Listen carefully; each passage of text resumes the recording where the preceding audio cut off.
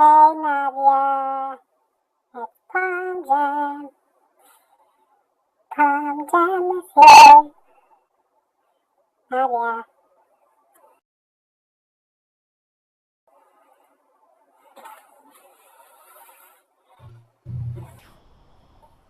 Hey, Paul. Hey, You sound so cute, Paul. you too. Now, hopefully, Oh, fuck, sorry. hopefully Google Chrome is not gonna. What? Changeover. I'll try and get Fudd and Simon in. Yeah. I don't know if they're out cold or what. No, okay, Fudd just joined in. Simon is probably asleep, though. Yeah. Probably. Okay, I'm gonna take a nap real quick for about an hour, and then I'll be back. Okay. Yeah, I just sent them internal invites, and I'll, I don't know, I guess it's kind of a lost cause at this point. I didn't see Fudd join in. What do you mean, Fudd? He joined in, yeah. You see him in this hangout, the new hangout? He's in the old hangout, the one we just left. Oh. Fudd, the link's over here.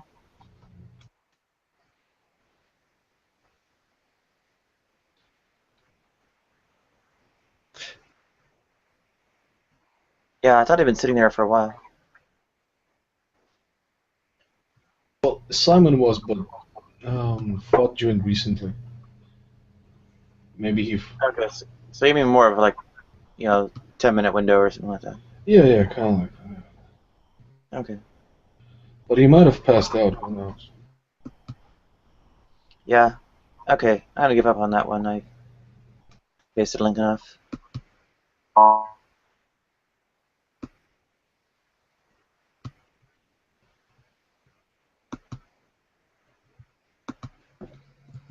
I'll invite people, and well, hopefully it all takes off. I'll fire you guys up too before I go back to anti-natalist affairs.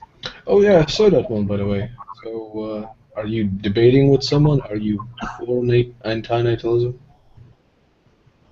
I'm actually not anti-natalist.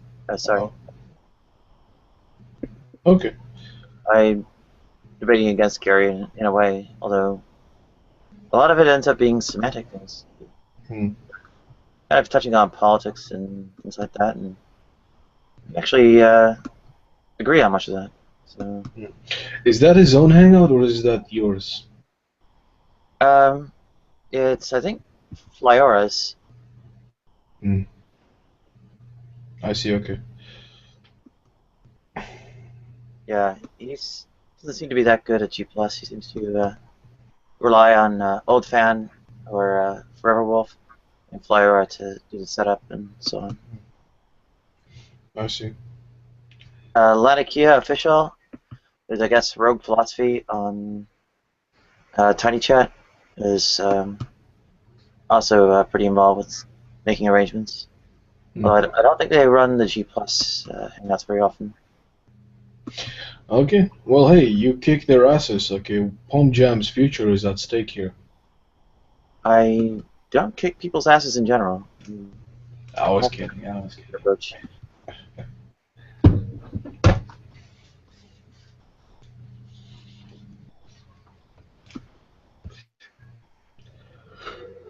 Oh, by the way, did you make your gas work? Not quite all of it. The person from the campground came over and they lit the pilot lights and I think the water heater, the what was it? The water heater, something else, and the third one for the actual furnace for the general cabin environment is they didn't manage to get to. They couldn't figure out how to get to it without opening up something with screwdrivers and so on. So Yes, sir. I cannot speak. I have construction work in the background.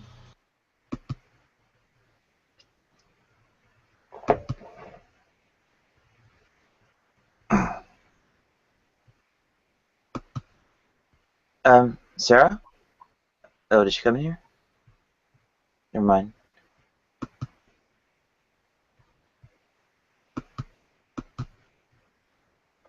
Oh, it looks like hitting a bit of a quiet spell, so I better actually speak out a bit myself on this one.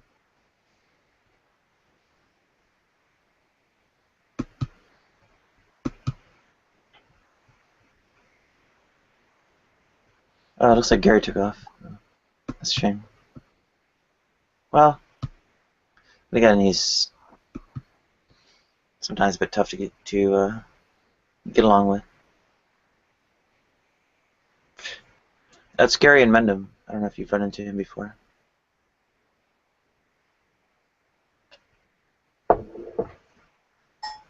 Are you familiar with that in general, or?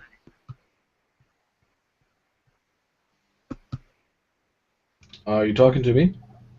Oh, well, yeah, I think you're the main active participant here. The commando seems to be at least unmuted. Oh. Well, I can't talk much because I'm doing kind of stuff here and there's fucking construction work behind me. So I can really talk just a few moments at a time. No worries. Did you say you're familiar with Gary and Mendham? Yes, I've heard about him. Yeah. I did see a few hangouts that he had with maybe a few theists or a few atheists. And I also know the other kind of a nihilist dude. What is his name? Logical Realistic. No, realistic nihilist. Realistic nihilist. Yeah. I've seen them on. I'm not sure. I see them on in my hangouts, actually. Is he in your hangout? Not right now, but he showed up in the past. Oh. I didn't realize they were connected to the anti-natalist affair. I'm not sure if he's anti-natalist, but he is nihilist. Nihilist. That's how it's called. Nihilist. I'm connected to it, even though I'm not one. I mean, I show up in their things and have discussions. Oh, okay. What's a nihilist? Is that someone who just doesn't see the point in anything and they're just general miserable fuck? Pretty much. Yeah. Well, actually, it's a bit more specific. It's holding the position that something doesn't exist. So, for instance, a moral nihilist is someone who believes that morals don't actually exist. That they're, like some way, like they're self-contradictory concept or something of that order. That they can't exist for that reason. There are other forms of nihilism, like I guess there's some kind of skeptical nihilism that there's no possibility of knowledge. Well, how can you be a skeptical nihilist then if there's nothing to sort of be skeptical about? If there's no knowledge, then there's no skepticism, is there? Well, skepticism, or global skepticism at least, is that disbelief or holding the position that the knowledge is not possible, right? So it's a form of nihilism in itself, right? Right, but they have the knowledge to sort of come up with that idea, so it's sort of self-contradictory, really, I suppose. But... No. The sort of justification of, well, if you're,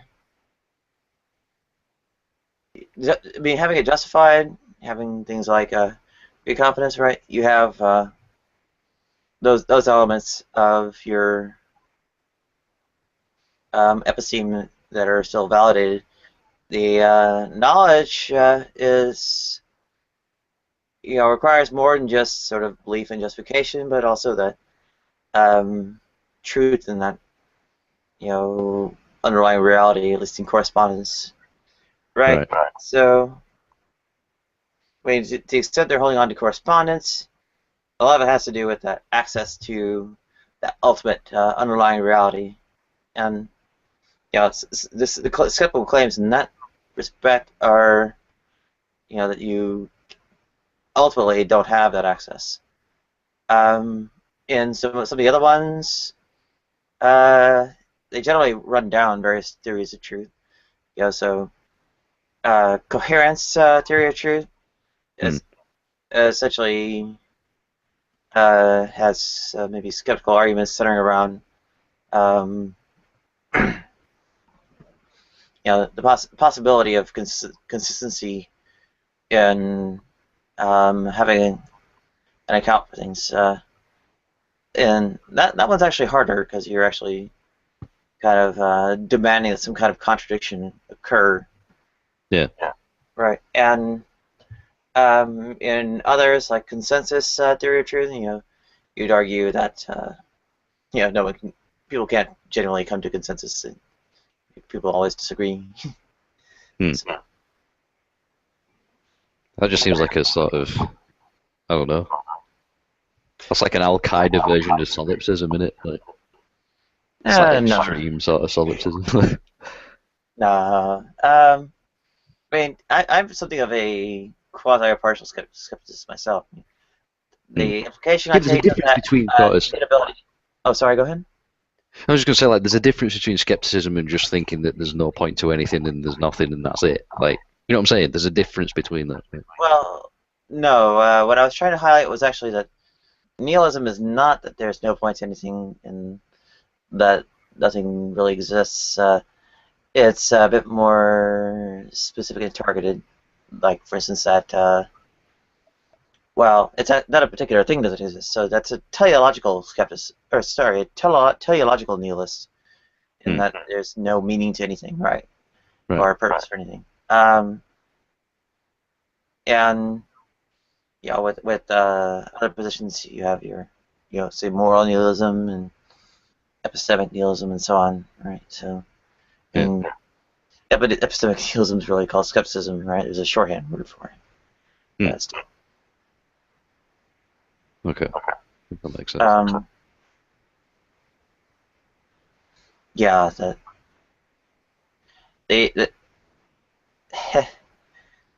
people, I guess, there's something else called mereological nihilism, which is a metaphysical position that essentially, like,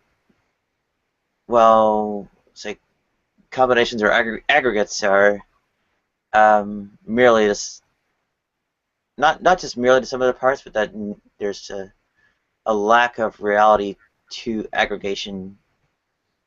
Right. It's called mereological nihilism. So, yeah. There are varieties of these floating around, and they all have some kind of qualifier of what you're a nihilist about. Yeah, it's very sort of split, I suppose. So what's an anti-natalist then? What's that all about? Oh, they're against procreation. They believe procreation is unethical. That people shouldn't. I'd agree with that to a degree. That sort of ties into my worldview. Yeah. They have four. Go ahead.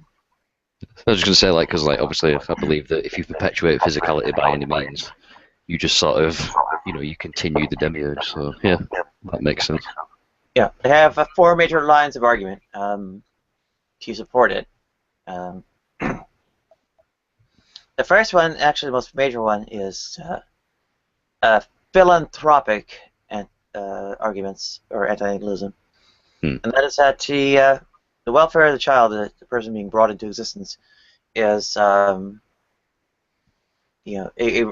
risky endeavor, and that risk is not acceptable.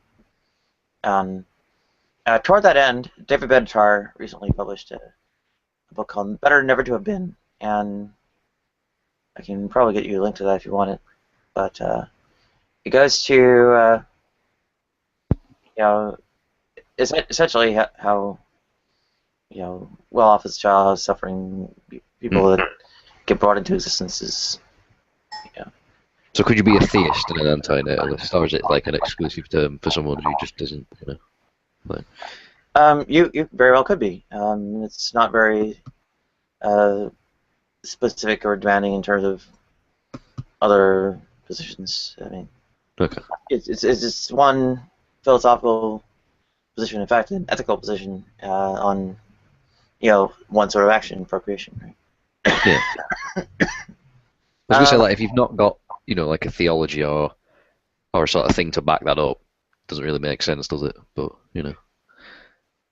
I mean, in my case, I've got something to back that up, theologically and religiously or whatever. But like if you're an atheist or something, or a nihilist or whatever, and you're an anti-natalist, it doesn't really make sense, I suppose.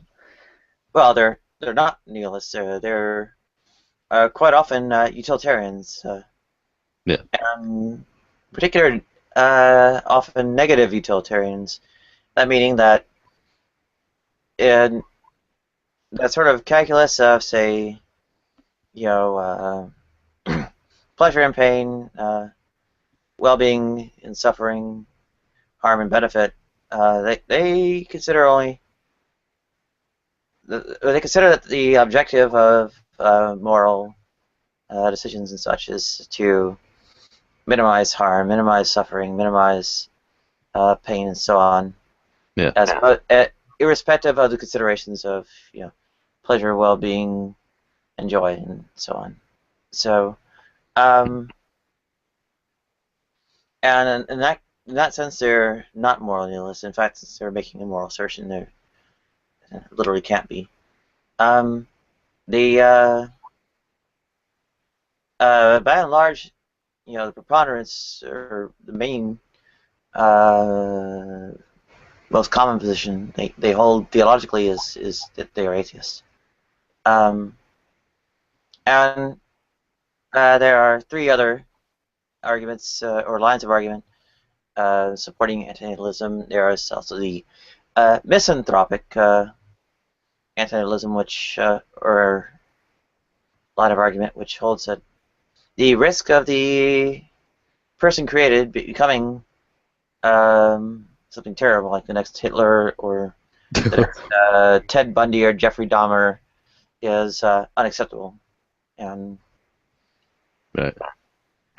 There's these people will be into like longevity sciences then, as like researching technology that will prolong life and seeking immortality and whatnot.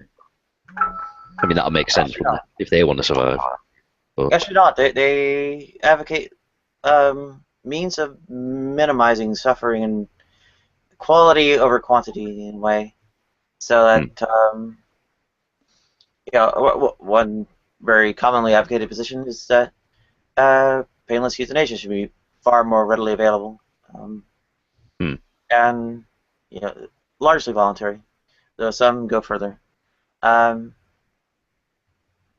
There's an ecological antinatalism, which goes into sort of animal suffering that the created person imposes on things, as well as, of course, the resource footprints in terms of their impacts on other human beings.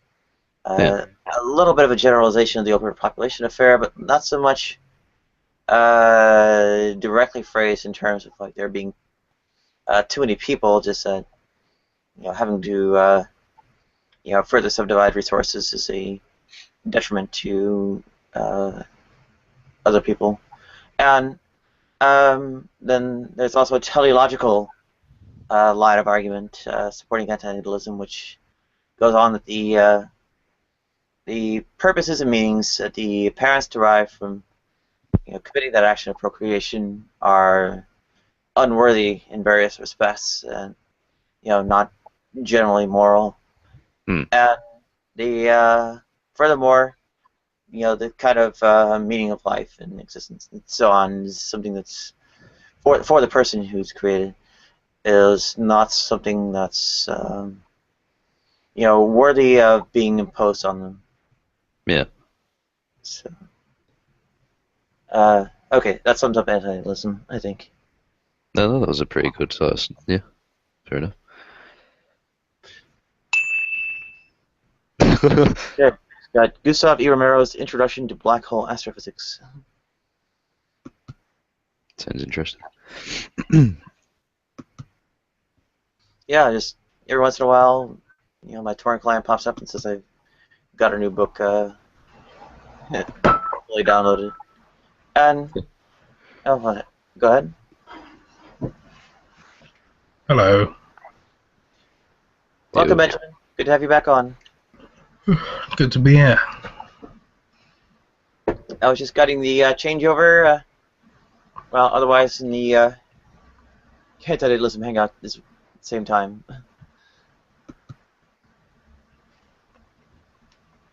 I'll probably just change over here because Gary took off and I'm not sure what everyone else is discussing.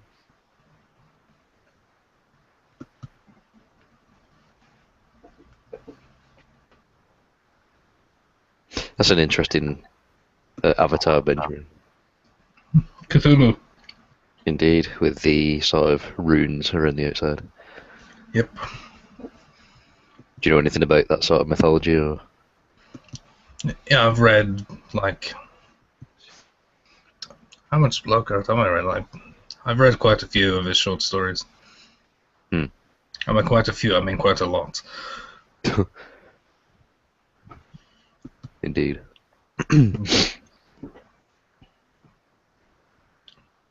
It's funny, because even back in the 20s, he encouraged fan fiction.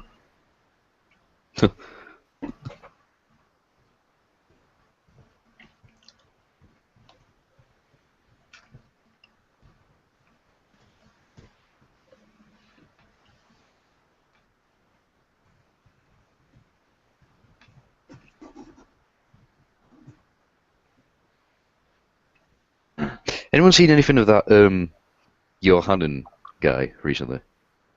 I haven't seen him on, but he's been posting YouTube videos, as I understand it. So he's not gone. He's just not in Hangouts. Yeah. I was gonna say, like, that guy's fucking clever, man. That guy's like the next Plato or some shit. Well, I certainly respect his ideas, but I wouldn't quite give him that much. I don't know. It's just the way he sort of presents himself, and he's very, very articulate in how he puts shit across. Like, he's got an amazing delivery when it comes to what he's talking about. Yeah, I only wish I had the ability to do likewise in terms of articulation myself. It's not that bad though. I'm sorry? I was gonna say, but yours isn't that bad though. So. It's not all bad, but it's not all bad either.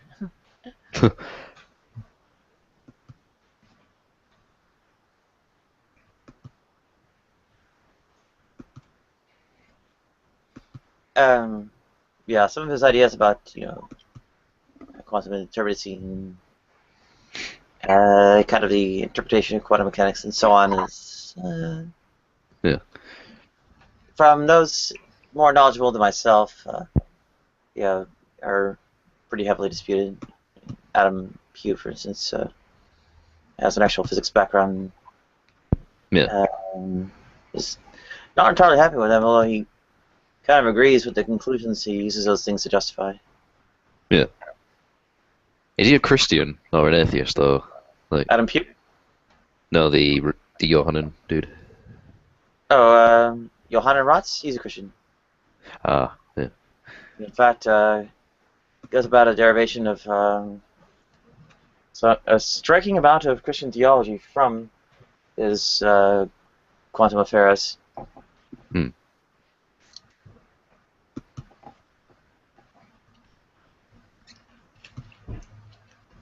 Never really looked into sort of the scientific approach to quantum physics. Like, what is it? Is it just like their attempt at understanding metaphysics, or? No, it is revolves largely around microscopic or Otherwise, this phenomena of the very small. Atoms Oh, and yeah. such. Yeah. Yeah. Right, so they sort of look into. I suppose it is sort of like their attempt at metaphysics then. It's like if you go in that small to sort of look at, the building blocks, that's the reality then. Okay, well, in maybe metaphysical terms, you might describe it as a kind of ontological study, classification, and so on, but Yeah. it's more difficult to characterize it and quite in those terms because, I mean, there's quite a bit of phenomenology. Yeah. So does like string theory and that come from quantum physics? Yes, it's Yeah. a matter of these sort of like fundamental particles. So. Yeah.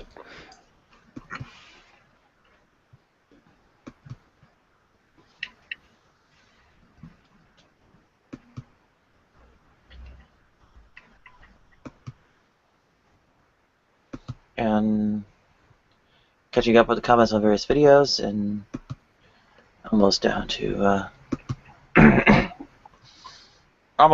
ones that I have kind of sitting open and ready and so on.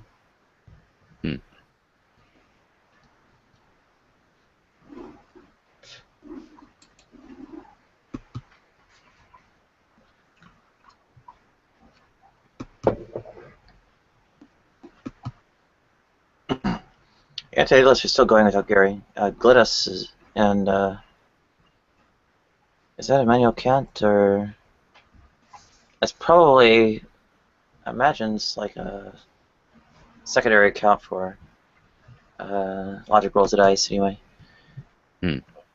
Benjamin, what do you think of all this quantum woo and such? Well, quantum woo specifically is bullshit. Actual quantum physics. It's interesting, but I wouldn't claim to know enough about it to talk specifics. So how do we distinguish woo from the real quantum physics? Well, we need people that understand quantum physics to do so. It's quite simple. If you want to look into the woo, you get away from science. The woo is intuitive and nothing else. Okay, well, that kind of makes the question just rephrased in terms of like, what is the intuitive, what is science?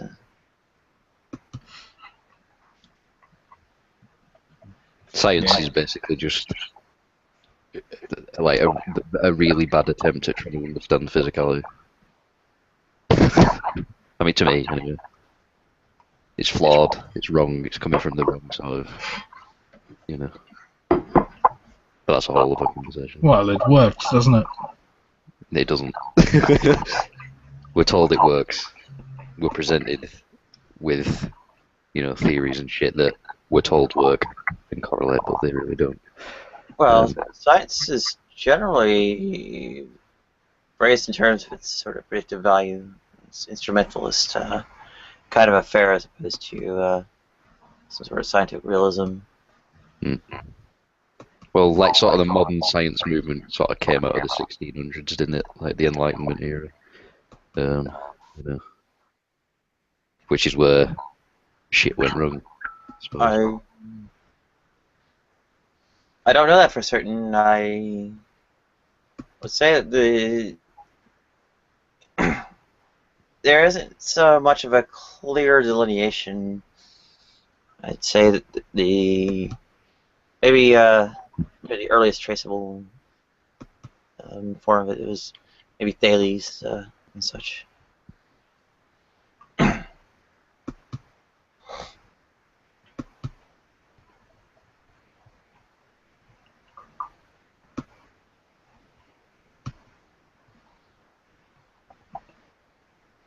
Just in my opinion, well, sorry, go.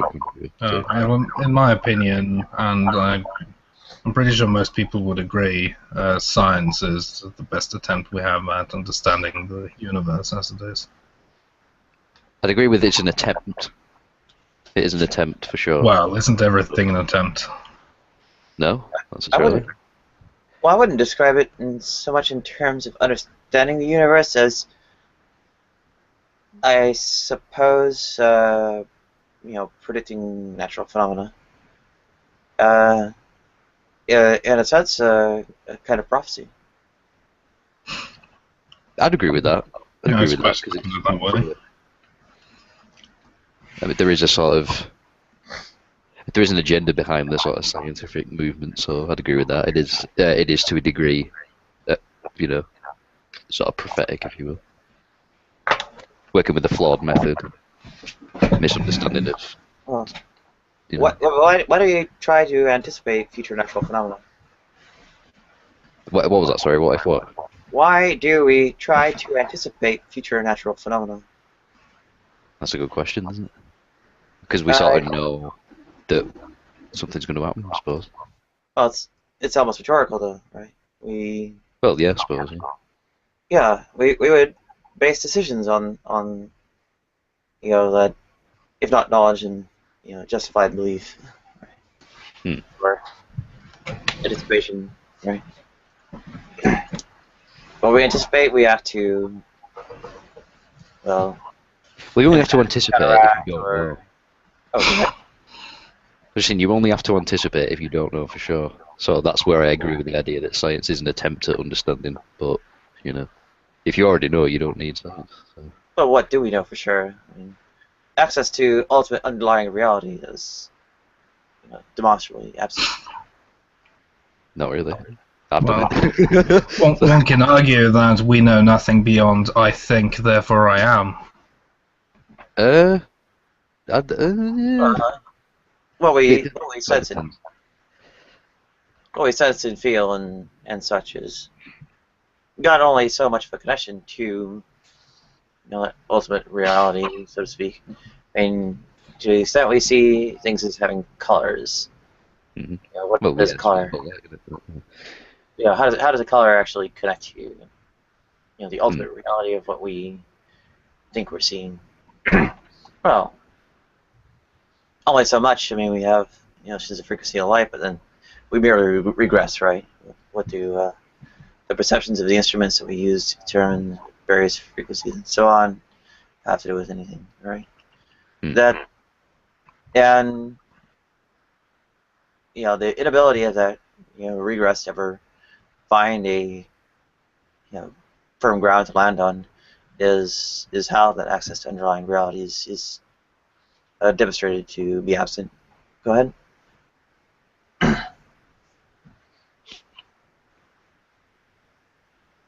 Do you want to add to that, Benjamin? Or? What? I gave a line of argument in terms of regress regarding sensory perceptions and whatnot, regarding our inability to access ultimate underlying reality. Mm-hmm. Well, it depends what your understanding of that underlying reality is, isn't it? I suppose it comes down to what you think that is.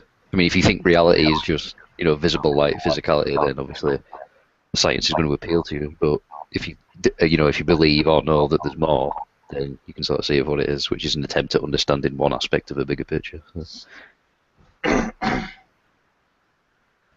Well, it's not that we understand that there's more or less. It's the speculation regarding what lies outside our ability to access is unproductive. It's an instrumentalist kind of view. I'd agree it's unpredictive because I'd sort of say that everybody already sort of knows, but that's a different sort of thing, isn't it? Well, to know, we would have to demonstrate correspondence with underlying reality and correspondence theory of truth, at which point we lack the access to that ultimate underlying reality to establish any correspondence, and so. I'd agree a lot of people don't have access to that, but To the well, maybe in terms of my skepticism here, to the extent that we can know something, we can't really know that we know it. Right? It may correspond to that ultimate underlying reality, but we don't have a way of actually verifying that it does. I'd agree it's difficult to, but I won't say it's impossible. Because I mean, it's like I said, we're sort of stuck within this sort of visible light matrix. So I can sort of see where you're coming from there. It is difficult to sort of, do that, but Well, possible. I mean, but even to the extent that you've had, say some kind of revelation, or I'm not sure how you've established your, other notions regarding ultimate underlying reality, but are they not filtered through your own senses and reasoning and intuition and Nope. and what's that? Nope. Okay, then from where do they derive? It's through a transcendent sort of inner spirituality is which where you receive that sort of insight. It transcends visible light, it transcends senses, it transcends the mind.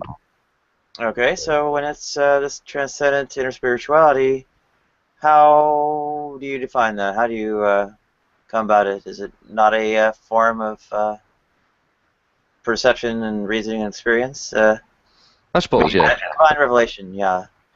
Okay, so then to the extent it is, you have that, same, lack of access to ultimate underlying reality. And yeah, there are people who, don't buy this line of argument or just continue contesting it or whatever. And I don't know. The thing is, it renders, I think, a fair amount of epistemology. I mean, at least in terms of, say, knowledge, pretty questionable. And then you have trouble with belief, right? Mm-hmm. What is belief to you?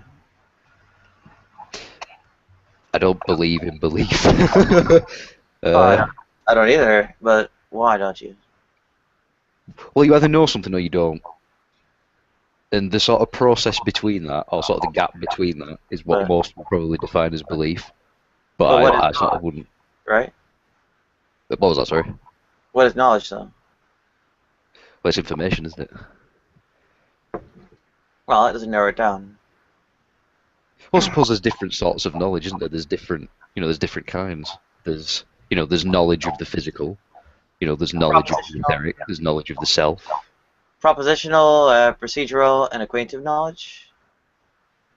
What's that in sort of like retard speak? Well, they're generally classifications of either belief or knowledge.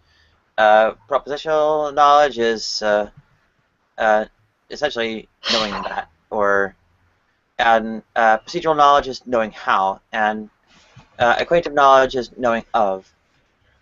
Ah, right, yeah. So different aspects of knowledge then. Yeah. Yeah. But again, anytime there are these forms of knowledge, right? You have, say, within epistemology, competing theories of knowledge, like justified true belief, which of course falls to Gettier, but even before it falls to Gettier, it's a belief on one hand, which I don't think there's not such about thing demonstration yet, but has some issues, and that truth, is that correspondence again that can never be established because ultimate underlying reality is inaccessible. AAA or AAA theory of knowledge, says it's adroit, it's accurate, right? Essentially, that's the true part of the justified true belief. It's adroit in that it's reached skillfully, so that the way that you've arrived at that knowledge has something to do with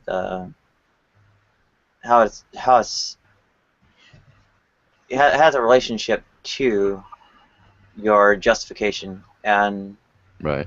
apt, I believe, is essentially just largely justification. So,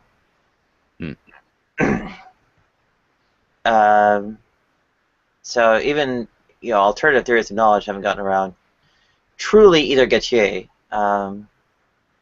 because AAA solves some of Gettier's problems, but not all, and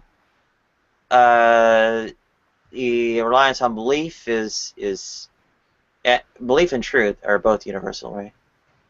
Amongst the available theories of knowledge. I don't believe you Also, can that believe. inaccessibility of the ultimate underlying reality, and the belief falls to essentially eliminated materialism. Go ahead. I was going to say, like, I don't believe you can believe in truth. It's either truth or it's not. It's like I was going to say, like, I don't believe in true belief either, because either it's true or it's not. Belief is sort of the process between truth and, non-truth. So, if that makes any sense, probably doesn't. In a way, but to the extent you've exhibited a paradox involving belief, Oh, indeed, yeah, it's I'd agree. just It's a paradox. that Sure. actually demonstrates my point, right? Which is that belief is a nil-post concept, right? I suppose, yeah. Yeah. But I myself don't believe in belief. There's an eliminated materialist who actually holds that position, who acts through. Do they believe that belief doesn't exist? Well, if so, they couldn't believe it. But well, it's paradoxical, isn't it? I mean, like, it sort of does, so, but it doesn't at the same time. Yeah. Well. But Yeah. So the belief concept is ill-posed, and well, there goes your epistemology out the window, right? Your all the knowledge and belief and so on. You're really going on about that is a major topics in epistemology, or falling down to considerations. Go ahead. I was going to say, like, I mean, I don't really like the word belief either, because it sort of, I don't know, sort of widens the goalposts in regards to seeking truth and understanding where you are. So, I don't like belief. It's either true or it's a lie, or it's a misunderstanding, and that's where you'll find most beliefs, within misunderstanding. Take Christianity, for example. It's not a lie, it's a misunderstanding. Thus, a belief would thus justify that misunderstanding, but it's not truth. Therefore, it's a belief. Oh, and speaking of various beliefs and truths, and the anti-natalist affairs going on, Anti-Gaia passed this link along in the side chat of their hangout. It's about David Benatar, the author of the Better Never to Have Been book, going on about the veganism, actually, which I'm at least making some half-hearted attempts to get on board with myself, and I'll fetch his actual book and such, so you can read that. So what's the name of his book again? Better to Have Never Been. Better Never to Have Been. I'll get it to you shortly. Hang on.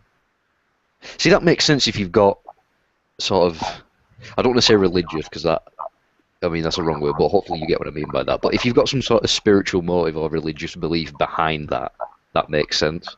But if you're just like an atheist or you don't hold to some sort of intent-based sort of, spirituality, I don't understand how you can take that position. Better to have never been. It's quite a miserable sort of outlook, isn't it? If you've not got, something behind it. Well, no. I mean, you can evaluate, bringing someone into existence as something without assessing that all outcomes are bad, right? Right. And the risks again of continued existence as outweighing the potential benefits or expected benefits, while the negative outcomes aren't necessarily achieved. But the my perusal of it seems to suggest that the arguments are independent of whether you believe in a deity or not. So That's interesting. So it's the sort of, yeah. Yeah, yeah, go I on. mean, Sorry. oh, go ahead. And I was just saying, like, sorry to interrupt. Go on, you were saying something.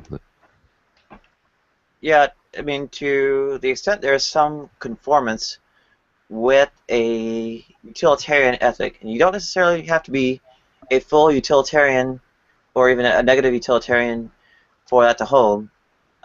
You can arrive at the same kind of ethical conclusion in terms of that sort of harm and benefit assessment.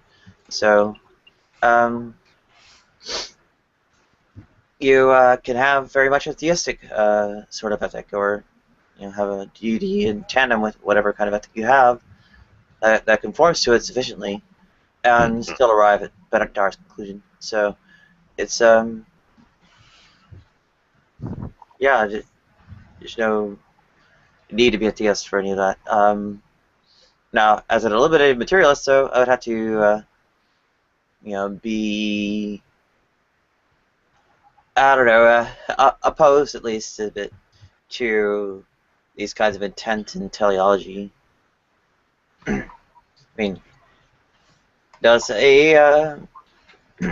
from say Frankfurt's various thought experiments in ethics, an addict intend to get off the drugs or do the drugs again when they relapse? Which one was it? I mean, they're really trying to get off the drugs, but it was this conscious, in some respect, knowing action they took toward going and acquiring the drugs to take and so on again. Any ego dystonic desire, really. That's still. That does intent with. I believe intent can sort of be engineered or doctored, or can be artificial in a sense. Oh, start that over again. I couldn't hear the beginning of it. I was going to say, like, in regards to intent, I believe the flesh or certain aspects of physicality can be subject to artificial intent. Therefore, it can be doctored. Therefore, one can be manipulated into thinking that their intent is true when it isn't. So that sort of explains quite a lot of drug and addiction-based sort of things. Well, I mean, it's paradoxical in the sense that it is their intent, but at the same time it isn't. But anyway. Oh, am I echoing? Only a bit. Things are echoing from your end. Oh shit. Yeah. I'll try reloading, but it's not that easy. Yeah, well, it isn't the worst echo we've had. It's fine, though. Okay. It's not even that bad, you can't really hear it. Well, the well-definedness of the concept of intent is really the counter-argument against its existence, right? So, it's attempting to refer to things that are there in a way, yet the conceptualization, the kind of mental model, the formalism we've devised to describe it, is one that's demonstrably inaccurate, ill-posed, and self-contradictory. It's misunderstood. That kind of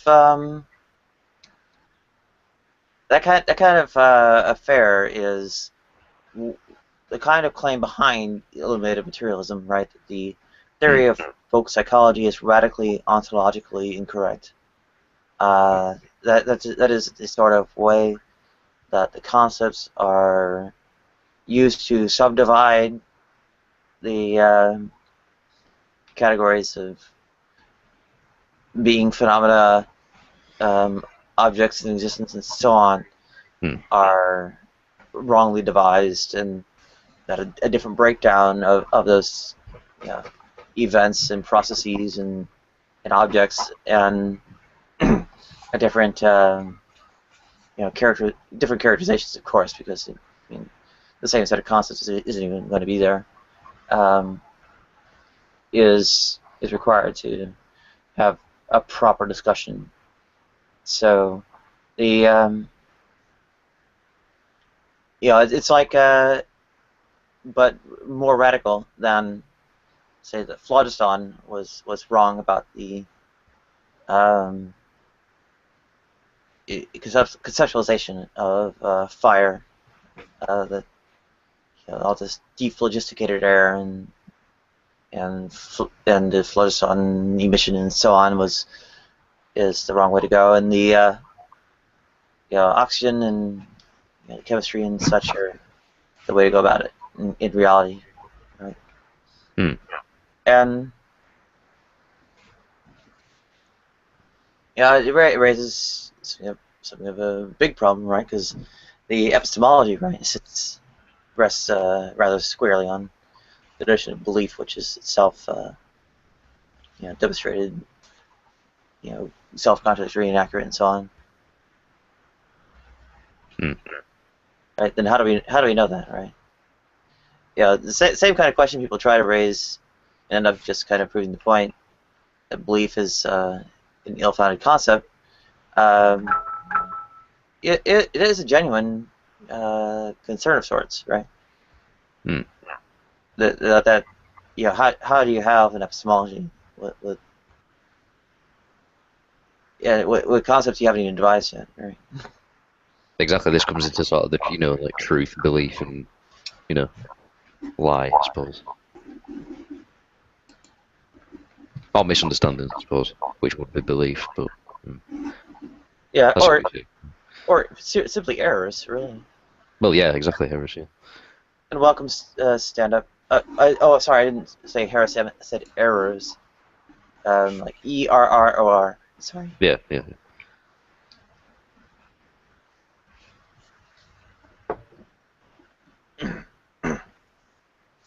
But even error begs teleology, right? Exactly, because it implies that there's a counter error, that being truth. So. And it maybe even worse begs it, failure to correspond with ultimate underlying reality, which is of course inaccessible. If you, I mean, this is it, isn't it? I mean, like if you restrict yourself, okay, that's a bad word by restrict because some people aren't aware. If you invest your belief within physical reality, within visible light, then obviously, depending on some sort of philosophies within that spectrum, you're obviously going to believe that is the no, I sort of lost there. I went over it before. Well, basically, like, there's more to things than just sort of physicality. So I can't, I can't sort of agree with the fact that this, external reality, if you will, can't be tapped into, because it can. This is where most sort of religions and spirituality comes from. So. Yeah, and well, I raised my kind of objection to that line earlier, even though. Yeah. Well, I mean, as soundly as I might have raised it, I mean, of course, people don't turn on a dime like that. So, I'd reconsider it a little bit though, because it's not quite as damaging to I don't know, so beliefs you might cherish in a manner of speaking, as people might feel with the direct attachment to the kind of link they might supposed to have to that ultimate underlying reality. Go ahead. Yeah, that's what you mean. Because, like, sort of, like, misunderstandings or beliefs within certain understanding of reality can perpetuate feedback loops, which would thus reassure the person that would be truth. And that's where you get sort of religions from, I suppose. But yeah, you don't need a sort of like absolutist kind of assertion to rest on that this thing is indisputably, or whatever it is the case. It really is good enough to go on. That is the best you can tell the way things are. Go ahead. I suppose. But again, it depends, doesn't it? So.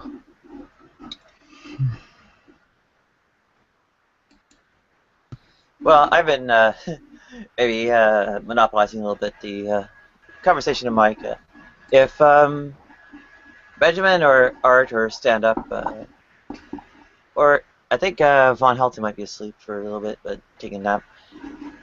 If you care to chime in, I'd love to hear from you. A broader, we have 10 people in, or 10 slots open for a reason. I've had no sleep in 24 hours, so I'm having a slightly difficult time keeping up.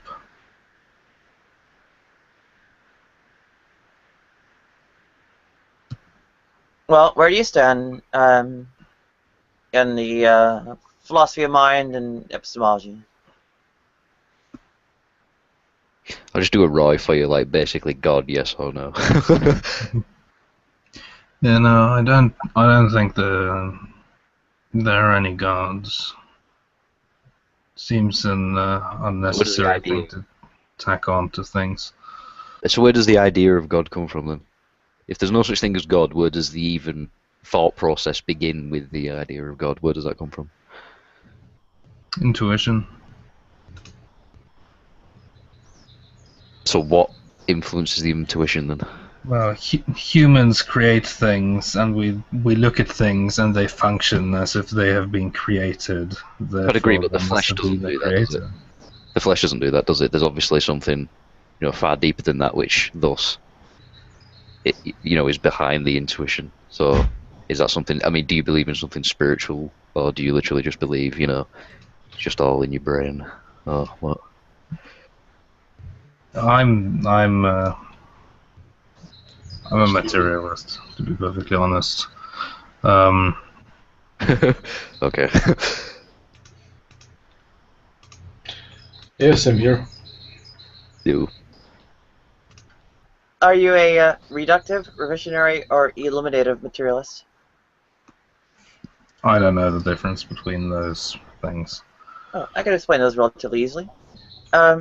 A reductive materialist, or the distinctions between them regard what's known as folk psychology, the kind of common conceptions of,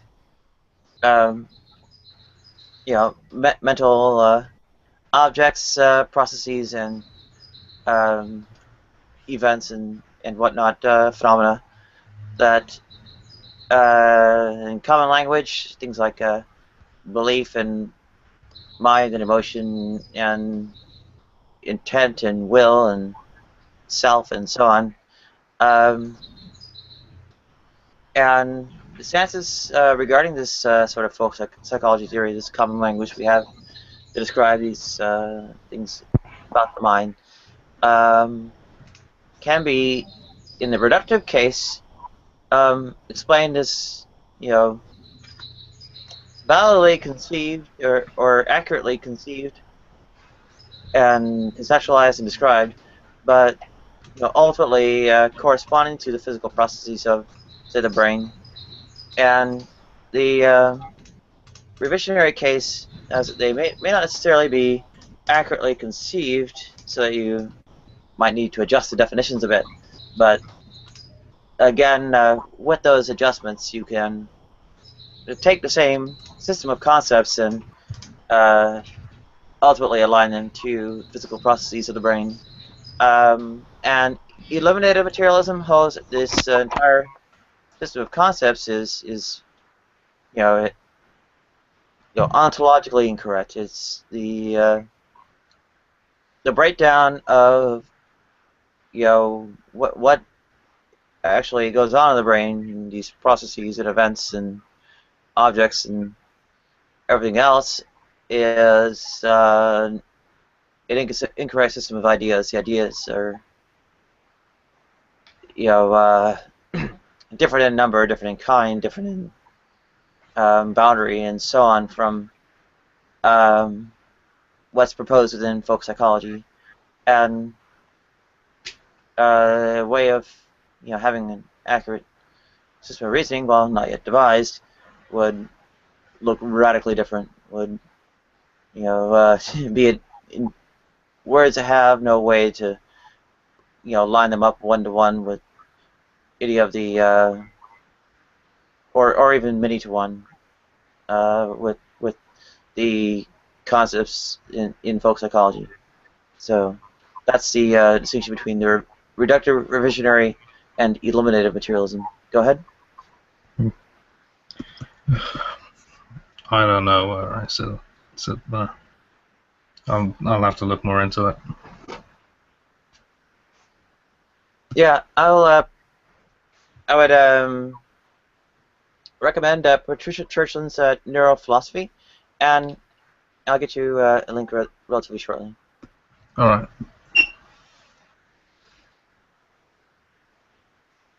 I'd recommend watching a Terence McKenna video while stoned. That'll get you on the right track, don't worry. I'll have to get a hold of anything to get myself stoned on.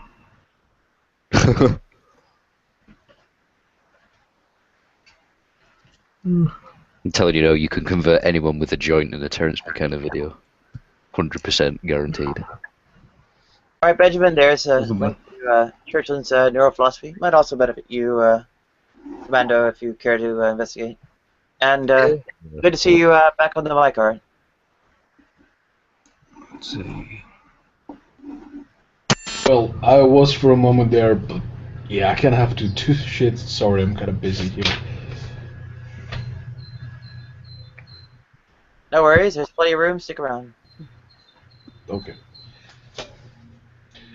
Well, I can answer a few questions now, actually, if there's any question raised. Well, I was asking Benjamin about his, philosophy of mind. I guess, what is it? Stance on realism, and epistemology. So maybe you can chime into the survey as well. Whether you're a reductive, revisionary, or eliminative materialist, whether you're, a realist or a skeptic or something in between, or whether you adhere to the correspondence theory of truth and, well, whatever notions you might have regarding justification. Go ahead. Well, I do subscribe to the correspondence theory of truth, definitely. As for knowledge, I kind of use generally the JTB notion, although I've heard it's kind of problematic. But, for the purposes of the discussions that we have here, it's sufficient. As for the mind, I'm kind of in between sort of reductionist, perhaps, or maybe revisionist. I've heard how you described it, right? I'm kind of in between those notions. I would say it's possible that the things that people call free will or the mind as an entity never existed, as a concrete entity never existed. It might be a process of the mind completely, or it never exists and we don't need it to exist. It doesn't matter if we're robots.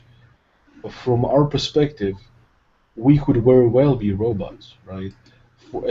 As far as I know, who for example, Benjamin could be a robot, right? From our perspective, he would be doing the exact same things as a being with free will and a mind would. So from that, I conclude that this notion of free will and mind is really unnecessary. We don't need to actually even propose this to account for what we observe. So yeah, I would gladly go to the sort of completely, removing these notions as complete folk legends, folk made up stuff that we just, made up. I'd agree most people are robots. But that's about it. Well, we come back to the whole we can't know much beyond I think, therefore I am, but out of pragmatic reasons I'm going to assume the universe exists. Yeah, but we can think beyond I think, therefore I know I am, though. because then you ask questions as to what the I am is, and where it came from, what it's about. Does it have substance, etc.?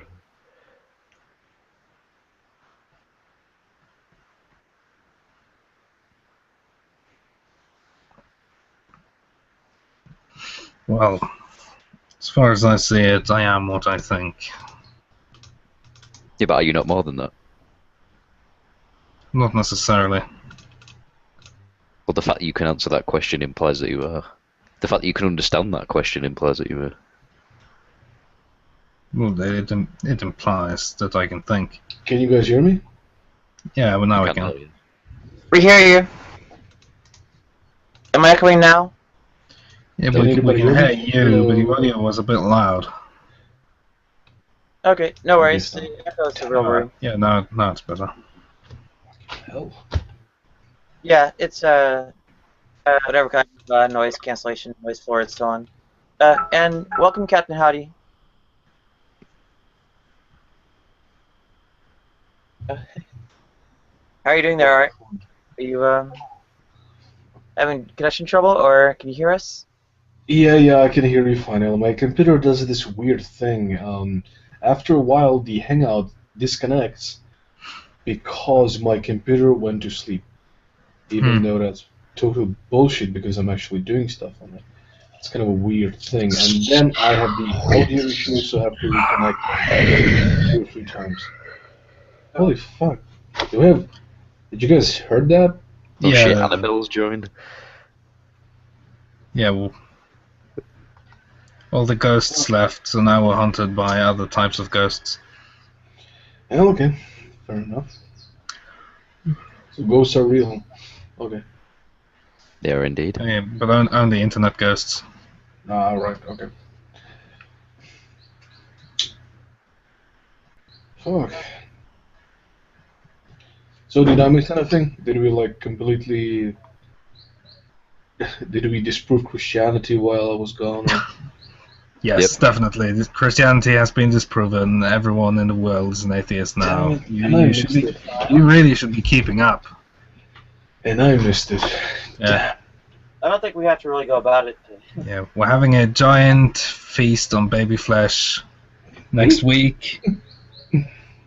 Nice little baby barbecue, eh? Yeah, it's gonna be lovely. Babies. Dress Bruce is raised there, and I'm not sure that the direct persuasion in terms of concrete belief is how to go about it. I mean, I think it's a matter of the consequence and particulars and so on. At the stand-up, you need to play along. You ruined everything now. Well, playing along is very much the issue. The question is, are they playing along with society and so on? Stand-up needs to play along with what I say at every single occasion. Oh dear.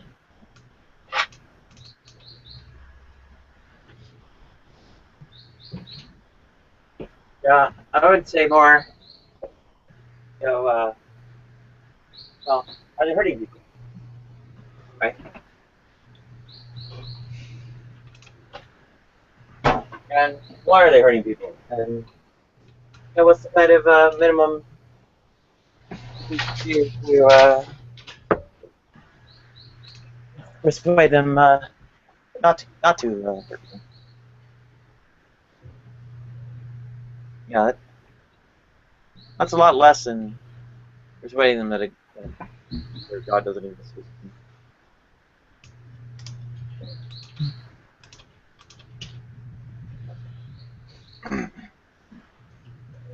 This is the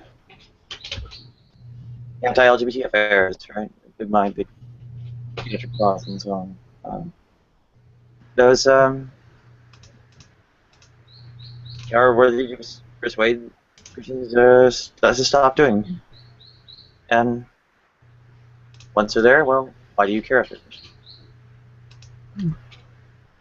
I think deep down everybody knows there's a creator. It's just the fact that a lot of people don't understand its intentions and how it sort of, interjects and maintains reality. Thus, they come up with their own theories and sort of, you know. Well, but to the extent that intention is ill-posed, you know, supposing the word creator, asking its intentions is got the same kind of ill-posedness to it that asking anyone else's intentions would.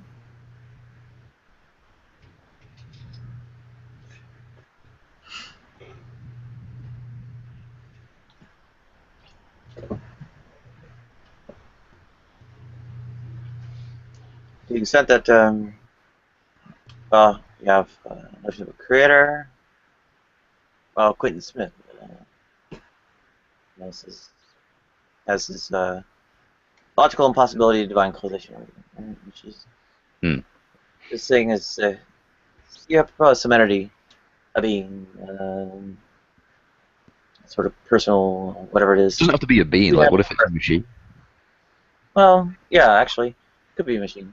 So you propose this is the cause of the universe, but at the same time, you have various notions of causation. Taking just for example humans, because going over the list is going to take a while. Yeah, that spatiotemporal proximity, well, falls down, of course, because the space wasn't there when it doesn't exist within it. The temporal precedence falls down again because there is no time before the connected region of space-time exists, right? It is the boundary of time, so you can't proceed it. The nomological relation, like sort of what is it? I guess something like a physical, natural law of sorts. It's using as a force to be exerted, along those lines. Is demonstrably absent because it's clearly supernatural and outside of space-time and so on. So it's can't be a cause of the universe. So how do you? Okay, it's fair enough. So I mean, let me keep it simple. How do you think the universe sort of started then, or do you not believe the universe started? Like how do you sort of? To some extent, I think there's, it's not fully resolved, right? We have good ideas of how it could happen, but we don't. Well, forget what sort of people are telling you is that I mean, in regards to Right. theories and stuff. I mean, like, what's your personal opinion as to how the universe sort of formed? Well, that's why I'm qualifying this way, right? Because there are a few different options, and saying kind of splitting the difference and saying there's kind of various odds of the various different options happening or having been what happened, and a complete unknown as well. Being all floating around there, right? So, in the case of say the pocket universes, right? There's a multiverse. It undergoes ultimately, or rather starts more with universes something like our own that undergo their sort of heat death and almost indefinite expansion and so on and so forth. And a quantum event creates a pocket universe out of it. A region of space-time is disconnected, and a particular kind of semantic sense arises out of it in this quantum event, which has essentially an eternity to eventually. So you think there was a universe before? The pocket universe, bringing out of a universe like our own, and becoming another one like our own, and that kind of process is one of the actual relatively plausible prospects for our universe arising. Another is that there is an actual oscillatory process. The discretization of space-time yields some models called loop quantum gravity, and for the simplifications for cosmological simulations. And welcome back, Vaughn. Are called loop quantum cosmology, and they suggest that the compression of the universe back to, or rewinding what we can observe of the universe having developed back to the state where it would have been so compressed and so small and so on, suggests there's a pressure that arises from this discretized model, and that it would spring and bounce in an oscillatory way, back and forth. And once that goes on, you have another possible explanation being that the universe was eternal and still kind of space-time region, but goes back and forth, expansion, contraction. There are some other more speculative models. I think they're much less likely, and I also have kind of a slice of probability in there for a complete unknown. There's actually a new one that suggests a kind of odd quantum state of the material within such a small space-time region could have persisted almost eternally until eventually springing into something kind of expansion in our own universe we're observing now is undergoing. And to the extent that gives an ultimate explanation is a little bit of a question on my mind, because kind of how the quantum state got there is not explained to my satisfaction. So, Right. I mean, there are quite a number of alternatives going around there, and I kind of have 2 plus the unknown as the bulk of what I think the probable explanations were. When the others go in, they kind of all go into a small, the other 10,000 possible explanations, but a small probability grab bag. Go ahead. So, I mean, like, long story short, you don't know. Well, what is knowing? Right?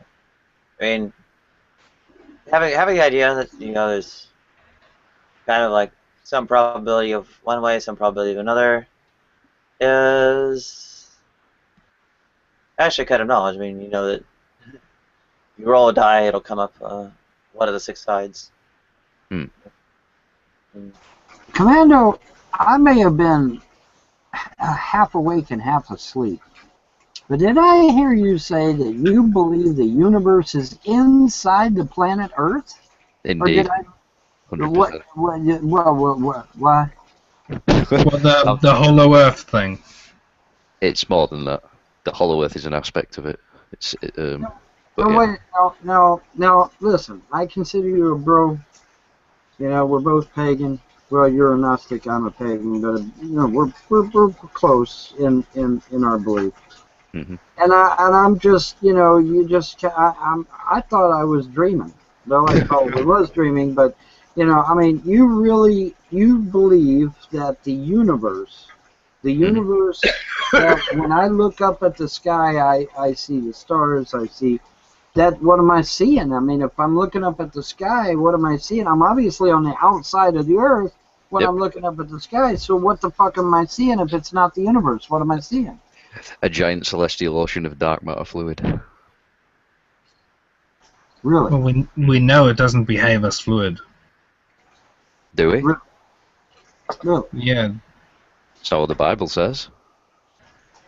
Well, the Bible says a lot of things. The Bible It does says a lot of things. And a lot of those things in the Bible can be backed up, can't they, by sort of understanding, certain aspects of metaphysics, and through what we've apparently discovered through sort of, science, which has been limited to only physicality. So.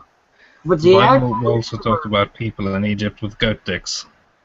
Well. Right, but there's a difference, isn't there, between sort of, the law and sort of, like events in chronology and metaphor and whatnot. So that's a bit of a null point.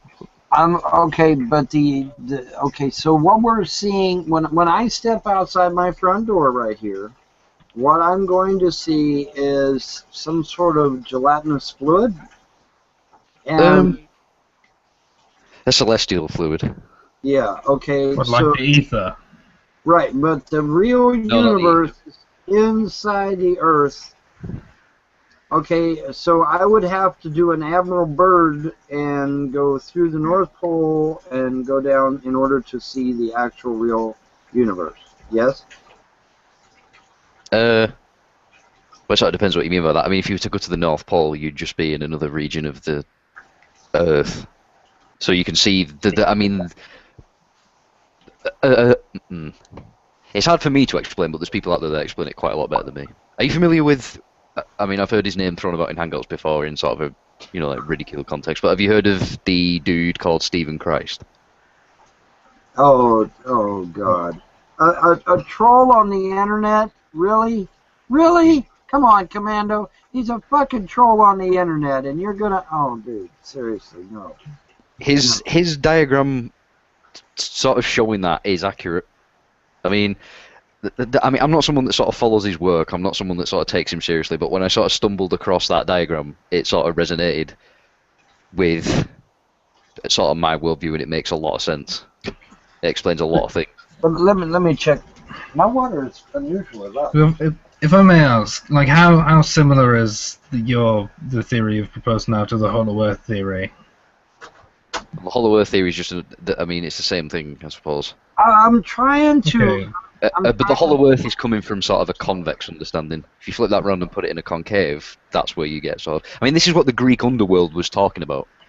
The Greek underworld was referring to the underwater world. How do and it's I talking get, about the celestial ocean, which is the universe. How So do they I are, get to the real universe? Do I have to go into the Earth, under the Earth, around the Earth? How do I get to the... I want to get to the real universe. Well, that's How the do I thing you get- look at when you go outside. What? That's the thing you look at when you go outside. That is the real universe. It's just not what we're told. We're told it's a giant, infinite sort of space, and we're just a speck within that. If you invert that and you put the Earth around the universe, that's basically what it is. I sort of...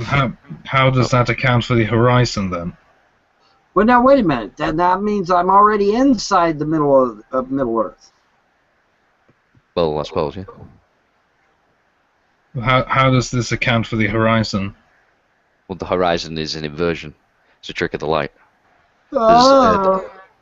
There's sort of videos out there that explain this better than me. Like, don't sort of go off what I'm saying. There is things out there you can sort of look into for yourself. But, like, anybody that's ever worked with a fisheye lens can tell you that they can give you they can use, exactly. Yeah. and that's what NASA do on a regular basis. It's the biggest lie in human history. But, dude, I'm right there with you when NASA lies their ass off about shit. But think about why they lie, though, Von. Think about why they lie. Think about the intent behind the lie, and think of where that lie could go. Where does it end? They're fucking puppets of the elite bastards, obviously. But I mean, Freemasons believe in the concave Earth. It's rife within the symbolism. I could link you to a couple of images now that sort of back that up, if you want. Well, Ocean actually has a symbol of a circle with two trees inside, kind of like a yin and yang type thing, and that kind of gives the impression of a concave Earth. So I think that's a reference also to the the as above, so below spiritual law. It could also be a reference to the Norse understanding. I'd say it's as above, so below. That would be my guess, but yeah. I'm just, I'm not trolling. Like, I mean, if you're getting at the idea that I'm trolling, like, I'm not. No. I don't doubt you're trolling me. That you're trolling me, rather. I'm just, I didn't think that you believed in a concave Earth or that you believed in Hollow Earth theory at all. I'm kind of shocked by that, actually. Fair enough. I was going to expand on sort of Nadia's point. She sort of kept bringing up space-time. I was sort of going to expand on that and say that the idea of space-time from a physical understanding is in itself a fallacy. I mean, time is basically a decaying agent subject to a slow-motion mechanic. Space is basically visible light, atoms that we experience. Therefore, putting them together is sort of a misunderstanding as to what their actual purpose is. So, yeah, basically space-time is a fallacy. It's not. Be a little bit careful there, because this decaying agent is, requires time to act within, right? So you have the decaying agent of time properly from the kinds of events and processes you're trying to use to ground it in. Go ahead. I was just going to say, like, the decaying agent happens on a chemical level. comes on a chemical and biological level. It's the decay. It's death. This is why I've said, like previously in Hangouts, that time is death. It's the same. It's the same thing. Okay. Entropy, Okay. right? All right. Now, if the moon is in a decaying orbit, all right, and we're inside a concave Earth, where's the moon going to go as it, as it continues on its decayed orbit path? The moon isn't subject to decay. It's like I said, it's biological and chemical within what we understand to be the Earth. No, he's talking about the orbit. The moon is moving further and further away from the Earth. Further away from the Earth, right? It's not. That's what they tell us. It's not. That's just what they're telling us. Okay. You can measure it yourself. If you have a powerful enough laser, right time, you can shoot that at the mirrors on the moon, and you can measure the time it takes for the laser to return. It doesn't prove anything. It You doesn't. can go It further. Yes, it does. doesn't. You It doesn't. can actually go further. You can, get a actual arc of its orbit that you can see is Well, but if spiral out. right, but even NASA themselves admits that the orbits are not perfectly circular. They're actually kind of oval shaped. They're not perfectly circular. Yeah, they're elliptical, but for us, like on the outside of the universe, on the outside of the solar system, wouldn't really notice with our own eyes. I'll put out that it's even worse than vaguely elliptical, because as the perihelion or precession of the perihelion of Mercury demonstrates, actual orbits are don't have the that return in a perfect cycle, right? You have that rosette of sorts, and it gets worse, of course, once you account for influences of the other planets. Go ahead. Well, first let's understand what the moon is. I mean, I think you said it in a previous Hangout, Von, that the moon, according to some sort of mythologies, wasn't always there, was it? Well, forget the mythologies. The actual science says the moon was formed after a large impact. The moon is a foreigner. It came here some time ago. The ancients gave it a name. They called it Luna. Exactly. They considered it its own unique planet. It was not here before. Exactly. And in fact, that's where we get our word lunacy and lunatic from. Indeed. It's from the original name of the moon, which was Luna. Yeah. But the Latin name. There are, of course, other languages. Yes, but that's true. But the point I'm stressing is that according to ancient documents, they clearly state that the moon was its own separate planet, and it wandered in here and got caught by our gravity and decided to hang on. That's not the scientific theory. Scientific theory is that a large body impacted the Earth, about the tenth size of the Earth. Much used, but much matter was also, cast into orbit, and that matter collected into what is now the moon. Yeah, the moon is made of almost entirely the same stuff as planet Earth. It's a machine. I'm not buying it. Sorry. Not the planet full, but of material near the surface. The moon is a machine, and if you look on my sort of avatar, the second circle up from the bottom, that is an explanation as to what the moon is within the Kabbalistic tree. It fits within the six. It fits within the perfect six within the astrological parameters, which are the circles which fall into the sort of cube shape. Well, there's people that consider it a Death Star or a machine or something of that nature. An actual controlled object. I don't know. Maybe it is. Maybe it ain't. It is on a celestial level. It's not on a physical level. Like, there's no people like in the moon, driving it with a fucking, like gear stick or whatever. Like, I mean, obviously not. But on a celestial level, the moon does serve a purpose.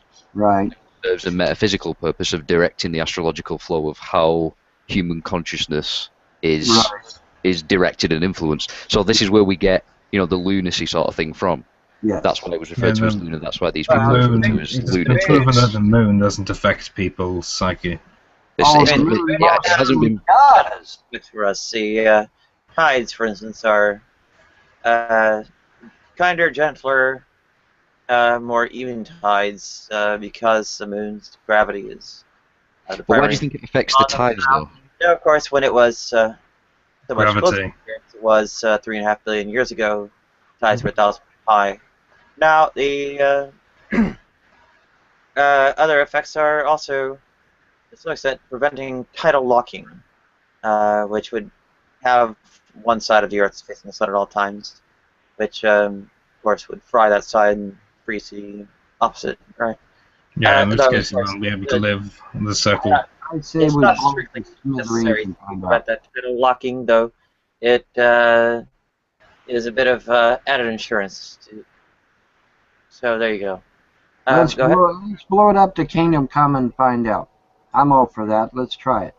Because I believe that if we got rid of the moon, we wouldn't have all these damn severe storms no more. Well, blowing up the moon will have consequences on like weather and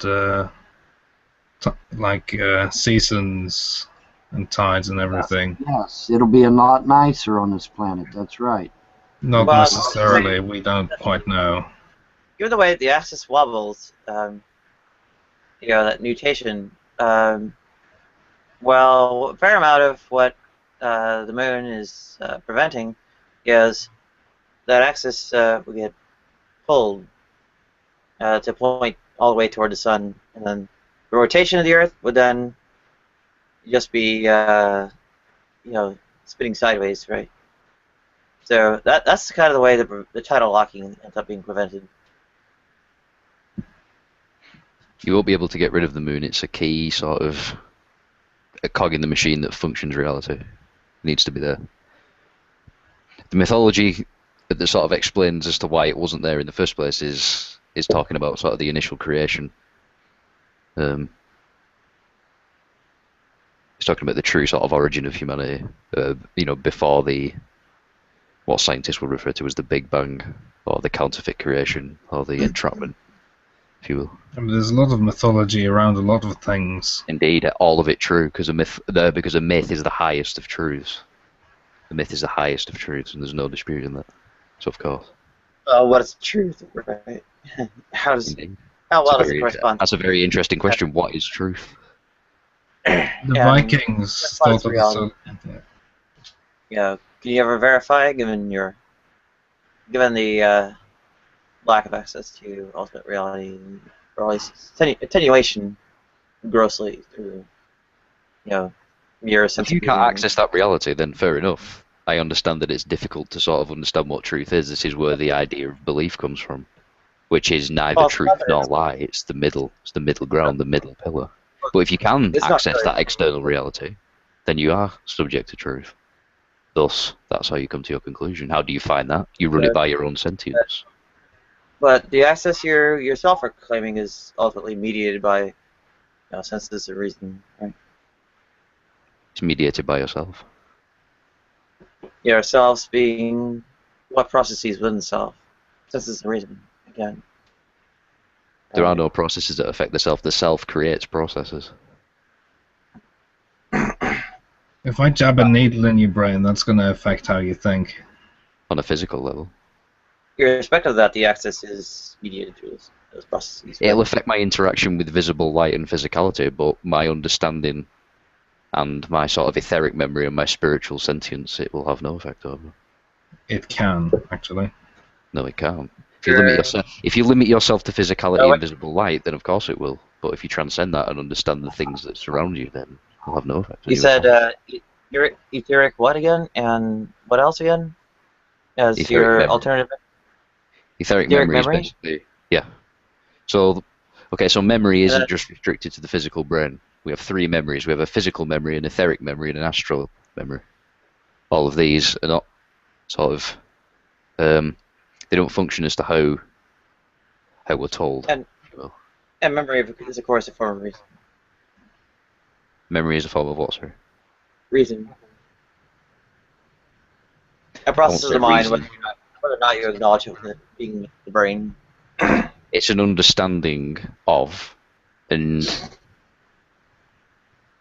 distribution of information, I suppose, or the storage of information, the application Right. of information. You need to get through the mind. The mind isn't the self. The mind is the conscious field. Okay. The mind can be influenced by either you or external things. And This is where we get the doctored intent idea from, as what I was talking about before. This is how artificial synchronicities can be set up. This is how it can be. Is the mind a component of itself or distinct from it? The mind is distinct from the self. Okay, so and then, in what case can any mental process or mental event be attributed to the self? That's what we refer to as truth and sort of transcendent or true intent. Yeah, well, you said that the mind. You really do have to regard the mind as a component of the self, because if it can be. Well, we do need the mind to function within this reality. Yeah. Instead of an ownership or containment of it, right? Well, we're sort of bound to the mind, aren't we? So we do need the mind to interact with physicality. So that being bound to the mind means that the mind is a component of the self, right? Constituent of it. It depends what you mean by it depends what you mean by that. We all have a mind. All those minds are connected through a conscious field, which is the etheric realm. So. Okay, then. Yeah, then having the mind ultimately means the mind is part of the self. Well, to keep it simple, yeah. The self can access that reality. Or to the extent the self can access the reality, access must proceed through the mind, correct? Yeah. For physical reality, yeah. And I've established it, right? The mind, the mental processes, and so on, are acting as mediators of that Indeed. access to ultimate reality. Yeah. I'd probably say a mediator word, because we know these things can be doctored. We know these things can be changed. We know these things can be influenced. Yeah, and then there's the trouble that the mind again can be, could potentially be decoherent from, ultimate reality somehow. Be the senses as inadequate representations of the. It helps perpetuate reality through mirroring aspects. Sorry? It helps perpetuate reality through mirroring aspects of the self and other selves. That's how reality is perpetuated. Through that conscious field, which is what most would perceive as the mind. That's an unusual concept of reality. It's kind of a consensus notion of truth. If you are actually going on about reality being kind of this joint project of various mental entities or minds and such. That's a decent way of putting it. Okay. And yeah, that's a little bit of maybe subjective idealism even. Have you talked to Rodney Mulroney or Ivan Padama or Johanna Rassian? I was gonna say, like, those three people, like, I really like and talk to and talk to quite a bit. So yeah, I'm familiar with. Well, the idealism though has its content as that. Maybe winding a step further back. There's not even a kind of intermediate external body of reality being accessed with that. There's actually nothing outside mind at all. There is indeed something outside of mind. Oh, there's a lot of Nadia. There is. Well, that's it. Well, no, I'm characterizing a position held by the various idealists. So, and yeah, well, with all due indifference to them, no, there's tons of shit out there. Okay. Bear with me while I shoot up. Estrogen again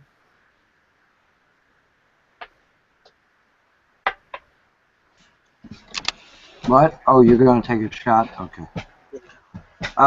Yeah. Anyway, Commando. Okay, so if I'm on the inside of Earth looking up at the universe, right? Hmm. Wouldn't that make the Earth this huge, voluminous thing?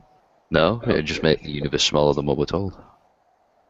How smaller? I mean, what are we talking here? Significantly. I mean, in science, Well, they I would say, but I mean, we've got the Hubble telescope, and unless they're totally lying to our ass, we can see whole galaxies, we can see gaseous anomalies, we can see, I'd agree. you know, Yeah. okay, But understanding what they are, though, they're not what they tell us they are.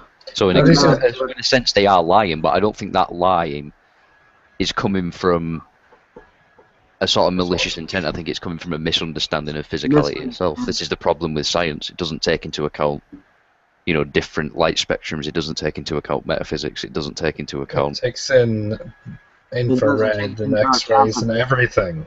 it doesn't take into account that they could be being fucked with themselves. Exactly. Yeah, got you. And and by the way, like whoever said like infrared or whatever, that is an aspect of physicality. It's not. Well, okay, Well, look. you said they don't account for different light spectrums. Infrared is a different light spectrum. Okay, okay, fair enough. I might have worded that incorrectly. Like, by light spectrum, I mean something. I mean, think of another. It's sort of hard to explain. Another form of radiation. I suppose. Like, I mean, infrared would be good to use as a metaphor in regards to what I'm saying. If that sort of makes sense. But Because we account for all known forms of radiation. All right, well, Commando, what do you believe? Okay, like when they show us a picture of the Andromeda Galaxy, what do you? I mean, do you think it's made out of do you think it's made out of styrofoam? I mean, what are we doing here? Photoshop. Photoshop. The photos they show you on the NASA website of these, wonderful, bright, awesome, coloured galaxies are just fiction. It's Photoshop. It's lies. You can get the these telescope and look at the Andromeda Galaxy. I agree. You can, and it looks nothing like they tell you in the photographs. I have a telescope. I do it frequently. They look nothing like the photos that are put there on, on these. Galaxies are dynamic. They move. Right. That doesn't contradict what I'm saying.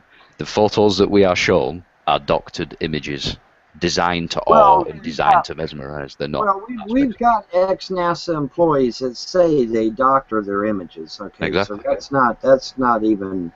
I mean, that's not even in question. I mean, we've got like 5, 6, 7 ex-NASA employees now that's, oh yeah, we take them back to a special room and we fucking spray paint them and shit. So I mean, yeah, we've got enough whistleblowers on that now to where, yeah, that's probably the case. Exactly. But I mean, what would be their end to showing us another galaxy? I mean, what would that? Because they don't know what a galaxy is. A galaxy isn't a home to other planets and suns. It's a lie. It's basically the remnants of a breach within the celestial ocean. That's all it is. You're looking at a whirlpool. That's all a galaxy is. Yeah. That's all stars are. Stars are just, like fractals of light created through solar luminescence. You can do that yourself. That's But how? Oh, well, yeah, you could use a sparkler for that shit. But I mean, here's the thing. How big? Okay, let's say it's an actual physical object. How big would you assume it to be? I mean, assume what to be? Sorry, which object? The galaxy. I mean, I can see a ribbon if on a clear night. Well, tonight's not a clear night, but on a clear night, I can actually make out a ribbon galaxy. I forget the name of it, but it's actual ribbon galaxy in the sky. I can actually make it out. So they're nebulas, aren't they? I mean, they're referred to as nebulas, aren't they? Right. Yeah. Right, and the word nebula means cloud. Yes, it does. That's true. And that's all it is. It's a cloud. It's a cloud within a celestial ocean. It's a swirl. It's nothing more. They tell us that these things, it's a profound gateway to, more planets and suns and whatnot. It's lies. All this stuff comes out of the 1600s Enlightenment era, which is, funnily enough, the activity of certain secret societies like the Illuminati and whatnot, which emerged at that time. Right. So you've got to question that. You've got to think where this science is coming from. Mm-hmm. Well, I know a lot of this shit's bollocks because they come up with these Van Allen belts that, you know, if you try Exactly, to pass through the Van Allen belts, you'll turn into a pile of goo and you'll die. But yeah, we've got astronauts that allegedly went all the way to the moon, well past the Allen belt, and They never went to the moon. They never went to the moon. I mean, it's possible to send a small craft to this device that they refer to as the moon. I mean, I don't dispute that. I mean, that's plausible. We have the technology to do that for sure. But the idea of men on a moon, which is referred to as a planet or some sort of, you know, like place, is a complete lie. It was all filmed at Area 51. It's all filmed at Area 51. That's what it's for. Well, my thinking is that, you know, and like I said, I believe we went to the moon, but we found creatures already living there, and we come back and shot it in the studio. I'd agree there probably are sort of either ethereal or celestial entities that do sort of maintain the moon. I don't dispute that for a second. Here's the thing, okay, and this is, you can actually, well, I don't know if my video is still up, but if my video is still up, you can actually go back and check the date on my video, and then check the date on when we nuked the moon. But here's my video. My video was basically this. I said, you know, I'm getting tired of the Greys observing us from their base on the moon. I think it's illegal for them to do so. I know that if somebody was spying on the government would do everything in their power to prevent that from happening. I'm glad you mentioned the Greys actually, but go on.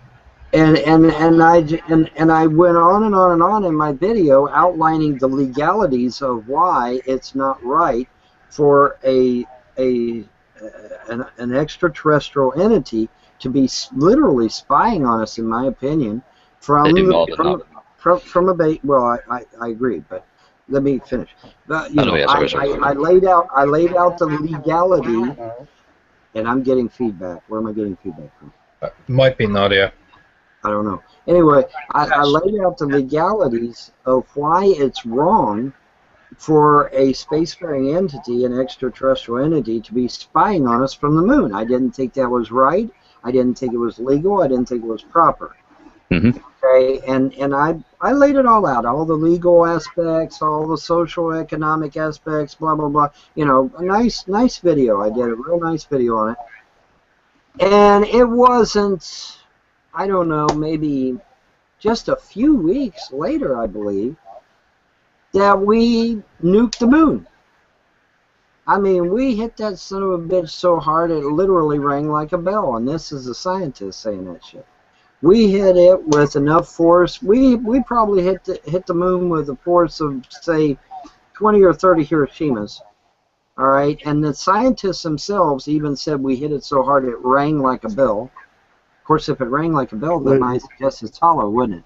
But anyway, the point is, we hit that son of a bitch. And of course, NASA had a cover story. Oh, well, we're looking for water. Wait a minute, NASA. Japan had already found water on the moon months prior. Okay, so that's not true. So they got caught in yet another lie. What a surprise. But anyway, the point is that we nuked the far side of the moon, which is exactly where I said the alien base would be.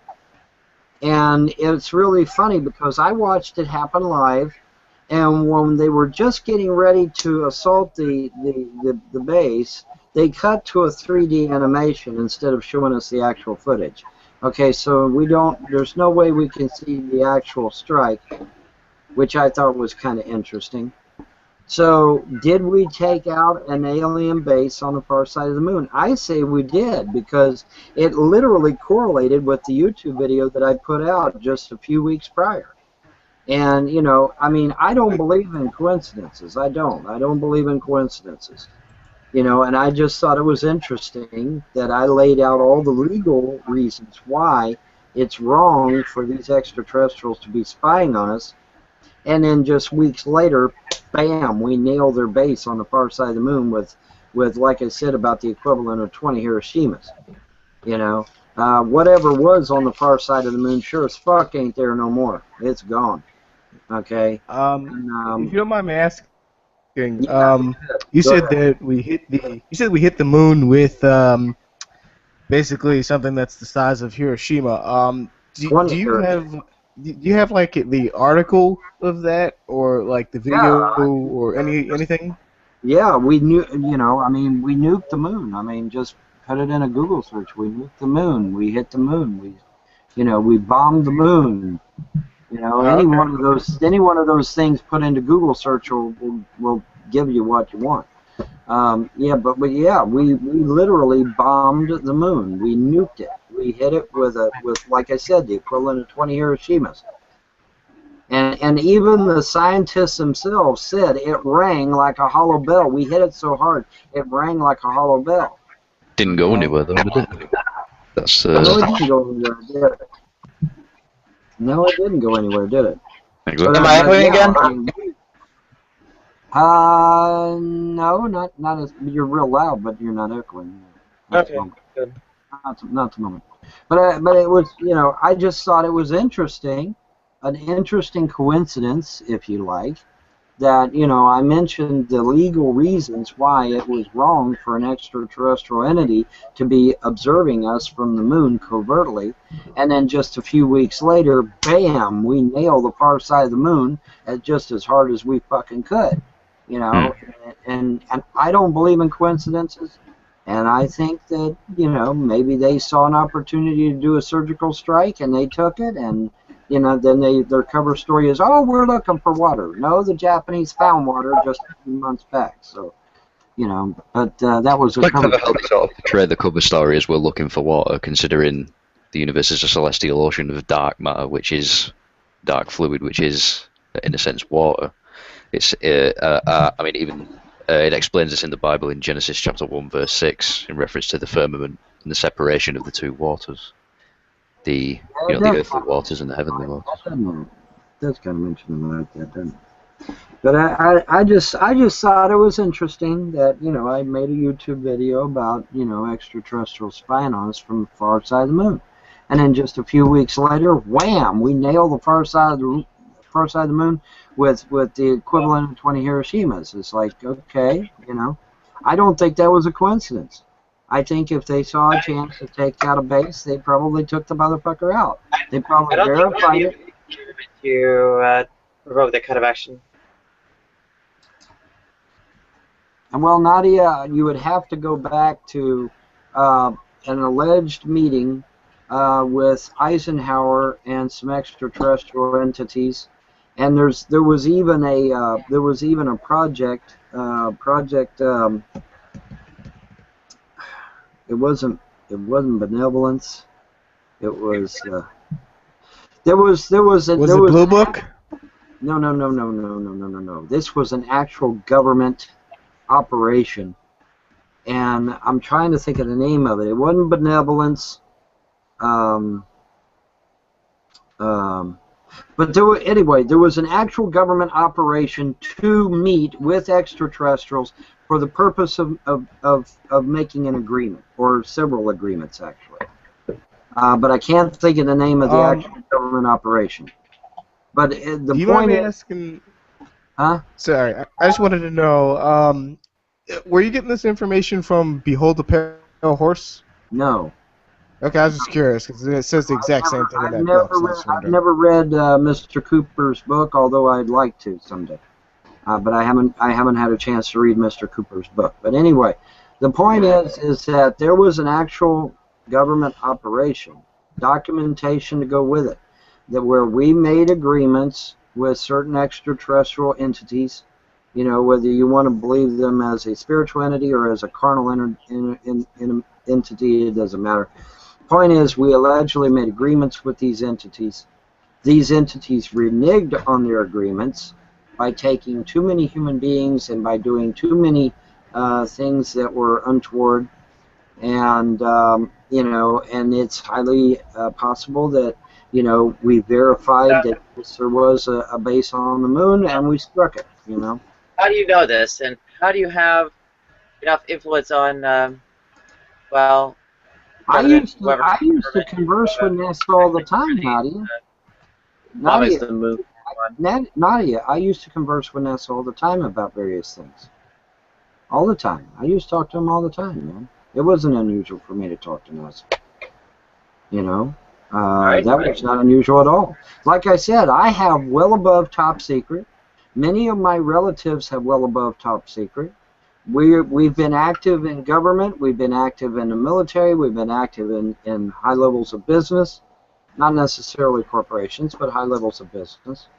And, you know, most of my family, you know, either has military or government background. I have relatives in the FBI, the CIA, NSA, Homeland Security. I have relatives in the Air Force, Army, Navy, Marines. I mean, you know, my family is very prolific when it comes to military and government circles. And, you know, indeed, it was not unusual for me to talk to NASA all the time. Not unusual at all. Now, I wasn't talking to them every day like I talk to you guys, but, you know, if I had something, if I had an idea that I wanted to bounce off of NASA, then I would do so.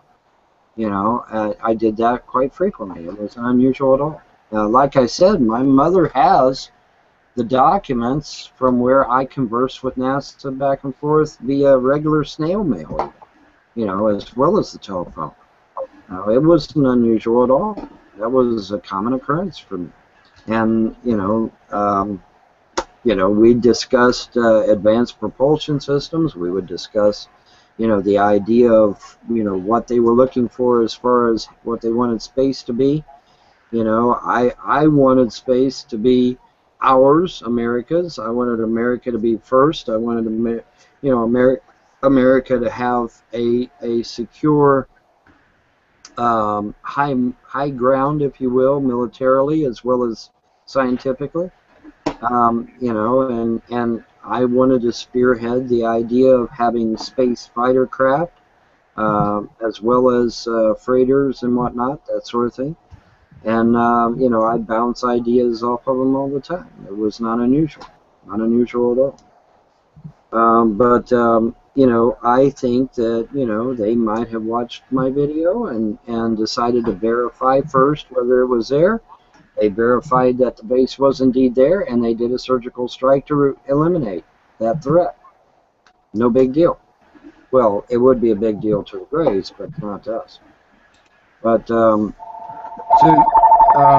you said that. Oh, sorry. Oh, okay. So. Oh, sorry. Never mind.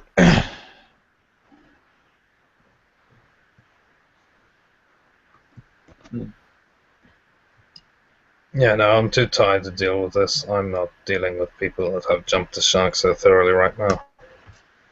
Well, no, like I just want to know, like, what, because I know it's illegal to give out top secret information. I mean, look at Edward Snowden. So why is it okay for, you know, people he knows to give out top secret information without being penalized? I wouldn't know.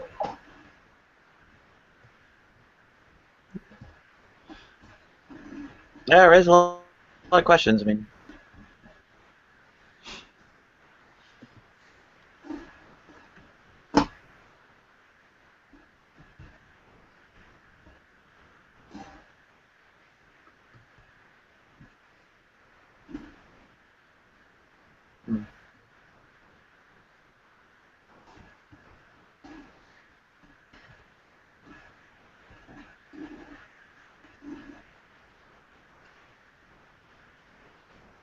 mean, if you do have access to this top secret information, is that illegal to disseminate?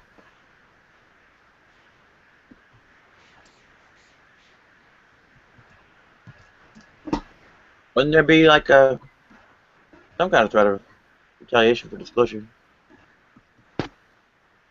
Yeah, I would think so. I mean, you know, I just, you know, looking at. I mean, the only example I have right now would be Edward Snowden, which is that'd be about it. But yeah, there's you know, some sort of penalty for giving out top secret information. So I don't know. well, there is penalties for giving out information. That's why you'll never hear me talk about my work in government. Never. It'll never happen because there are penalties.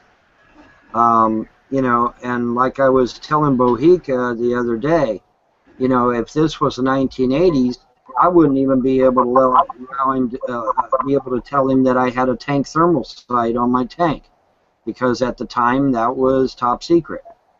Okay, you know, but see, Bohica is in the military now. I was in the military over 20 years ago, and you know, technology changes, terminology changes, and Bohica is too fucking stupid to realize that shit. Which that's okay. I'm not going to fault him for it. The point is that you know that was I was in the military a long, long time ago, and you know, obviously things were different back then. But the point is that you know, you will never hear me discuss the work I did for my government. Never. It will never happen. Particularly specific items. But the point is that you know, there's certain things that you can discuss, and there are certain things you cannot discuss. Now, the fact that we nuked the moon is a matter of public record. I can discuss it. I can theorize why we did it. It obviously was not to look for water, because the Japanese had already found water. Okay, so it is my personal opinion, based on the fact that I released a video just weeks earlier about a base on the dark side of the moon, that logic would dictate that that could be a very real reason why they did so. Okay, you know, because like I said, I've conversed with NASA in the past. I had there was an Air Force person who was one of my trolls. Well, he's a former troll. He's not a troll now, obviously. And he was a high-ranking member of the Air Force. And he said, Von Helden, I believe you're full of shit when you say you designed a space superiority fighter. I believe you're talking bullshit, and I'm gonna rout you out, right? Okay, so he used his influence in the Air Force to start talking to people in the Air Force, people in NASA, you know, various companies, whatever. And what he found when he started investigating is people would shut the door in his face. We're not going to discuss Von Helden. We're not going to discuss a space superiority fighter. Bam, slam the door in his face. Okay, so after about 5 or 6 doors getting slammed in his face, when he mentioned my name and when he mentioned a space superiority fighter, it's like he come back to Delphi and he says, I owe you an apology. And I'm like, oh really, what happened? Well, I basically got a bunch of doors shut in my face, and was basically told to fuck off and die, and that it was a need-to-know basis, and that I didn't need to know. Now, this is a high-ranking Air Force individual, and, you know, he was very mea culpa after that, after he actually tried to investigate and got into, I'm assuming he got reprimanded, because he was very hat in hand when he come back to Delphi and had a nice little discussion. We had a wonderful discussion after that, you know, because after that he realized, hey, Von Helden isn't blowing smoke up my ass. Von Helden's telling the truth. Okay, so, you know, he was very hat in hand after that, and like I said, he's no longer a troll. He's you know, he's not. I mean, he's not. We're not best buddies, but at least he's no longer a troll of mine. So, you know, he learned a very valuable lesson. Okay, you know, when I get on here and I tell you something, I'm not saying it to give, you know, to give my ego a brush. Okay, I don't give a fuck about my ego. I lost my ego a long time ago when my 2 children died. Okay, so I have no fucking ego. So when I tell you a thing, you can pretty much take it to the bank based on the information I have at that point. Now, could my information be faulty? Could I have made a mistake? Yes, I'm a human being.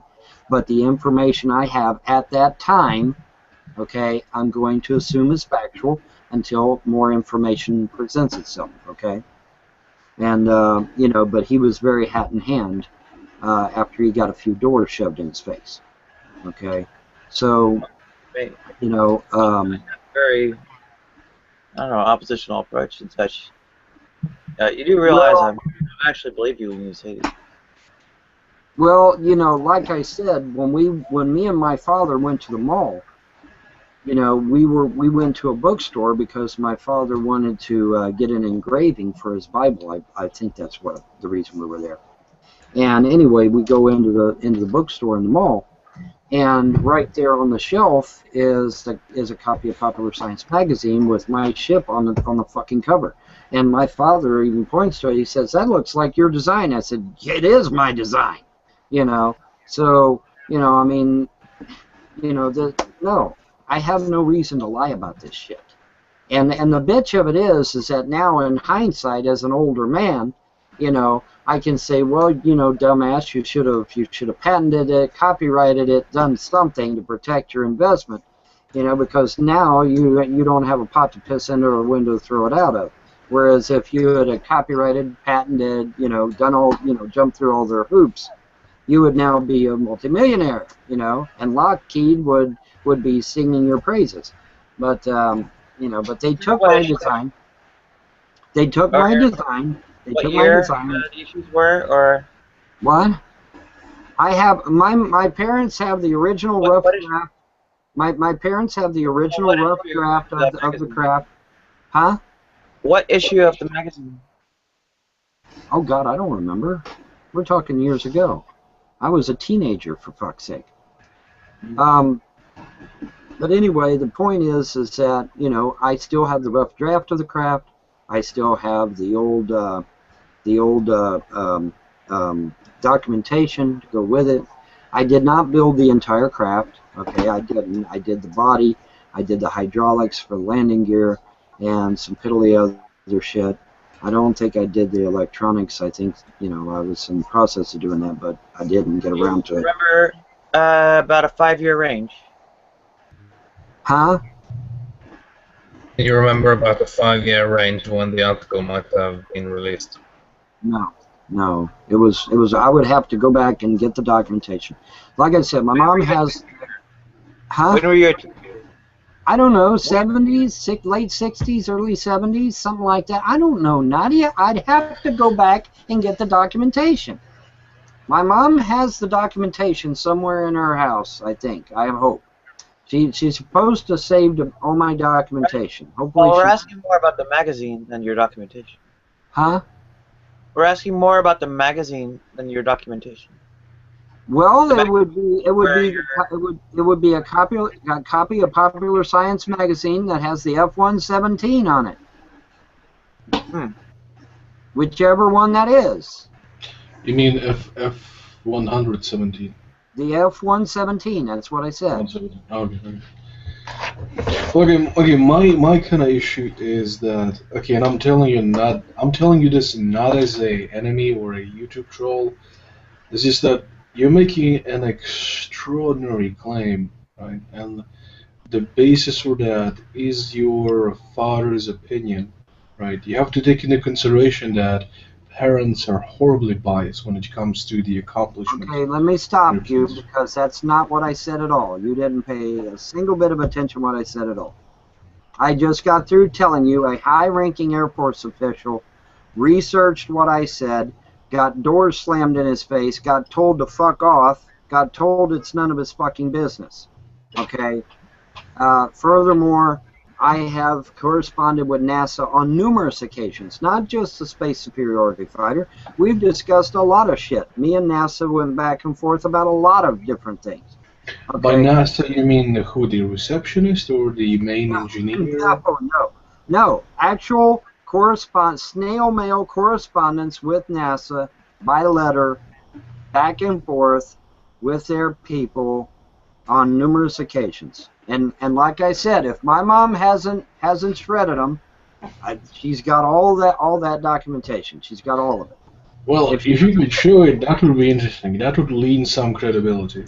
Well, Mom's got it. I don't know where she's got it at or if she's shredded it by now. You know, we're talking back when I was a teenager, for fuck's sake, okay? We're not talking about something that happened yesterday, okay? If she's still got the documents, yeah, I'll fucking show them right live on fucking camera. The thing of it is, I don't know if she still got them because back a few years back, she shredded a whole bunch of her documents. And unfortunately, she might have put mine in with it. I hope not. I hope she didn't. But she might have. But, you know, see, we here in America, we keep our legal documents for 7 years. After 7 years, we shred our documents because they're no longer necessary. Okay? It's entirely possible that in the process, she might have shredded my documentation along with hers. Hopefully she didn't, but she might have. I'll have to ask her. I'll have to talk to her. But I've got her live on camera admitting that I was corresponding with NASA. Okay? You know, my mother live on camera saying, yes, because Vaughn, corresponding with anybody is a broad term, right? It could be referring to, so hey, did you get my email about the crazy idea that I, suggested to you? Okay, all right, let's. Yes, we think it's crazy. All right, That's let's flesh correspondence. this out. Okay. All right, Art, let's flesh this out a little bit. Do you really believe a secretary is going to know about ion engines? Really? Seriously? Probably The not. secretary of NASA is going to know about ion engines and how they work? She might know that the research is being done there. Okay, no, the answer is no, Art. A secretary is She not going might to know that the all. research is being done there, but she might not know the A details. secretary handling their mail is not going to know fuck all about an ion engine. Okay, they're not. Okay, so obviously I was talking to somebody that actually knew what the fuck they were talking about, right?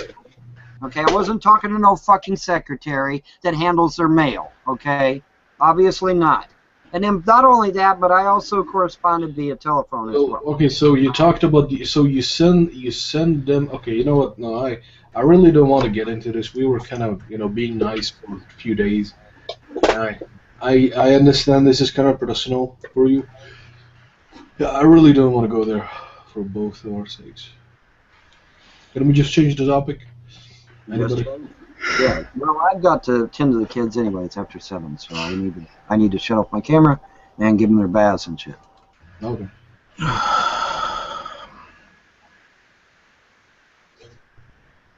Well, that was interesting. Oh yeah. Yeah, that happened. Bloody hell. I'm too fucking tired for this shit.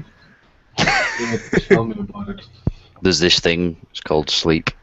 What it does is, like, when you sort of go into it, sort of, feel a bit better after you've done it. Like, What? I've never heard of this. What's Give it a that? try. How do you do this? Sleep. It's quite simple. That You thing sort of, called sleep. I can sleep when I'm dead. Yeah. Sleep is for the weak. Yeah, isn't that what Weak and the Klingons say? unworthy. Isn't that from Star Trek that you can sleep when you're dead? Isn't that what the Klingon said to someone? Sounds like a Klingon thing to say. Now that you mention it. Today Ah, is did a you good day ask to something? die. Today is a good day to sleep. I'm pretty That's sure like a- that's not what a Klingon said. This weakness and strength is some kind of manly thing, isn't it? Oh Say dear. again? I said all this weakness and strength is some kind of manly thing, isn't it? Well, It can be. no, well, women have strength too. I mean, they just have much less of it. That's why they're a lesser being, and it should be subservient to. I'm kidding. I mean, it's good. Misogyny is par for the course. Mhm. Did you ask something before, right? Or am I tripping? Say again, Commando. Say again. Did you Am I ask what? something before? Or am I tripping out? Oh, all this weakness and strength with sleep is for the weak. And it wasn't so much a matter of being a demonstration of strength as it was or even an aspiration to it. Rather that, one's life be fuller in a way. Kind of quality of life. What quality of life do you have?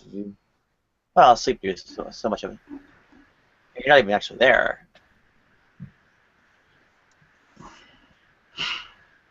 I don't think I've had a proper night's sleep since I was 12. Why not? That's probably why you're a natural. I have no fucking clue. Yeah, I've been getting surprising transphobic garbage in my comments from, I guess, Von's trolls. Hmm.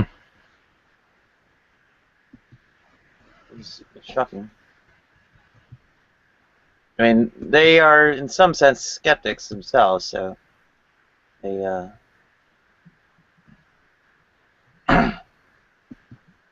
I would be expected in some ways to be aligned with me, but apparently not.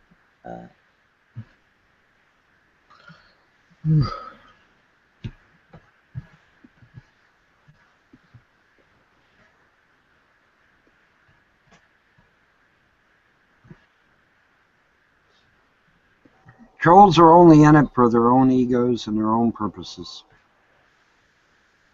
Well, aren't we all? Yeah, don't be bashing on the trolls. Trolls have feelings too, you know. Trolls need to be exterminated.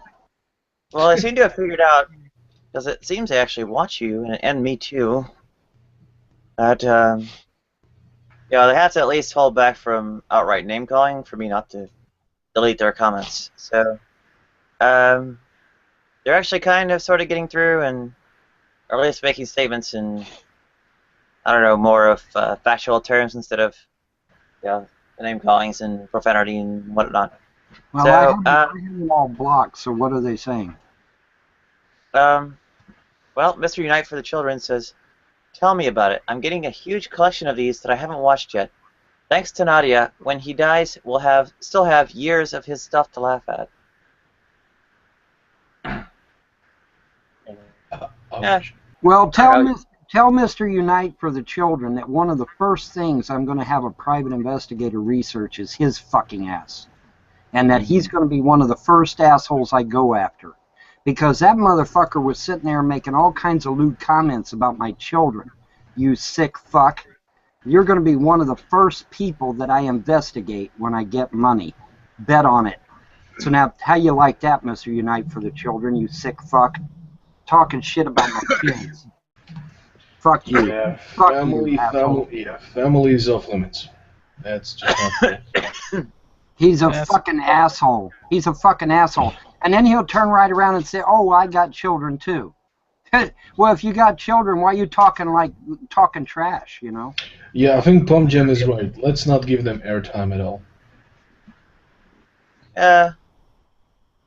Well, in principle, they kind of sort of have, you know, enough decorum. They kind of, you know, don't really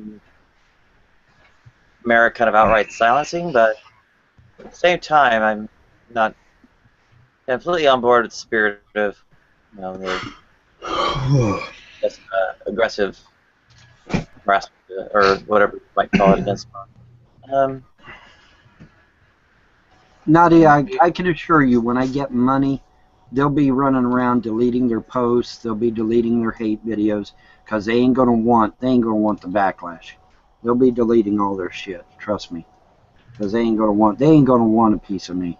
Not when I get money. The only reason they're doing this shit is because they know I'm poor and I can't go after their ass. As soon as I get some money, man, their ass is toast and they know it.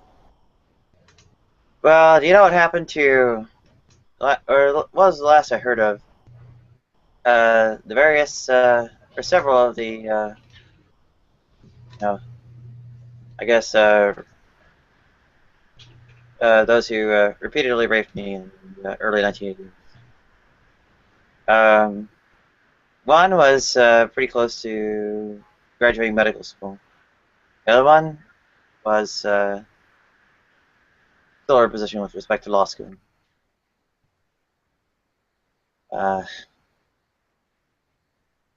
We don't always get that kind of satisfaction. And have a good day or night, Commando. I guess day. Yeah, I was going to say I'm off, so yeah, later.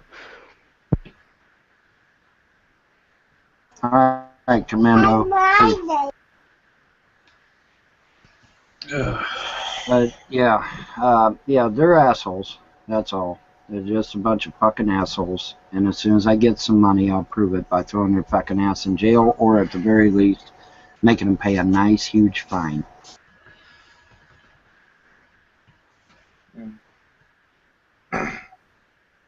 well, how much of the evidence you can actually present in court? Then again, this stuff is on a record of sorts.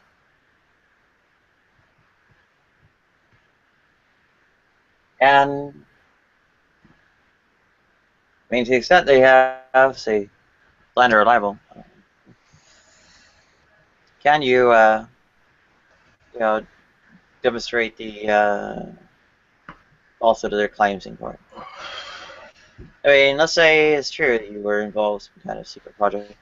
Those things are typically under some sort of seal, so that you, well, don't have ready access to them to present as evidence in court, right? There are ways like sealing things and so on to get some things done sometimes, but I rather doubt in a civil suit that it would get all that far.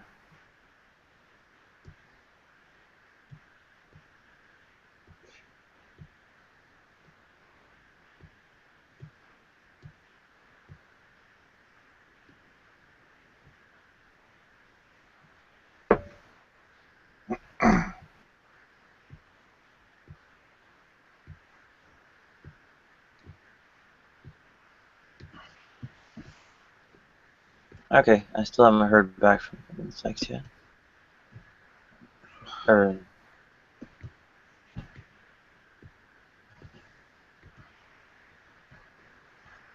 It's 1:30 in the afternoon here. I haven't had any sleep since yesterday. mm, probably end up taking a nap at some point today myself, given that I've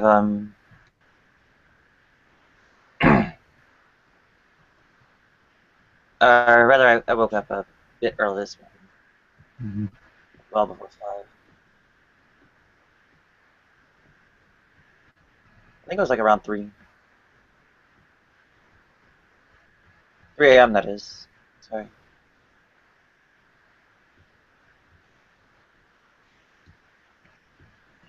What have been going on now?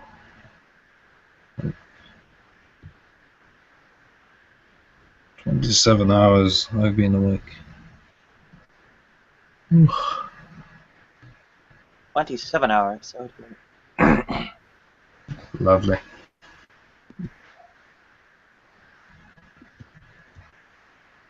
Maybe 26, I'm not entirely sure.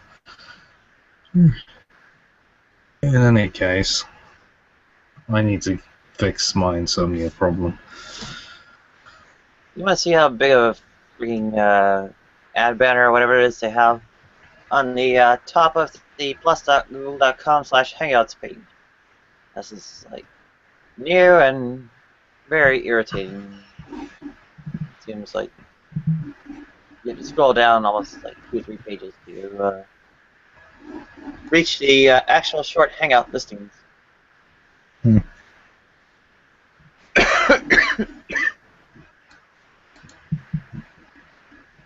So, what else is there? Oh, the Android SDK is behaving very badly on Ubuntu. I guess I might have to actually circumvent the package system to get it going.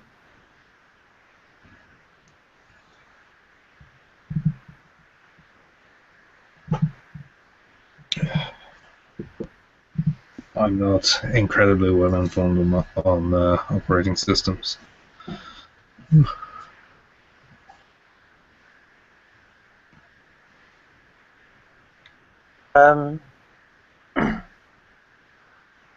Well, do you have a question? Or Yeah, I'm not what kind of really. Not now. I'm too tired. But no, that's Windows seems to yeah. work for my PC. So Sorry? Windows seems to work for my PC just fine. So I'm just going to stick to that. Oh, sure. An interesting piece itself. particularly standpoint of its impact on, Hmm. common everyday users and such, or the sheer number of people or users of it.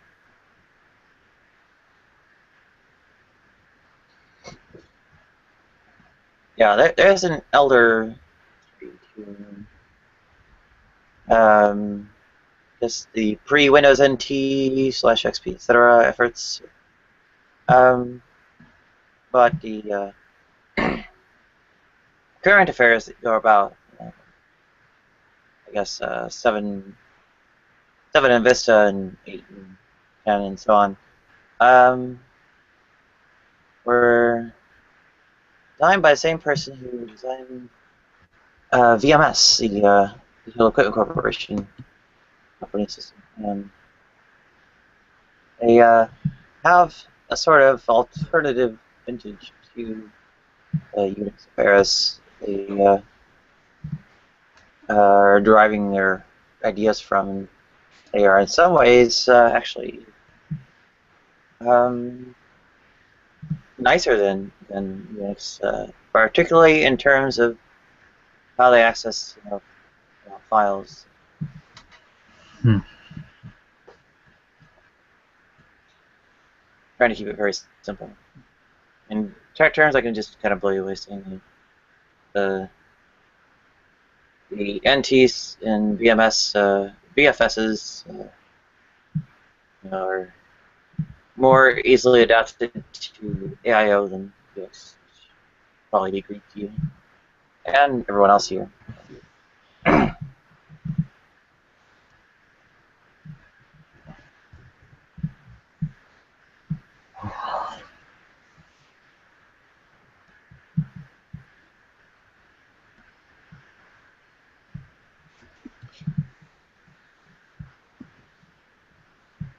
Yeah, let me see what the name of the designer is. Dave Cutler. Hmm. Wikipedia says many elements of the design reflect earlier Digital Equipment Corporation experience with Cutler's VMS and RSX11.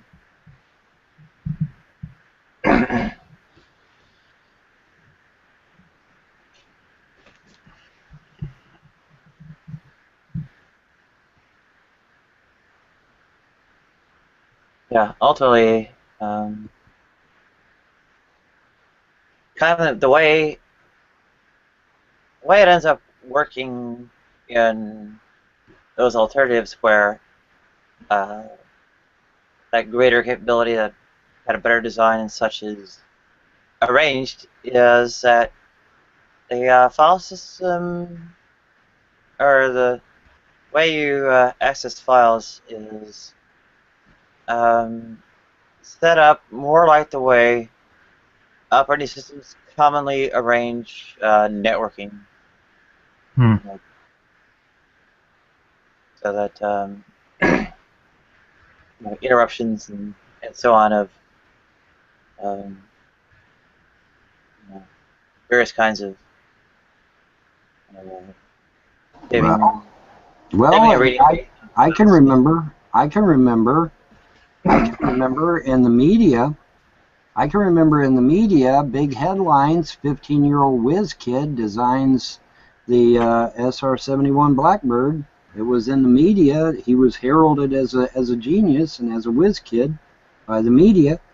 Good luck finding that shit on the internet today. You won't find it.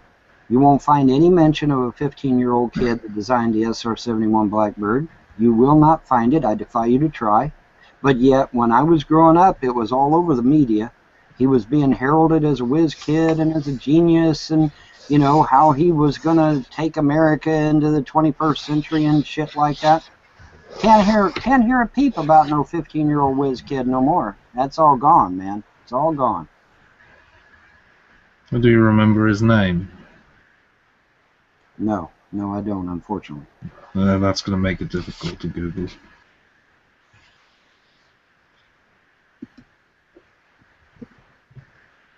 Like I said, you ain't gonna find it. You won't find it. I've tried to find it. You won't find any mention of no whiz kid. Never.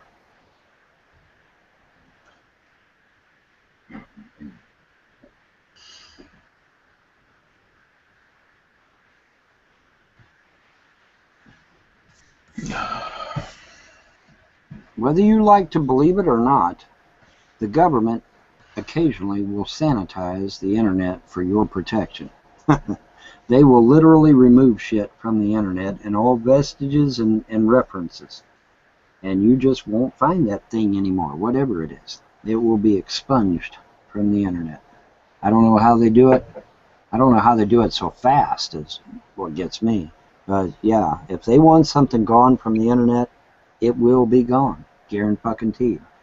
And there's not a damn thing you can do about it either.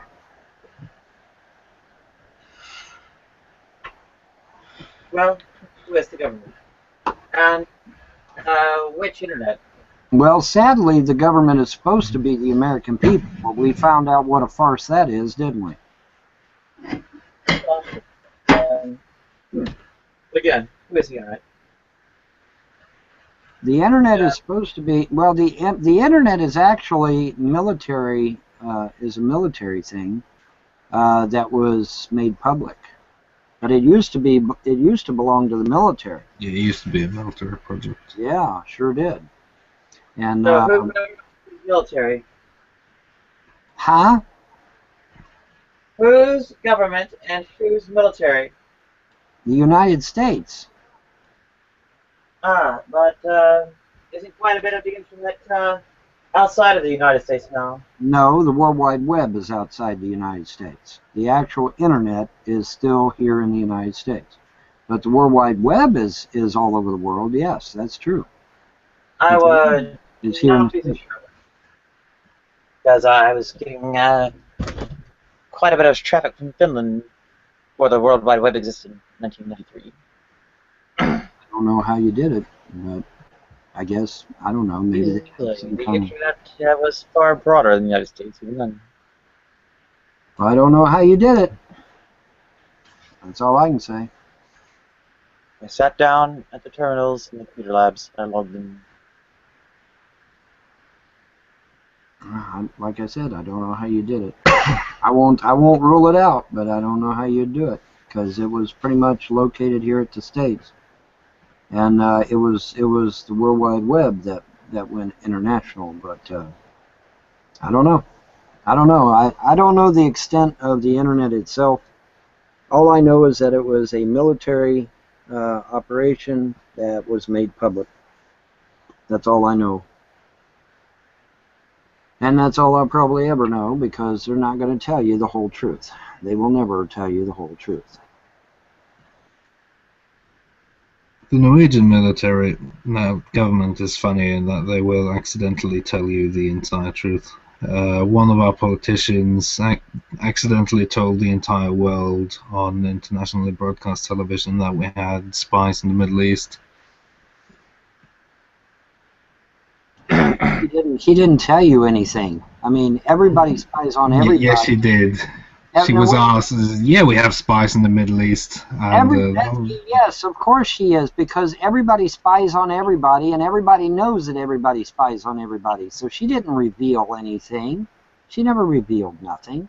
Everybody spies on everybody, and everybody knows it. So I mean, it's no big deal.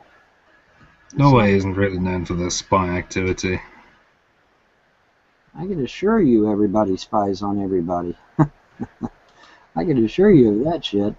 Well, we're busy selling oil and fish. The vast majority of the Cold War, particularly in the 80s, was nothing but psychological warfare and espionage. That's what it was about, you know. So, yeah, I mean, everybody spies on everybody, dude. I mean, she wasn't revealing anything great, you know. No, just the names of every spy we had in the Middle East. Oh, she identified him by name? Yeah. Oh, well, now that's a horse of a different color. Oh, yeah, that was a major fuck-up on her part. Yeah, that's why the Norwegian government is a bit stupid. Yeah, because every one of those people are now dead. So. Well, I think they managed to extract nearly all of them, if not all of them.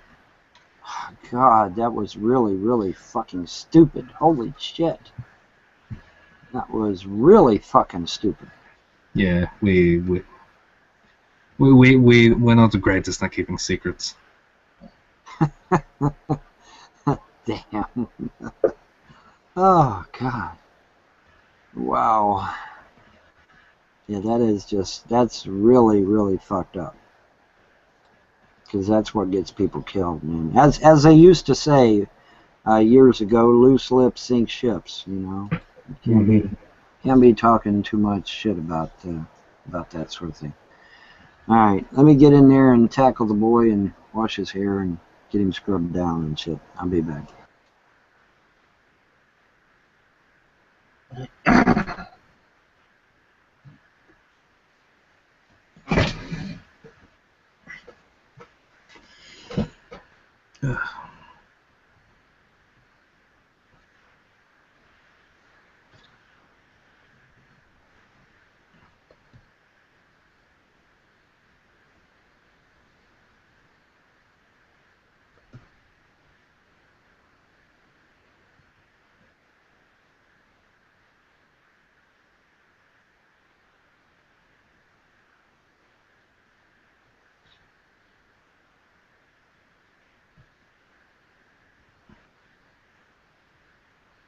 Hmm.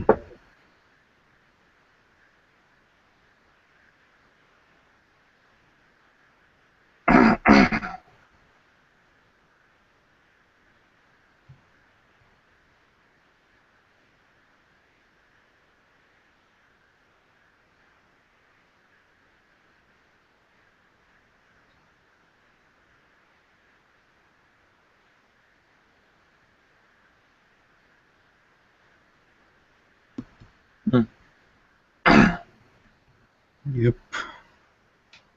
Conversation. Sorry, I was just reading about the design that Windows NT operating system.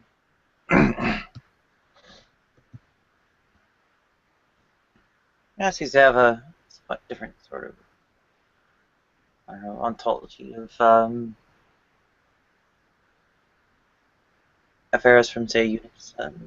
Yeah, it's reasonable. Mm-hmm.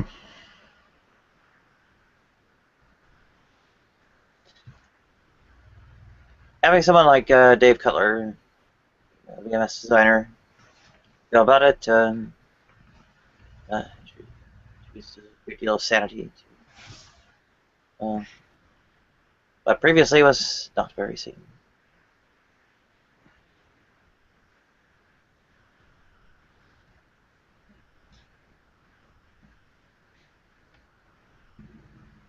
There's, I don't know, still some interest I personally have in operating system development, even if I'm kind of cast off from the industry.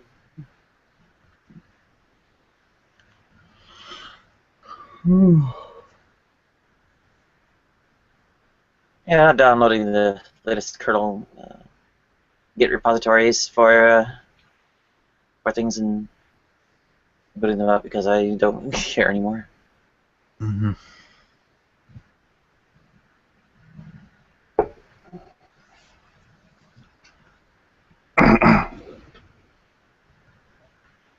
There was a station in my former Hey, career. Nadia. Oh, sorry. Go ahead.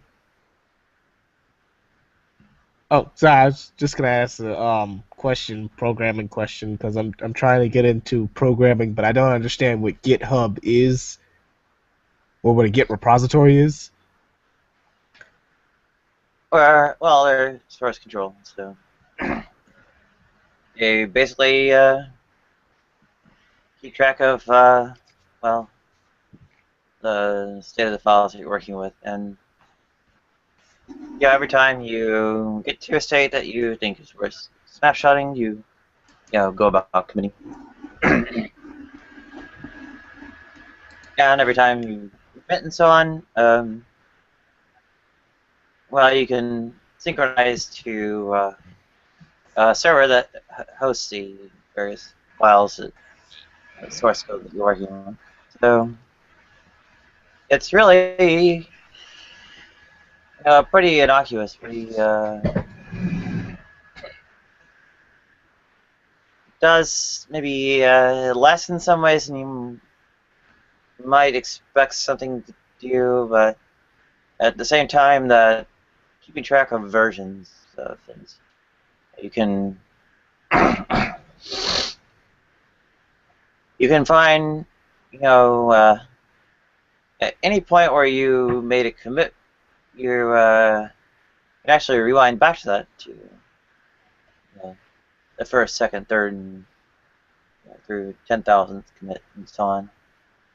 Whatever the commit number you want to deal with, you can rewind back to it to where things went wrong. Oh, okay, gotcha. That's cool. Cool. It's interesting. Yeah, and it also tells you more things about, like, who did it, and they'll do a little write-up that goes into a description of it, and so on and so forth. Gotcha. Okay, because I was trying to work on making an app, and I heard on like the internet basically just that GitHub would be good for a good resource to store my files in, and I didn't even understand how it worked or what it was. So I have an account with them. I just don't know how to use it.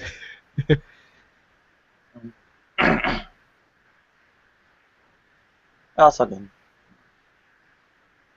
Yeah. It's easy to work out. Various ones. It's got a different set of models, but it's all ultimately to accomplish something.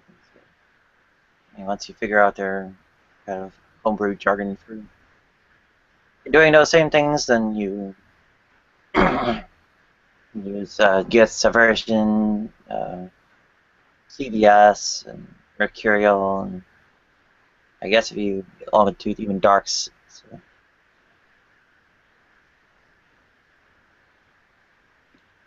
Gotcha. Cool. Thank you.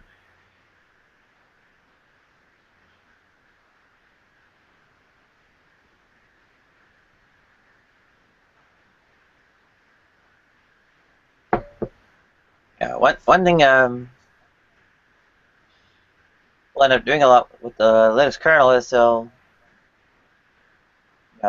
discover that there's some kind of new bug that got introduced, and well, what they'll try to do is narrow down which commit introduced that bug. So they'll rewind back in time to a point where the bug hadn't been introduced yet, and they have, of course, sitting in their hands a point where it had already been introduced, and they carry out what they call a bisection process. So, go to some point halfway in between, and in terms of the sort of sequence of commits, and well, let's see if it worse or if it was broken. And once the determination is made, they have a new range of commits where that new bug had to have been introduced. Alright, if it, say, works at the midpoint, well, the midpoint becomes the new beginning of the range. And the end of the range you keep working with is that same old point where you saw it was broken. If it doesn't work, on the other hand, then, well, that far-flung point in the past, you're still a point where you consider it to have been working, known working, and that midpoint becomes the the new earliest known broken, right? And every time the number of commits is cut in half. There are only so many commits, right, in between. So you eventually narrow it down to one. Yeah. Git has a fun tool called Git bisect. Yes, find these points to wind back to automatically. Gotcha. And I guess one of the things that's kind of made Git popular is that it has a whole bunch of little facilities like this to help accelerate the development process. In some ways, because it was driven by a group of people actually carrying out development themselves. Its primary thing wasn't Rush to Git itself, what they were using it to actually make and such. So.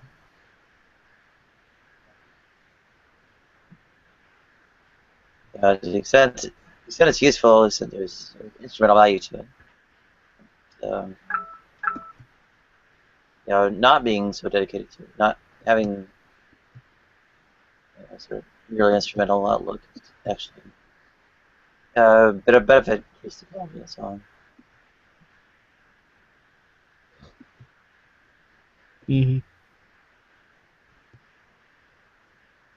I think it's kind of a way of, I guess, providing an example of this where, those things that were instrumentally developed, that were made not for their own sake, for the sake of carrying out a task, were in fact better results than what you would have had from dedicating it to that task precisely. And welcome, Deidre, and welcome, Desert. What's going on, Nadia? Welcome. I tried to go to sleep. Didn't work out. I'm back. I slept, woke up, and debated antinatalists and so on. I should bite the bullet and take Ambien or something, but I don't know. That stuff kind of scares me. Not much to be afraid of, apart from, I don't know. The trouble I have with sleeping pills is kind of like a hangover, still being tired when I wake up eventually after it.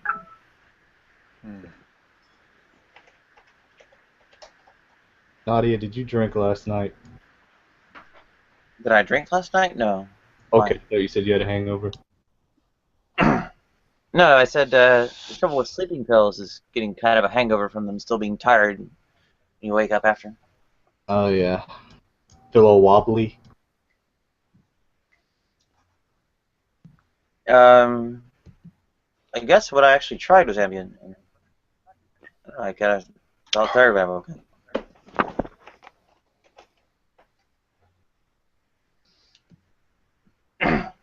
Morning. Welcome, Bunto. Good morning. Good morning, Bunto. Good morning. What is your guy from? He looks like the Fantastic Four guy to me for some reason. Very good. I'm so proud of you. It's the same artist. His name's Jack Kirby. Oh, okay, that makes sense why I would recognize it that way then. Yeah, I thought it was that too. It's Googum. I'm not like the best nerd on earth. I'm a little nerdy, so like I recognize some comic stuff, but I'm not so comic nerdy where I know everybody's name, and I'm kind of bad at that. But Okay, you're a nerd, so you like smart people. I do. That's how I make up for my theism, don't you know, Bunto? And like other people, like the non-nerd is somebody who hates smart people. The anti-nerd. What does that stuff have to do with being smart? I mean, it's like... Well, I was watching, I look at Hangouts, other people's Hangouts, and they had this guy on, Tony Sotomayor. I don't know if you've seen that guy, and he was talking about the shootings, they've been having against, the African Americans, the cops, and then he was explaining how nerds work. He said Did he blame it on single black mothers or white gays? I really could. I listened to men from their wives. it's a good point. Like I turned in for like a minute, and he was just talking about nerds while he was screaming because he was like, way He was upset. screaming. He was way upset, and he was just These talking. damn nerds. And he They're says, stuck "What in is the difference dragons." between a nerd and somebody who hates nerds?" And he was saying that a nerd is somebody who likes knowledge, and somebody who's anti-nerds hates smart people. So, did he blame it on single black mothers or white gays killing black women's husbands? I just don't know, honey. It's a terrible thing. I only listened for a minute him ranting about nerds, and then I moved on. I always do Yeah, that. I look at other people's hangouts. yeah, he's like really kind of misogynistic and homophobic too. Do you ever like the foreign Uh, language hangouts? Transphobic too, for that matter. Transphobic. I have been in a couple, but somehow just I really should have been, drilling myself more on, Spanish and German, and maybe even trying to Chinese. start up on French and Italian. But geez. I love foreign language hangouts. They're fun. Я говорю по-русски. Right. Or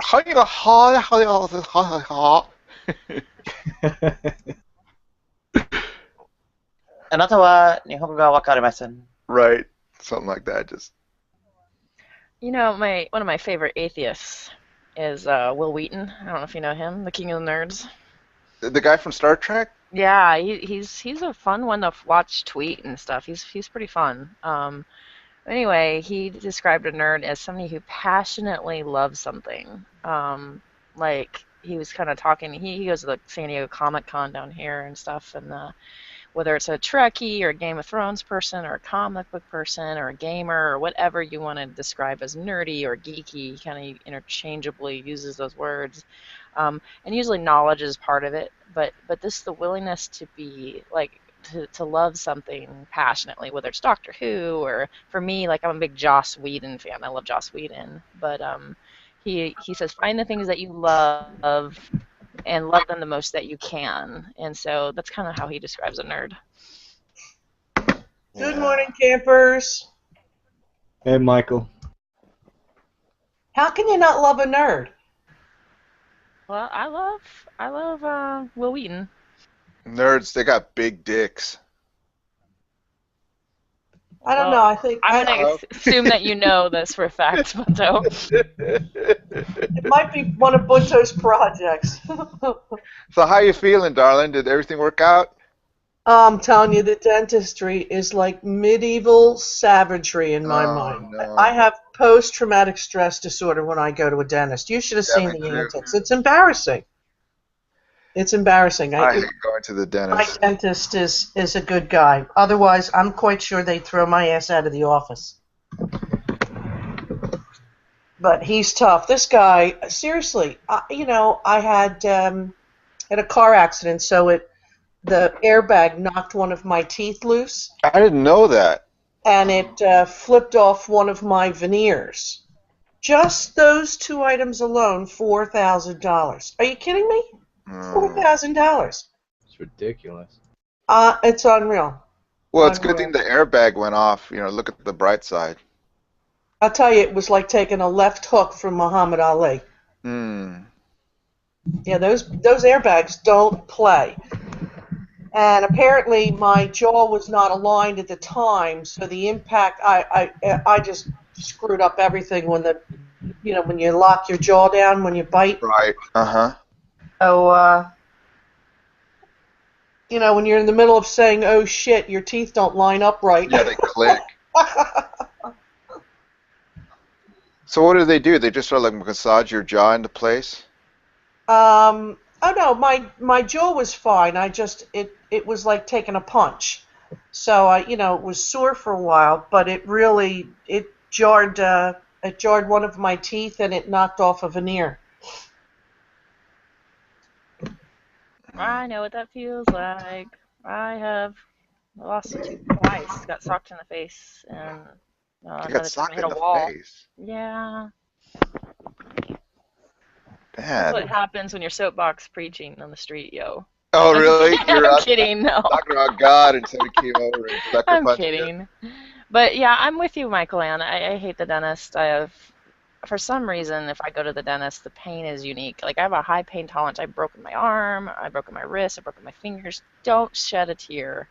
And I just go, oh, I think I broke my arm. I think I broke my finger. I should go to the doctor, I think.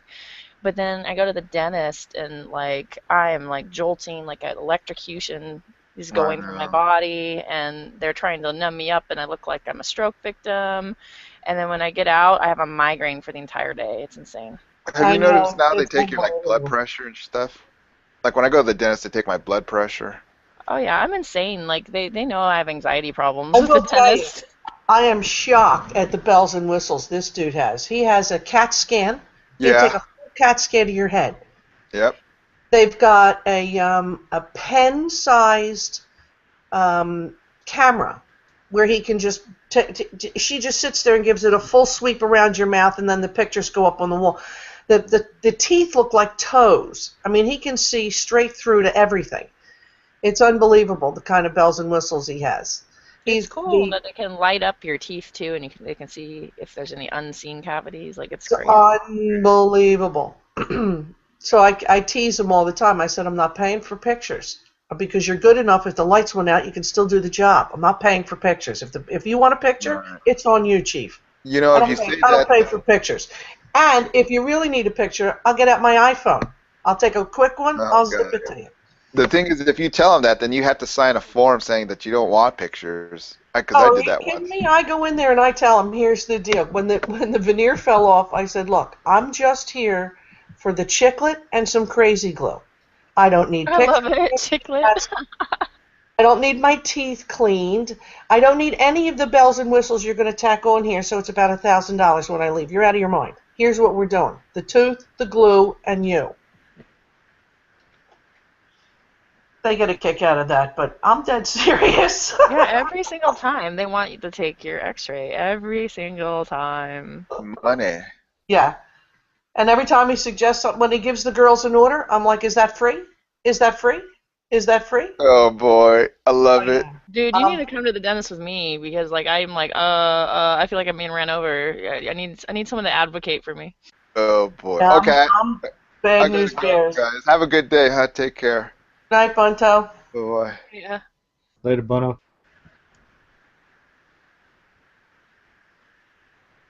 Yeah, I don't mess around.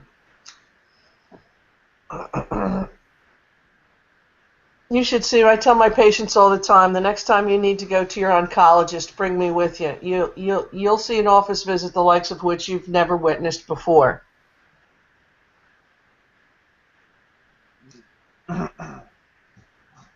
It scares me. People should never go into an oncologist's office unless they understand the lay of the law and the language, or it could be pretty hairy. I tell them you wouldn't go into a court of law without a lawyer. It's easy enough to wander into a general practitioner's office, but when you go in for the big stuff, you've got to be standing toe to toe, or it may not work out well. Yeah, I think if I had some serious medical thing, like if I had cancer or I don't know, something, I have a couple relatives in the medical field. I'd probably be Well, asking them for some. they're related to you, so they're obviously going to get you on the inside. Yeah, I definitely would have to tap into that because I do think it's really scary because you just don't know. How are you going to make a wise decision? You're just Understand, if God forbid you came down with breast cancer, do you know how many protocols for breast cancer there are? my birth mother died of breast cancer actually in her 50s. Yep. Well, in the 50s, they had maybe one or two No, protocols. in Today, in her 50s. in her 50s, I'm sorry. The protocols today depend upon the physician that you see. You could take two women with the same breast cancer, send them to two different oncologists, and they're not going to be treated the same. And we're not talking like one has HER2 and the other one has estrogen. We're talking about if you send the easy ones, both the estrogens.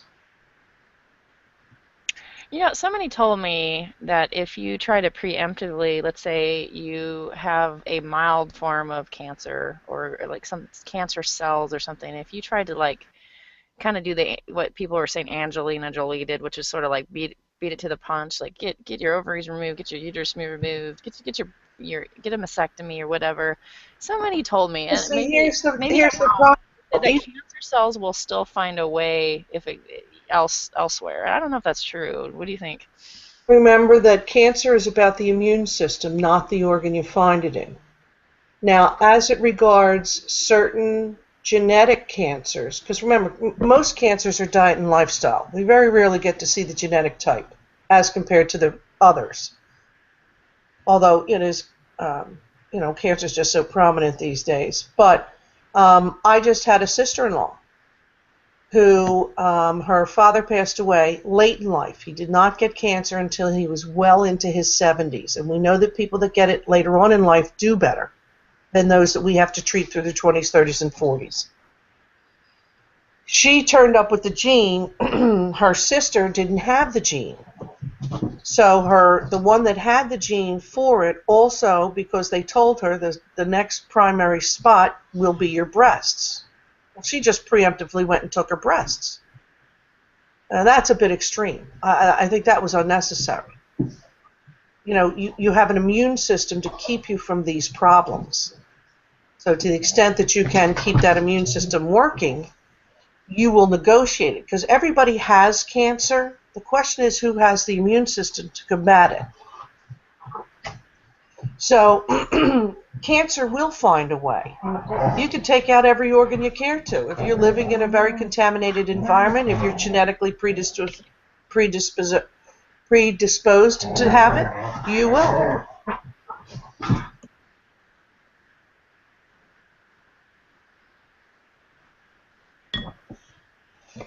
It's a pretty tricky thing.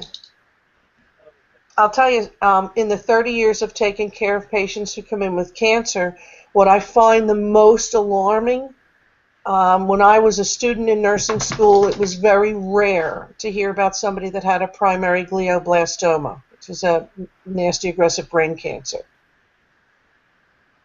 This year alone, and we're only into April, I've got 5 in my practice. Some people are saying that cell phones might be contributing, things like that. Bingo. You'll never believe it, but in my family there is, uterine, breast, prostate, and testicular cancer. And you know what's interesting about that, Nadia, is that is all of the reproductive organ cancers. And they present differently than the other organ or soft tissue cancers. We have all sorts of cancers. We have blood disorders. Bone cancers are different than the soft tissue cancers like liver, lung, and the like. And then the reproductive ones seem to be the harder ones to clean up. Specifically prostate and ovarian. Yeah, ovarian's the one that's missing. Ovarian's brutal. Some of those girls never come off chemo. That one's terrifying. It's brutal. But, there's all sorts of ways to negotiate it. If you can live as long as your peers do who don't have what you have, then that's what we're looking for, to negotiate this, knock out the aggression, attempt for regression, and keep you well through it. Some people have a protocol that would knock an elephant out on day one. So you have to be very, these guys are looking for a global response to a local problem. It's almost like suicide. It's a permanent solution to a temporary problem. Chemo is worse than the damn cancer. It can be, but you can negotiate chemo so that it works for you and not against you. Everybody I've ever heard always lost their hair and lost their... You have to understand about chemo, and you have to be able to understand how to take it as a metered response and not, dropping a hydrogen bomb on the city of New York hoping only to get the rats. The collateral damage is brutal. Yeah. So you have to mitigate that damage or you can't hand the soldier the weapon anymore. Yeah, right. Doctors are only in charge of the artillery.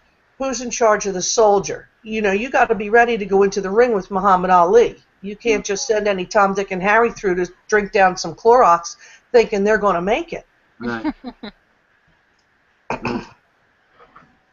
Well, I feel like there's other ways of curing cancer out there, and by cure I mean literally cure.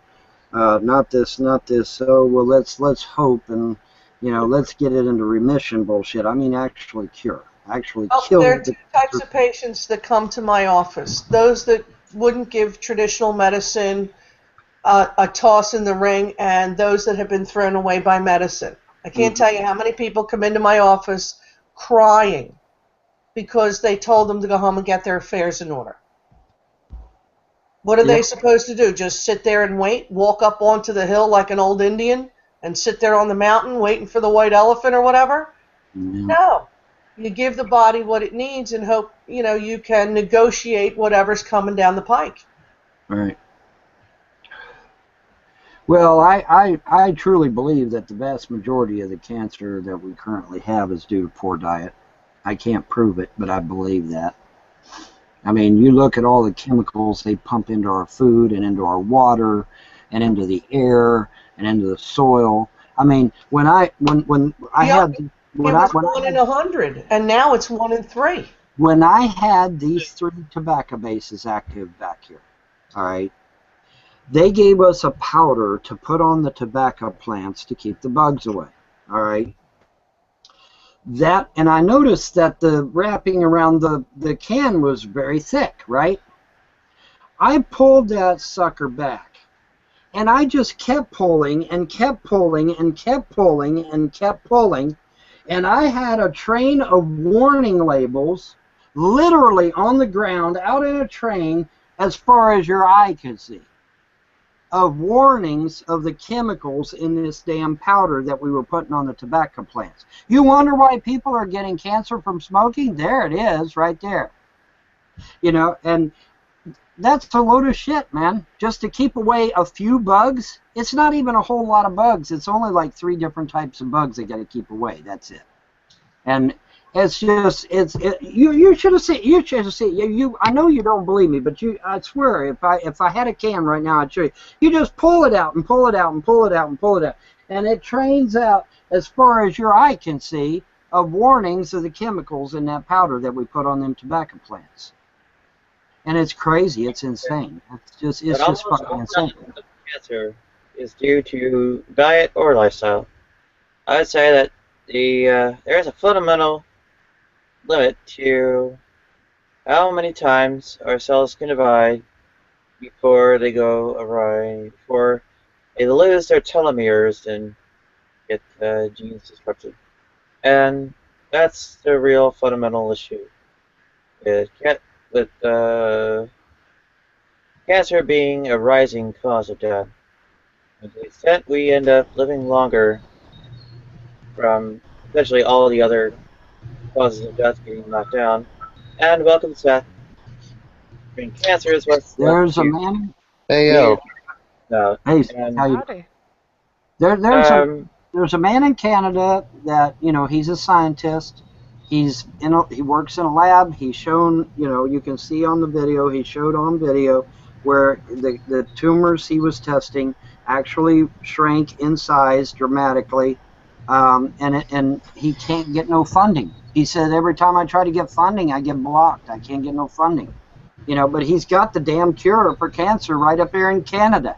But he can't get no funding, and so because he can't get the funding, he can't get it to market, and because he can't get it to market, people can't get it. Simple as that. Okay, why would he not get the fucking funding?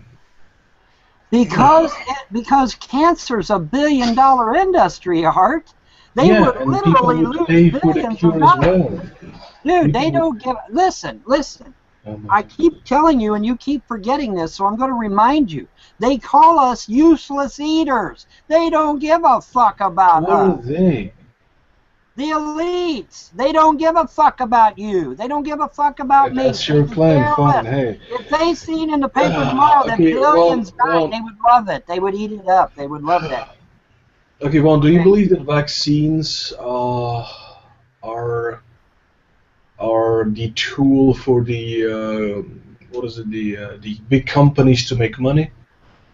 Well, I'll say this. I'll say that I can go right out here to Manchester and I can order vaccines that don't have aluminum or mercury in them. Now, why is that? Why is that, Art? Now you That's say not a question that I asked. before you say I can't do that, I've been doing it for my kids for the last 3 or 4 years. Whenever I get that's not a question that I asked. I'm answering your question, Art. When I go to get my kids vaccinated, I specifically request out of my mouth non-mercury, non-aluminum vaccines, and I get them. Okay, good. That's not a question that I asked. Give them to my children. Okay, well now, why is there some vaccines that have aluminum and mercury in them and some that do not? What's the difference? The difference is that I have to ask for them. That's the difference. You didn't answer my question, dude. You're not getting the answer. I gave you the answer, but you're not grasping it. No. I ask you, two different types are of the vaccines that these companies producing, are they making them purely for monetary needs? Like, do they want them just for the money? Art, there's obviously a reason why they're pumping people full of mercury and aluminum. You got to figure that out on your own, bro. I ain't got the answer to that. You have to figure that out on your own. Okay, because on one hand, you're telling me that the companies are sort of squashing all the attempts to develop a cure for, cancer, and yet at the same time, these companies have developed cures for, hundreds of diseases, like polio, right? Uh-huh. Yeah, well, that's inconsistent. Wait a minute. It contradicts your theory. Well, now wait a minute. Are these actual cures or are they Band-Aids to keep it away? They do actually cure. Well, they prevent them in the first place. They Yeah, stop the disease from spreading, and thus they're no longer needed to be treated, even though the treatment itself would be more profitable to these people. Art, I guarantee you, if polio come up here from Mexico and come here to the United States, millions of Americans would start getting polio. Vaccines are not a cure, bro. That might be only if people stop vaccinating or the strain of polio has changed drastically. They're not a cure. They're not a cure. Are. No, they're not. They are. They're prevention, right? Which is in effect the same thing. They stop you from having the disease. Yeah, well, all right, whatever, bro. I don't want to go back to the days of. I don't want to go back to the days where people are dying of smallpox, shit like that. I don't want that. It's coming up, Deidre. I don't know if you've been watching the news, but the Mexicans that are crossing our border are bringing all this shit right back. Because people aren't vaccinated. There's also a lot of misinformation spread about vaccines. Yep. One of them is the whole mercury, scare. I'm off to drop the kids off. I'll be back. Right. Okay. I'm well aware of the vaccine issues in California because I live in California, and freaking it started with a bad paper and it's gone wild. Someone wrote a bad scientific article and nobody will let it go. Yeah, it's amazing how they select one scientific article and they praise it as the one true science, and yet they will deny all the hundreds of other articles and studies that have been done that completely and utterly debunked that first one. It's like selective evidence much? Yeah? Cherry picking much? Well, Clearly they are all idiots. And they're dangerous idiots because they're horrible ignorance, and appeal to emotion is gonna cause millions of people to die. What kind of freaks me out is okay, so we have a lot of anti-vaxxers in California. They're just all natural, anti-GMO, all that kind of stuff, and that's fine. You want to be healthy, but then, and I would say it would be fine to refuse a vaccine, except. Okay, so let's say I am a new parent and I have a newborn, and that newborn's not able to get a vaccine, and I go to the grocery store and you go to the grocery store, and your grimy little, germy little kid gets my kid sick because my kid's not able to get the vaccine yet. Is that fair? No. or Of course you know, not. an elderly person, or a kid that's getting treatment for cancer like leukemia. These people are the people that are going to be victimized. They keep saying other anti-vaxxers put other anti-vaxxers at risk. Unfortunately, that's not true. It also No, puts and some vulnerable anti-vaxxers people in at risk. general are genuinely a problem. Yeah, it's called herd immunity, I think. If the significant, if there is even any segment of the population that doesn't have vaccinations, it's a problem for everybody essentially. It's complicated. I can give people a link to a video by an actual scientist who actually does research right now. Concordance. He's a YouTuber. Yeah, well, Yeah, yeah. He will explain why herd immunity is important and why we should use vaccines, and even why we should vaccinate against the flu every year, even though yeah, it's not as effective as the other vaccines because the flu is so diverse. yeah. The flu It's virus mutates incredibly yeah, quickly, yeah, which is why we need to vaccinate against it so often. The yeah. flu virus, it's funny. Well, the first time I got vaccinated for the flu virus, I was at a workplace where they wanted us to get vaccinated. It was highly recommended because they felt like they lost more money when people went out with the flu, right? Hmm. So I was like, well, you know, what's it going to hurt? So I got the vaccine, and then like 3 or 4 months later, I got the worst flu I'd ever had in my entire life. Ended up having to go to the emergency room, which I never would do, but I couldn't breathe in or out. It turned into like bronchitis issues and just bad stuff. And yeah, they wouldn't believe that I had the flu. They're like, you got vaccinated. And then the doctor had to send a note saying, there was a mistake when we projected, you know, like which strain of flu. Uh, We were Yeah, wrong. the vaccines aren't necessarily 100% either, but they are effective to a noticeable degree. Especially with the flu. The flu, they don't know exactly which strain is going to be prevalent in whatever Mm, season, so they kind of make a guess. yeah, But it's still better than nothing. indeed.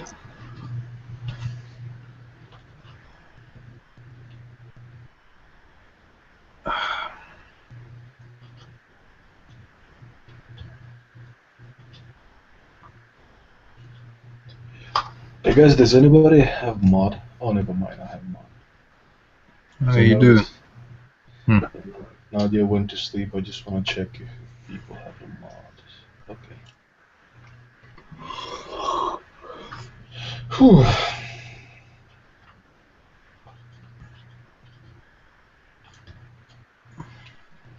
Yeah. Well, I've been awake quite a bit over 24 hours now. I am going to go and pass out in my bedroom somewhere. I'm going to take off. Take care, dude. Take care. I probably won't. I'm too tired. All right. Bye. Take care. Bye. Hey, Seth. Yo. I saw a Johnny KZG hangout about Brett. I saw you in there. Could you kind of recap for me what happened there? They were just, they seem to be kind of catching what, the gist that Brett Keane is Piece of shit. drama. Let's say drama. Whore. Yeah. I kind of, the first thing I kind of had to say in there was really, I mean, I hate to say it was actually kind of in defense of Brett. They were attacking his belief in God. Like somebody said that they think he's turning into a Muslim, and I just found that so absurd. I'm like, really? I mean, that's the level of cognitive dissonance you have over a Christian is acting bad, that you have to say, oh, he's acting bad, he must be a Muslim. I mean, what the hell is wrong with you guys? It's like, can you imagine atheists, realize that some atheist is bad and they're like, oh, he must be a Christian. He must be turning into a Christian now. It's Yeah, like, it was absurd. I'm like, look, guys, I'm with you. I get along with Brett when he's in the room, for the most part. But I like hanging out with people that disagree with me. And I don't mind that he's a scumbag because I'm not going to trust him. But like this idea that he must not actually believe that Jesus Christ is like his Lord and Savior or whatever. Like I don't know if he believes that either, but I mean, to go on the level and just assume that he must be a Muslim is just so. Just No, he believes that Jesus is God. They're wrong. You know, at least we have no reason to doubt it, right? He says it. Well, cannot really, Well, I guess maybe they would disagree because they don't take people at their word when they're talking about their beliefs. But I kind of almost expect that, because they're kind of fundies, right? They kind of have their own kind of special box of people, and it all has to fit. Everybody has to fit in their little box. I had a fun interaction with Douglas McDouglas. Oh yeah. What happened? Oh man, he posted something about with a bunch of police in like military gear, saying that if your ideas are, or if you have to enforce your ideas with violence, then your ideas must be shit. And I just thought, there's got to be a counterexample. Aha! Tell that to the soldiers at Normandy, right? Mm. And they weren't fighting for any ideas; they were fighting for survival. I'm like, are you seriously telling me that the Normandy invasion wasn't for the liberation of France? Like, what are you talking about? Right. Yeah. Good counterexample. But I'm pretty sure I've heard bad stuff about Douglas. Apparently, he has some issues. Yeah, after we went back and forth a little bit, I was totally respectable. He said, I basically, the gist of it is I hate you, unfollow me because I don't want to talk to you anymore. So I left it at that, and then I saw a video he posted. It was a Leonard Skinner video, and it happened to be a song that I liked. I +1'd it, so he mentions me in the comments section telling me to fuck off. Like, how dare you like what I like? If you didn't want to contact me, if you didn't want contact from me, then why the fuck did you tag me in this? What the hell is wrong with you? And it just went back and forth, him insisting that I stop talking to him, and me saying, then stop replying, dude. Yeah, Douglas has some issues. I've been told. Yeah, basically almost. I've seen a video recently by what is her name? Fiction Fighter. Yeah. And she kind of hates his guts, and she made a post to the effect of, does somebody not have this dude blocked? And she, had Douglas's profile on the post. So, yeah, I guess he's kind of a Brett Keane version of an atheist. Yeah, I'm not sure about that. I don't know. I should have left it alone, but it was just so entertaining. The fact that he did not get what I was saying, and he was just so angry about it and kept insisting that I have this massive mental problem because I'm obsessed with talking to him because I would reply to something he said. And at the end, I just said, look, I don't know why you would expect me to remove you. This is entertaining for me. If you have a problem, settle it. Stop replying or block me. It's that easy. Yeah, I don't know. Well, okay. In other news, Seth? Did you catch the Nadia's appearance on the anti-natalist hangout? No, I saw a post about it for a second. I thought maybe she was just. I didn't know she was in it though. Oh, she was there for hours. She was double fisting in this hangout and in their hangout. She was debating. I'm not actually sure what she was debating. But that Gary dude, long hair, who lives in a shack. He's kind of a nihilist. I'm not sure. You don't know Gary? Gary? I might. Okay. Well, I don't know his full name. That might be the problem. But yeah, apparently she had a discussion with him and quite a few other anti-natalists, even though Nadia is not an anti-natalist. So yeah, I don't know. You're kind of interested in philosophy, so I thought, this might interest you. Yeah, I was in the anti-natalist room a few times, and my general argument is my general argument against antinatalism is that if you want to decrease suffering, premise one, you're never going to convince the human race to stop procreating. So you need to, if you want to decrease suffering as much as possible, you should raise up children who are social justice warriors, not in the Tumblr feminist sense, but people who actually want to fight for justice in the real world and decrease suffering. So you should have kids. It's interesting. Am I a Tumblr feminist?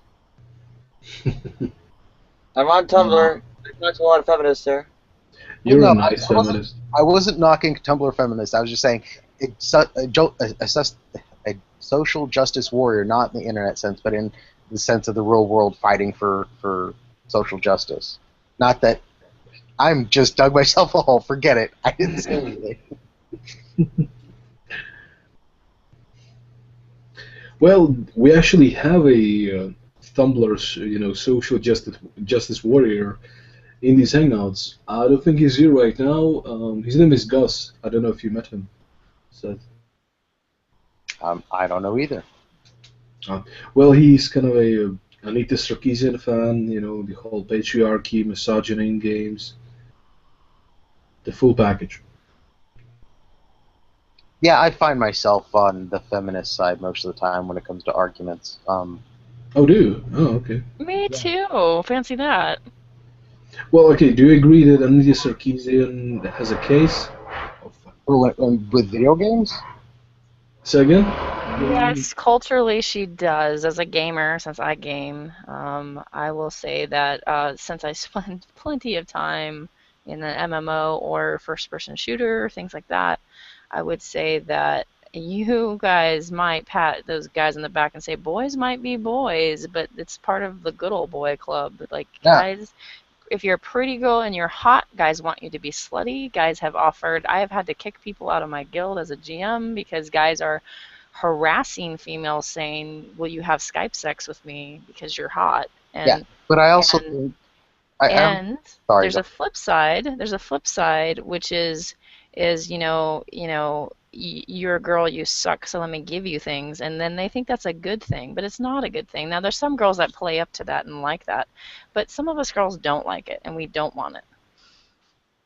I think she ignores a lot of good counterexamples too. Like maybe I don't pay too much attention to her, but I've never heard her mention Portal once. And Portal's a series that is at worst gender neutral, and at best pro woman.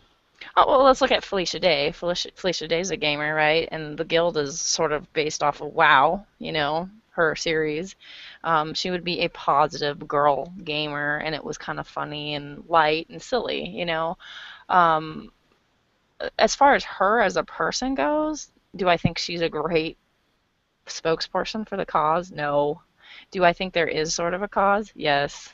Does that make sense? I think she's lousy.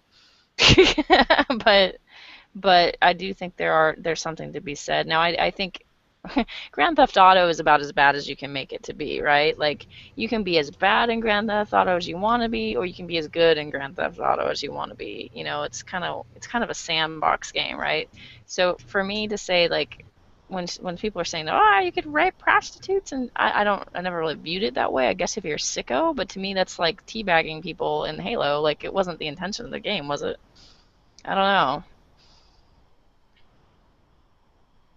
Well, the creators of GTA 5 have relatively recently denied the request of the ability to rape players.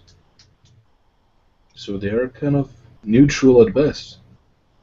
See, my objection is that this is not a problem of games. At best, this is a problem of maybe the society Culture? at hand. Culture. Right. That's what I would say.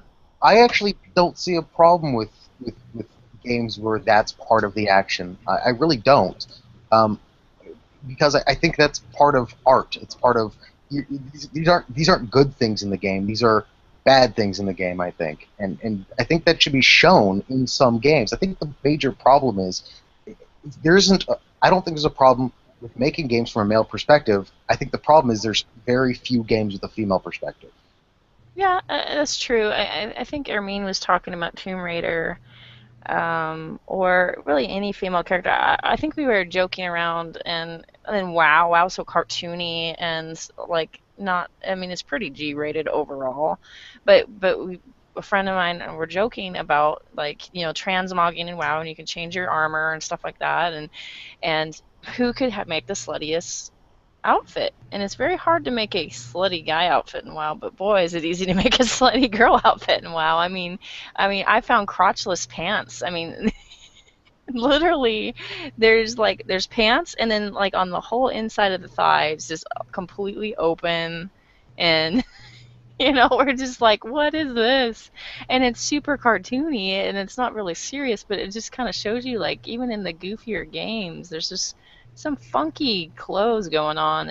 It's sort of like in comic books. There was a friend of mine actually was doing a paper, or I don't know, something, but she was doing some sort of, I don't know if it would be considered a thesis, but basically females in comic books and how they would be posed was part of her argument. And you'd see all these pictures of females being posed in kind of, real sexual or sexy ways, and the guys were all about, and you can call it like, role, it's these gender roles that we play. The guys are about strength, they're all ripped, this is Sparta, and the girls are like, hey, and maybe that, is okay, but it's not only what girls are, and that's not only what men are. It's not even that when it comes to comic books, that's not even a new problem. Wonder Woman, one of her original weaknesses was if you bound her cuffs together, she would have to do everything you told her to do.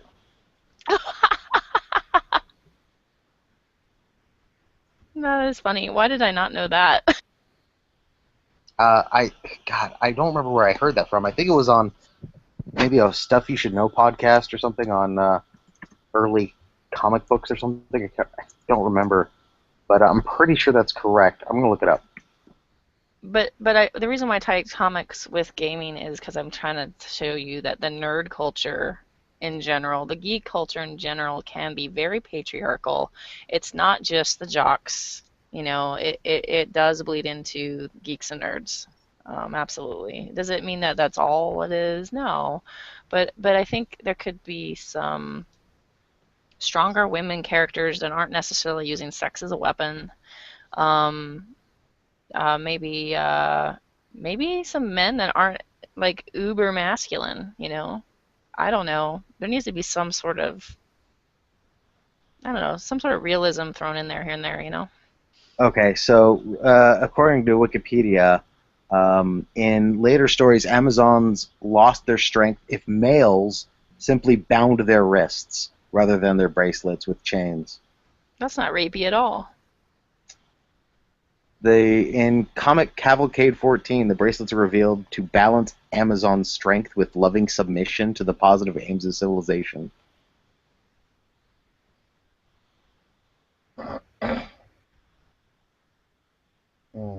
It's very kind of BDSM. But sometimes I think it's a lot to do with culture. So like like trash talk. I really hate people saying that person's a cigarette slash you know what I mean, the F word, or that girl's a slut, or all these things that are just extremely that word is just gonna. Derogatory. Thank you. This is what happens when I'm an insomniac. The words are there and they just aren't coming out. but this extreme, just boys will be boys. This is what happens. This is how we should talk, and maybe I'm just too much of a goody two shoes. I don't know, but it just gets really old, and when I play with a lot of the older guys, they really the players when they're in their 30s or late 20s, that stuff cools down quite a bit. But when a lot of the players are teens to early 20s, it's really bad. I mean, it's super bad. So it's not like the sign of the times either. I mean, these are people that are growing up with more equal rights and more gender neutral situations, and they're still shit talking, which is really interesting. Because part of me thought, well, maybe this is a Gen X thing, and then you look at the earlier millennials, and they're pretty bad. So I don't know. I mean, I know it's like, haha, it's funny, and you give people some room to kind of be whatever they're doing, but eventually, I mean, when do we say that's not funny anymore? Excuse me, sorry. I think that kind of comes down to like a respect thing to other players and other people playing. Because I mean, like I'm not usually like a person who plays online games and stuff like that, or like stuff that's has any multiplayer attributions to it. But I used to play Call of Duty, and there were a lot of assholes on there, and I'm sorry, excuse me, a lot of jerks on there, and I think it just like if there's like people who are young and immature, I think it's really just an immaturity thing because like for me right now I'm 17, and when I was younger and I would play online games, I would curse, I would get angry, I would be frustrated, and I think it was just a sort of an immaturity thing, and um and I just I don't I say I don't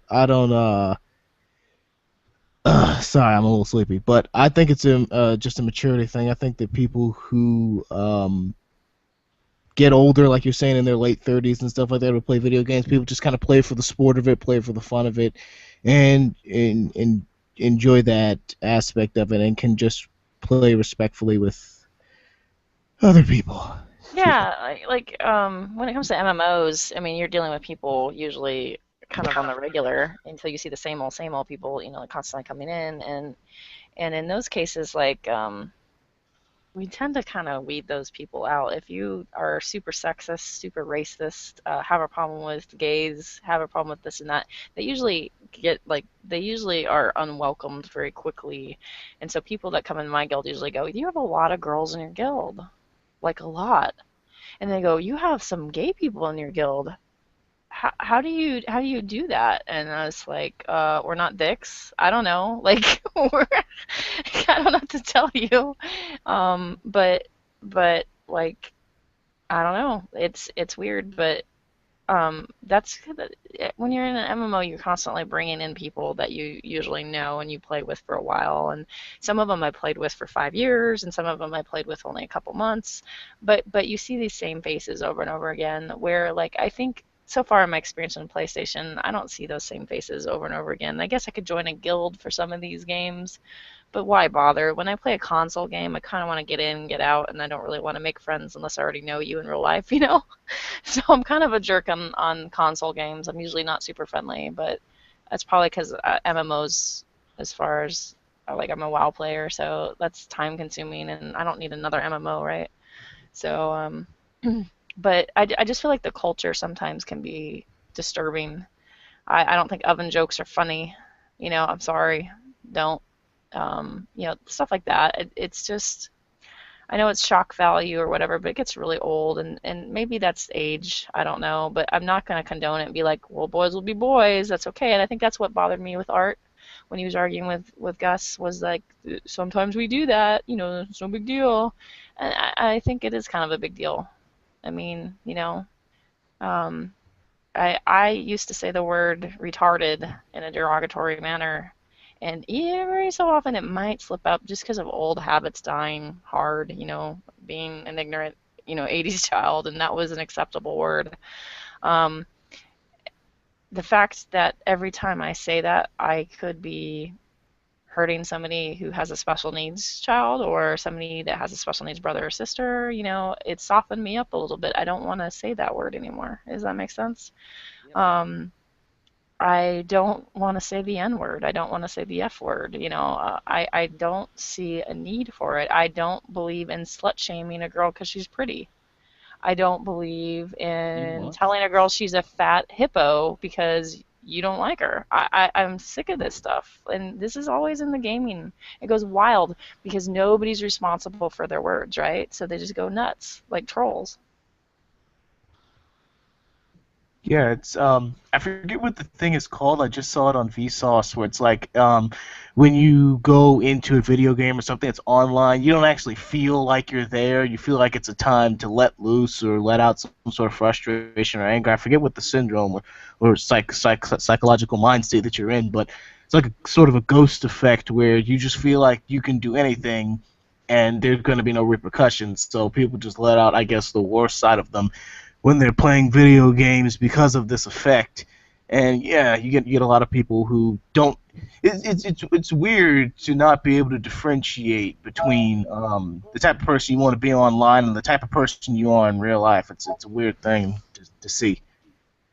Yeah. I mean, I could say that sometimes I joke in a way that might be a little more colorful online when I think about it. I'm constantly pummeled with guys that make dirty jokes constantly, and even though they don't really mean it, they're like, that's, I don't know, like, whether it's your mom or, I don't know, that's what she said, all the, like, Your dumb he jokes, but I usually roll with those. It's the attacks on race, the attacks on gender, the attacks on sexuality, the attacks on religion. I mean, that stuff just gets old. It's annoying. Is there a case, do you think, where it's acceptable?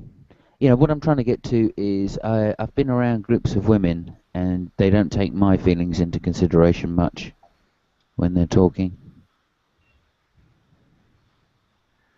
Do you get Okay, me? like you feel like maybe like a woman will treat a Well, I man like feel a piece of I meat could. or a prospect or Well, no, not necessarily that, but certainly excluding any of my feelings on any particular subject, or talking for subjects for which they only have an interest, and I would definitely do not have any interests.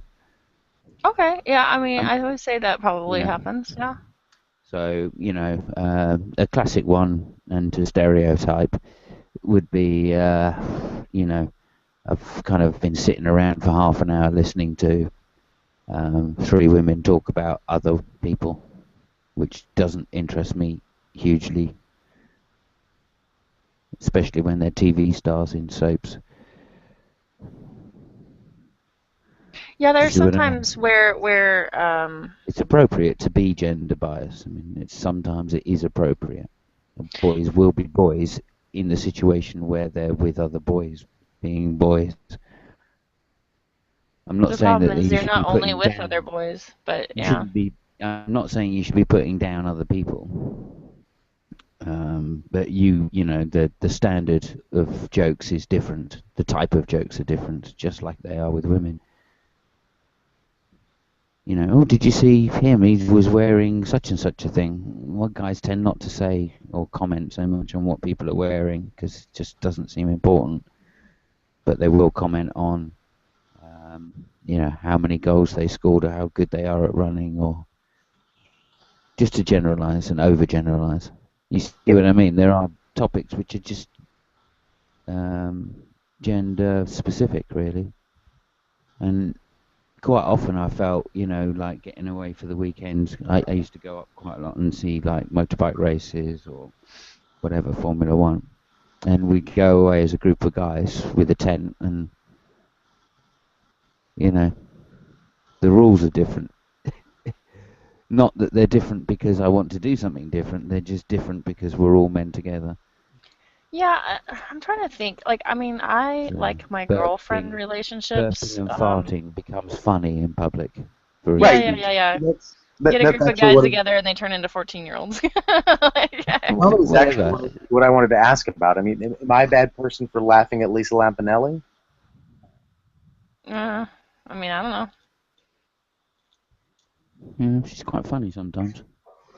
I think she's very funny. She is. She can be a little brutal though, but she is funny. She's very brutal. Yeah. Joan Rivers, another one. She can be quite brutal to her own sex.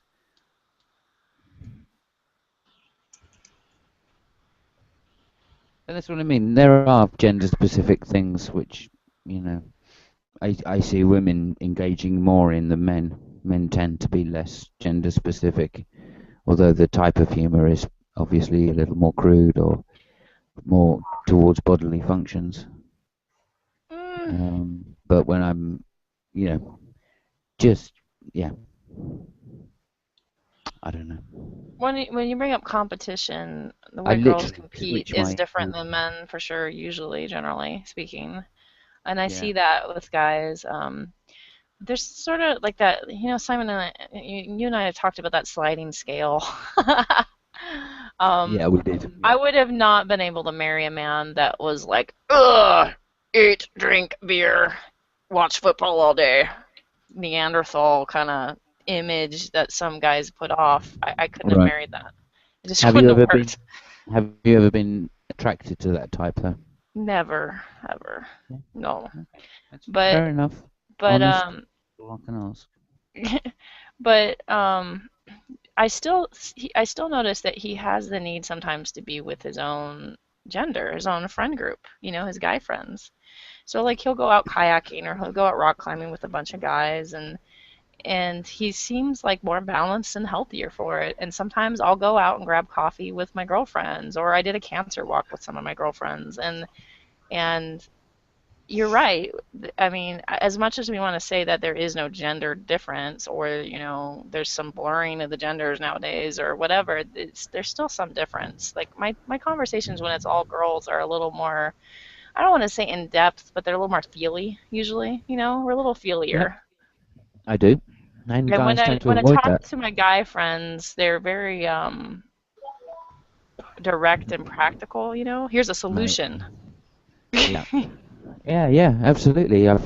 The number of times I've, sat down with a lady and I've said, oh, how's it gone? What's going on? Oh, I've got this problem. Okay, well, go on, explain away. Oh, well, and the problem gets explained, and I try and do my dutiful thing as a male to listen intensely, and I come to the end of it, and I say, all right, well, maybe you should just try X, Y, maybe Z, and that might help. And of course, I think naively that that's the end of the conversation. Yeah, you said the problem, I've suggested a solution, it's been considered. What more is there to talk about? There's that emotional acceptance of that situation, or looking at it from another angle, or whatever is going to happen No, next. it's just They going they over it call those again people and assholes again. because they ask you for your opinion and then do something entirely different once you've given it. Hey, I'm not saying there's a trend, but usually the advice given has already been considered and is known to be the correct advice and is known to be the correct action, but still we have to have the conversation. Yep.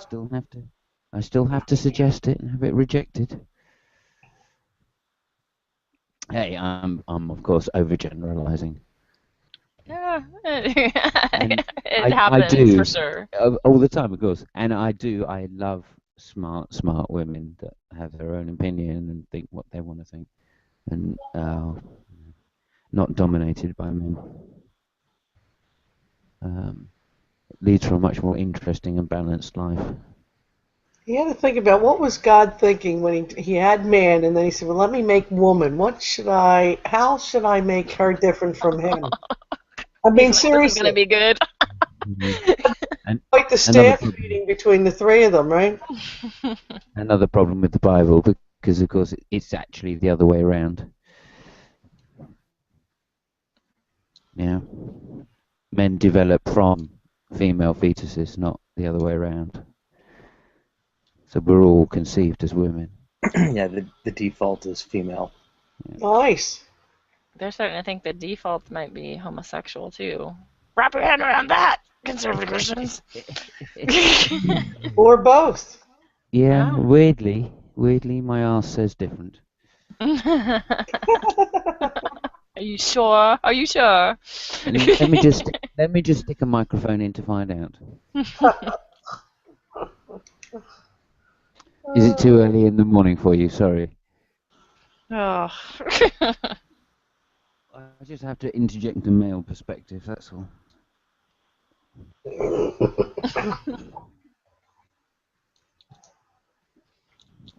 I said interject, not. Oh, I followed you. I followed you.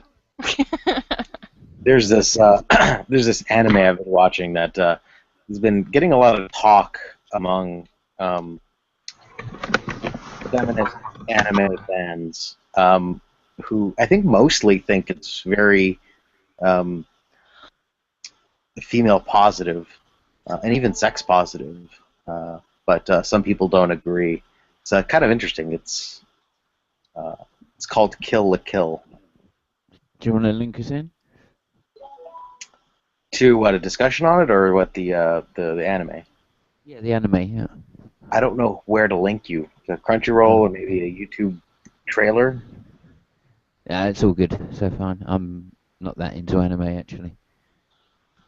It was really big when I was a kid, but I just never got it.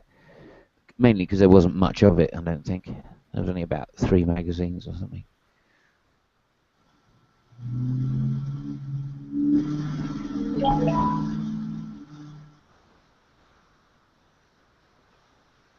Yeah, I would have no idea what to link you to. Otherwise, I would. Did I just interrupt your joke, Seth? No, I haven't told it yet. Thank fuck for that. So, let me see. Okay, so this guy goes into the bank and he says, I want to open a goddamn checking account. And the lady behind the desk says, look, I don't know if I can help you unless you chill your language down. He says, God fucking damn it, I want to open a goddamn checking account right now. And she says, look, if you don't calm your language, I'm just going to have to get the manager. Like, you get the fucking manager right now then. And she's, all right, hold on one second. She goes, she comes back, the manager comes, he says, hey, hello, sir, how may I help you? Because if you keep talking to my tellers like that, I'm not sure we're going to be a place where we can do business. And he says, I just won $1.8 million goddamn dollars, and I want to open a checking account. And the manager says, and is this cunt giving you a hard time? Jeez. And Oh, came to mind that when was too about bad to laugh at, but I had to laugh. I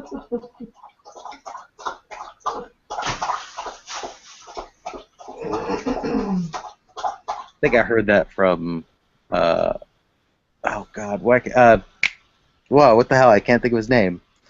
Iago the Parrot. Fuck. Oh yeah, that guy with the awful voice. Oh, Peter what is Godfrey. his name? Yeah, that guy. Incorporated. Incorporated's not here to make fun of them directly. Doesn't matter. I don't have a problem with that. Lord of the Jungle, Deirdre. Lord of the Jungle. Who's the weirdest, Incorporated or R1 philosopher? R1. Oh God. I didn't even have to think about it. Yeah, I would say the same. Mainly, I think because Incorporated has got time to actually grow up. With all due respect. With all due respect. With all due respect. Yeah.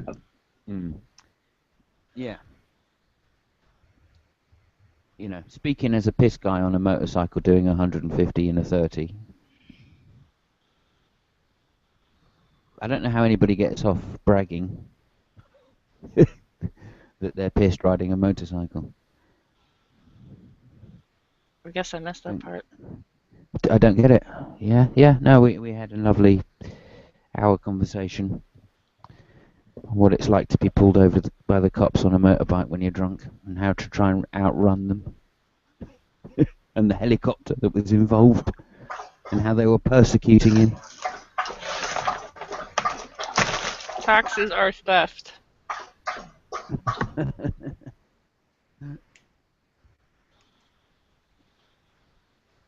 I guess everybody could like make a little cartoon of us all, though. Everybody here, and I think they could probably characterize like a lot of us. Like, be probably. I would be afraid to even see mine. It would be terrible. Well, I don't know. I'm practically perfect, and humble too. Yeah. Some are outstanding in their field.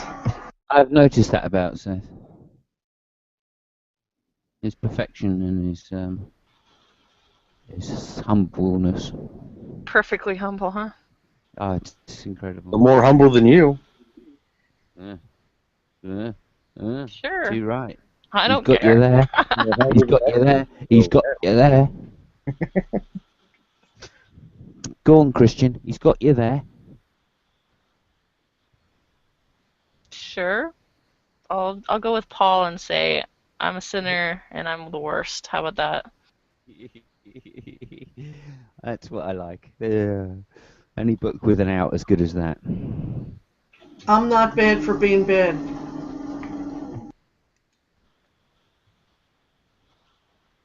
It's like you know, when you're younger, and your brother, you know, like grabs hold of your hand and starts hitting you, and then tells you to stop hitting yourself.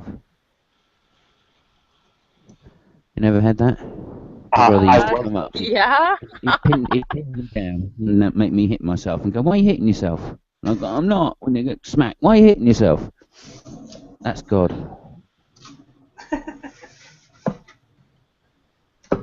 It was like Marine basic training at my house. I have 3 brothers. I'm not surprised. Yeah, boys are wankers.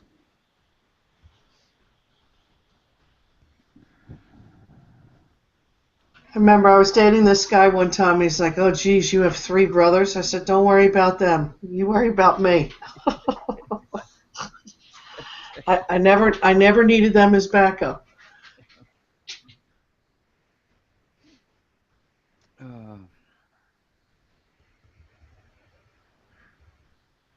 Yeah, that's a good point, actually. My brothers weren't there for me, actually.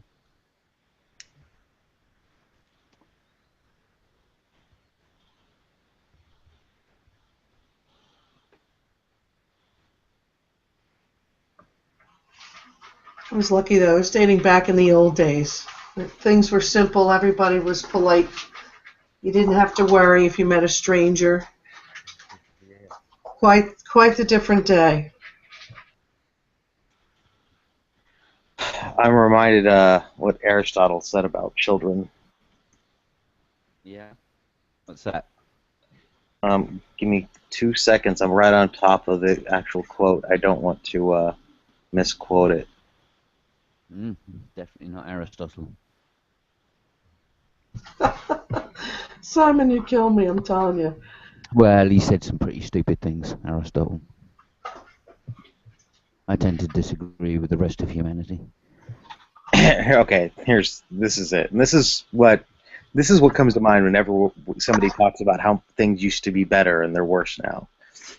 Aristotle said, "The young people of today think of nothing but themselves. They have no reverence for their parents or old age. They are impatient of all restraint.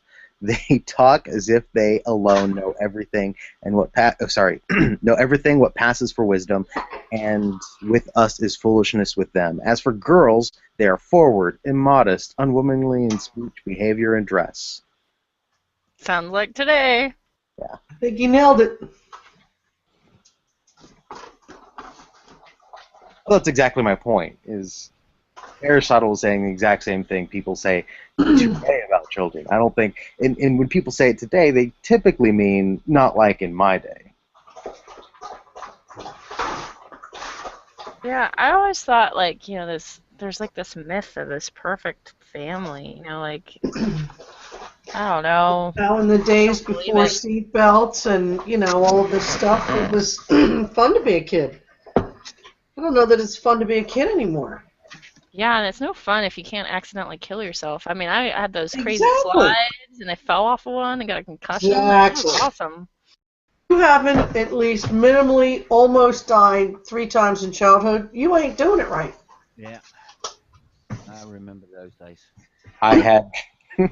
When my mom braked too hard, she just put out her arm, you know, and that was good enough. We had a mini bike. Yeah, it saved me a couple of times. We lived a half a block away from the emergency room. You didn't even need cards anymore. People automatically knew my brothers. They would just take themselves there. They wouldn't even bother to call my mother or my father. You know, they're out real fast. And my brother broke his leg. He got over there. Don't even ask me how. His buddies bring him over. And 6 weeks in a cast, not only do they take the cast off, but the very same day he falls and breaks the other leg. So now he walks back over and he's like double casted at this stage of the game because the other one suffered some damage, re-damage. It was ridiculous. I mean, stitches were at least. I mean, seriously, how many? If you get through childhood and you don't have a set of stitches, you haven't been playing hard enough. I had a mini bike. Shane and There you Ryan go. had longboards. We welded pegs to the mini bike and would lay down on the longboards and hold on to the pegs and drive around the neighborhood. There you go. That's what I'm talking about, Seth. Yeah. Yes. My brother and sister were playing That's- Tarzan, and they thought it would, in their wisdom, they had a rope going over the tree branch, which was like, this really thick rope, and she's on this roof of a shed, and she's like jumping off, and so far so goody, like brother's hanging on, and I don't know what happened. He slips, he lets go, and she just like falls, and you just hear the break. You can hear it go, oh man.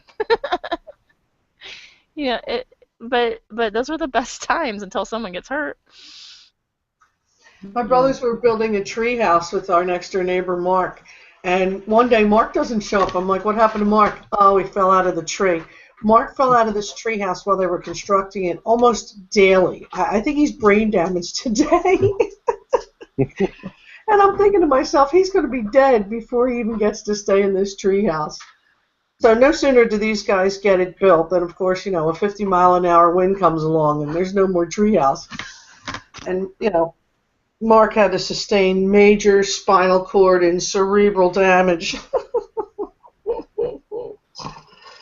They were crazy, though. They would jump off of anything. They'd jump off a bridge. They used to do this thing. My family's business is tugboats, and they own the ferry boats that go from Bridgeport, Connecticut to Port Jefferson, New York. And I don't know how tall these things are. They're huge. And by the time they come into Long Island Sound and then head out, they got a pretty good head of steam. These idiots would climb up on top of the wheelhouse, get as high as they possibly could, wait until the thing was a full steam, and they called it yolching.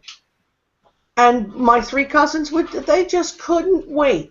It was, you could kill yourself doing that kind of shit. But that's what they were about. They couldn't kill themselves fast enough. What kind of dumb things do kids do in your country, Art?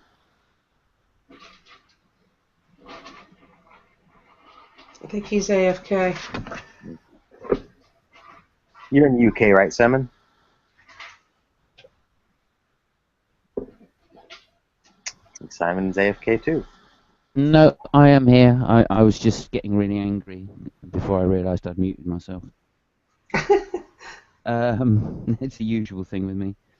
Well, because we tend to follow American trends, we kill ourselves, we hurt ourselves the same sort of ways, but just a few years later than the Americans.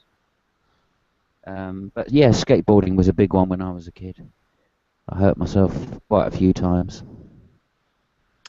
I don't know if there's anything particularly British. We used to play a game called British Bulldog in the school ground. Is that where you run across and you have to grab the person and hold them? Like it's sort of like they run across grabbing from and like... holding. Yeah, grabbing and holding aren't really the words I'd use. More like bashing and hitting. Yeah, tackle, like rugby. Yeah. Yeah. So it's like rugby practice. You would run from one side to the other, right? And there'd be like a person in the middle, right? Yeah, rugby at 11 years old. That's pretty fucking stupid. God, I remember playing Red Rover. Jesus Christ, that brings me back. Yeah, there you go. Red Rover, that's another name for it. Yeah. Except Red Rover, you would hold your hands, and if I remember right, Bulldog is like American Eagle, which is where you grab somebody, right? You tackle them in the middle. Yeah, you tackle them or Yeah. bash them or whatever. That's a fun game. It's actually less dangerous than Red Rover, oddly enough. Man, I just remembered a game that we used to play that has a fucking terrible name now that I never fucking thought about it until Smear now. the blank. No, Smear the Queer. Yeah, smear the blank. Oh, I've never heard it called Smear the Blink. Well, I didn't want to say queer, What but you is did. that? Smear the queer is whoever has the ball, everybody's in a circle, and they tackle you. It's bad. You don't want the ball. It's like tackle football without the football. Whoever has the ball basically gets beaten down. Well, we used to call that kill the guy with the ball. What's with smear? I was getting a little nervous there. Smear is what happens when a big person like tackles you and there's nothing left but the mark across the ground. I don't know.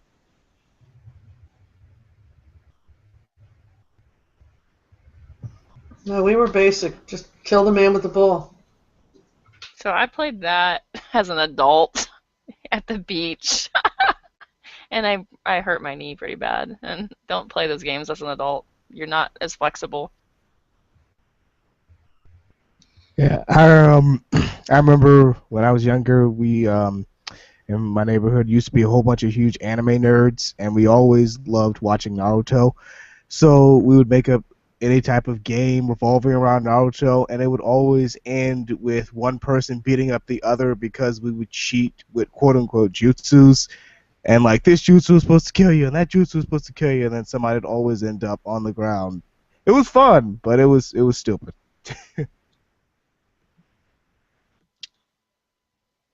I was a youth leader, and the guy that helped was in charge of rec, and he decided in his wisdom that it would be good to have high schoolers play Red Rover. And I kept saying, no, there's going to be weight differences, this is going to be bad, someone's going to break their arm. And he's like, no, it'll be fine, it'll be fine, it'll be fine. And I was like a dummy. I got peer pressured by by other adults to participate and to say it's okay, and I shouldn't have. And I decided, well, if anyone runs through me and it looks like it's not like some like little girl that's just going to be like, I just tried to get in, but I couldn't, that kind of nonsense. If somebody was actually going to like, full force run through, I decided I was going to just let go. Oh, God. And so this senior high schooler is like, Red Rover, send McGill right over. And he's like, oh, yeah, I got something for you. And he picks me to run through. And I'm like, seriously? So I just try to let go. My hand goes limp, and I'm just trying to slip out. No big deal. You're just going to pass on through. And this guy's like, no, he will not pass. And he's got this killer vice grip on my hand, and I can't slip out of it. And I'm trying my hardest to slip out, and I just can't do it. And he's like, no. And so McGill hits, and I just feel my wrist. It just snaps. It torques, and it snaps. And I know it's broken. And so I have this weird pain tolerance towards broken bones and stuff, but I knew it was broken. So I calmly walk away like nothing happened. And I'm like, I think I broke my wrist, and nobody would believe me. And so I wait. Hairline fracture? Yeah, well, it's the bone, one of the little bones that connects to your thumb that allows your thumb to rotate. It just broke. And so I just put ice on it and continued as normal. And then the next day I went to the doctor, and my husband brought me to the doctor and in the ER, and they were like, "Do you feel safe at home? I know. Do you need me to send him out?" Because what it looked like to them was when somebody grabs your arm and twists it. It's that same kind of injury that you see like in abuse and stuff like that, I guess. And so it took me forever to convince them that yes, as an adult, I got stuck playing a Red Rover game, and I shouldn't have, because they didn't believe me. They just kept thinking my husband beat me, and I was like, no, he didn't. My brother and his wife went away on vacation with the two little boys. They're like maybe 5 and 4. So they just settle in, and of course my brother's jumping up and down on the bed with the kids, and the one kid goes flying, and of course we now have a broken collarbone. So into the emergency room they go, and they face the same inquisition. They're trying to ferret out whether or not this was, child abuse. So of course they get everything settled. It's a long, day. My sister-in-law wants to now kill my brother because she had said to them, somebody's going to get hurt. So of course that all settles down. Not the very next day are they horsing around. They're not jumping around, but they're horsing around, and the little one breaks his leg. So now, and my brother wasn't involved in that one. They were just playing around doing whatever. So now back to the emergency room they go.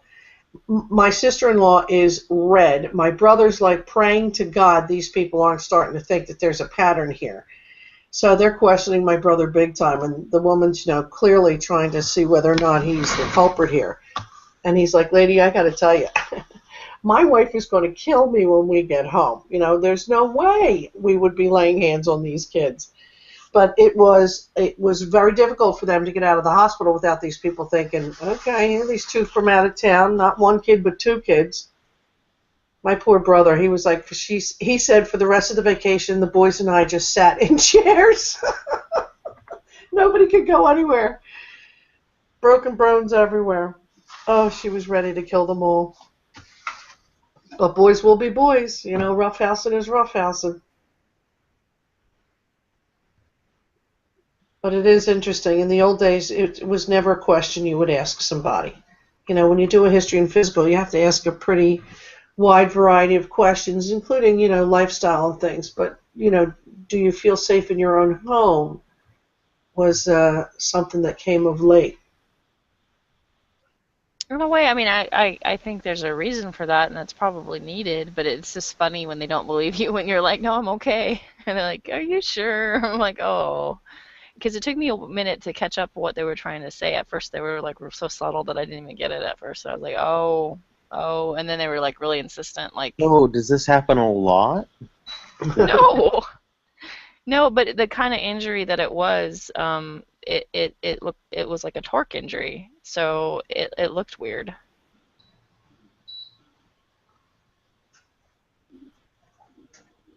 And my husband was right there, so I don't know. Maybe they thought, he was there to guard to make sure I didn't say anything. I don't know. They were trying to be careful, I guess, but it was just funny.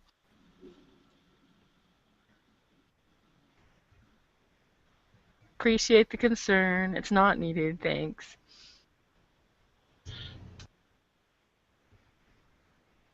It's a little scary, though. I mean, what if your kid just has a normal injury? Like, I don't know, kids are crazy. They jump off roofs, they think they can fly. I don't know, my nephews and my cousins were crazy. I'm telling you, if the rules of today were in our childhood, all of my aunts and uncles would be in jail for child beating because right? These kids were just ridiculous.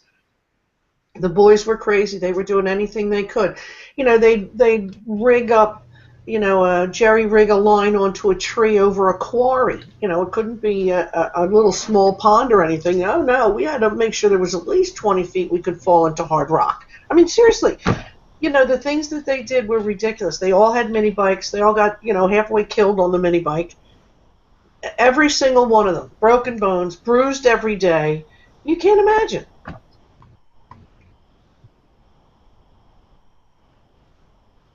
If it doesn't kill you, it's not fun. We should start selling kids guns or something. It should be more fun. Okay, that was a bad joke. I'm sorry. No, I just remembered. Oh God, I remembered a time where I ended up selling Shane my mini bike, and I don't know what the hell he did to it, but he didn't attach the throttle return spring correctly. So he goes by my friggin' house to show me what he did to it, and he takes off, and the throttle gets stuck. Fails and flies into a light pole, breaks his collarbone. It was the funniest thing I ever saw. Because afterwards I talked to his brother Ryan, and he tells me that he warned him. He said you just attached the spring to like a rough part on the carburetor, not like attached it correctly at all. And he told him not to take it, but oh man. Stupid mini bikes.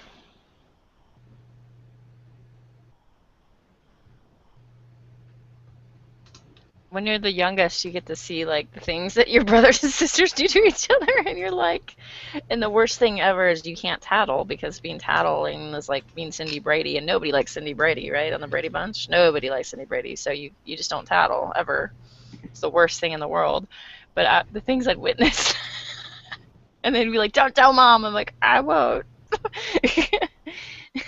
Just an argument, sock right in the eye. Don't tell mom. How many times did you actually tell them, Mom? Never. Oh, damn. That's not fun. I'm the youngest out of 5 kids. You don't tell mom. And my brother used to tell my mom everything I fucking did or something. Are you serious? Yeah, fucking rat. But to be fair, I was a horrible jackass too.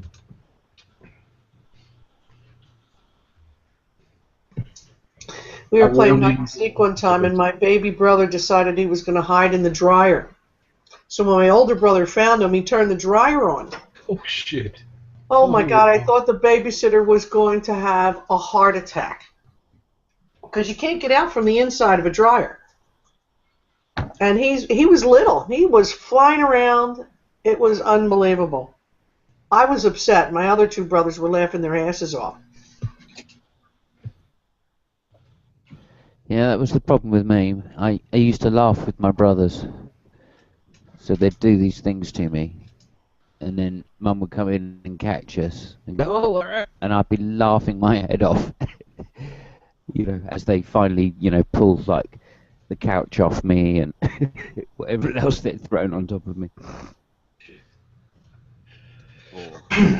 My Encouraged poor me baby to brother. jump out the window into a pool or something stupid. I think my older brother was about 4 or 5. And one day he just took my baby brother. I don't think he was maybe 9 months old or whatever. Couldn't have been much more than that. And he put him in the diaper pail. My mother, she left the room to go get something or whatever, and in 2 seconds he picked him up and threw him in the diaper pail. And my mother's looking at her, she's like, "Where the hell?" She was like going crazy. He said, and then, he just finally started crying or something, so she pulled the lid off. My brother was savage. He once convinced us that we're going to play Cowboys and Indians. So he decided he was going to be the cowboy and we were to be the Indians. So we're like maybe whatever, 7, 6, and 5. And he's like maybe 8 or 9. So we have this big tree out front. He ties us all to the tree. We stand there and put our arms around the tree, and he lashes us to the tree. We're fine with this. This is cool. We're having fun. And we have no idea that he now has plans. He runs back into the garage. He had painted a sign for sale. And he runs out and he puts the for sale sign on next to the tree that we're tied to. Of course, our neighbors are coming back and forth, and they're like, "Oh my God," they called my mother, "Muriel! AJ's got the kids tied to the tree. They're for sale." And he kept slashing how much we were worth. Do you believe nobody stopped? So my neighbor finally came over and got us off the tree. Unbelievable. Those were the days. See, now, if my brothers had done that to me, my dad would have come out and gone, "I'm not paying that much." Exactly. And then actually paid my brothers for me. And probably insisted thereafter that I was going to be his slave from forevermore or something, just to wind me up. He was the slave master in our house, let me tell you. We marched to his tune. Yeah.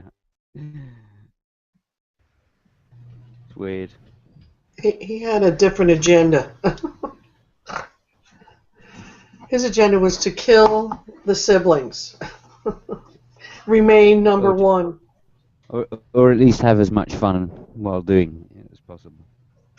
He loved it. He used to do the old peanut butter sandwich trick where it ended up in your face. Oh, right. Yeah. He had all sorts of tricks. Yeah.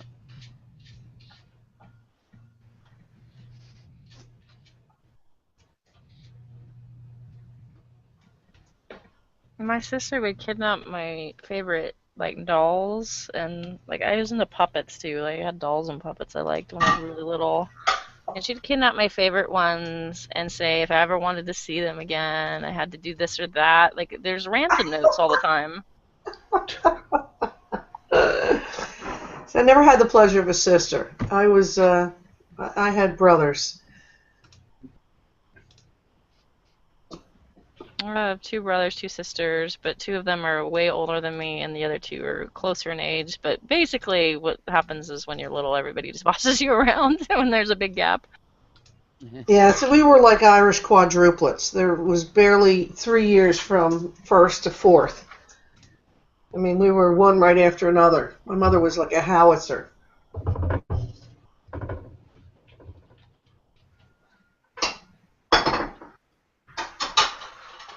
That was those days when the Pope wouldn't let you do birth control. Oh, not even the rhythm method, huh?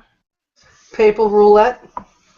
Well, also, it was very trendy to have all your kids at once. Yes. Women did Yeah. tend to just go, right, I'm going to do 5 years of childbirth, and then that's it. Unless you're Jim Bob Duggar, or whatever his name is. Duggar. Yeah. I don't know, it was thought important to have children all at roughly the same age so they could kind of get on with each other, and you didn't have to go through, you know, the differences that you can get. One going through one cycle, another going through another, you know. It's interesting. All of my friends, they're either Irish or Italian, and the minimum is 10. I got 12 and 14ers routinely. Wow. These people didn't know when to I quit. don't know how that... Well, it's dangerous, I'd say. Well, I would be thinking, somewhere along the 5th one, probably earlier, that we'd be finding something else to do on. We'd be finding something else to do on Friday night. We'd be taking up bowling.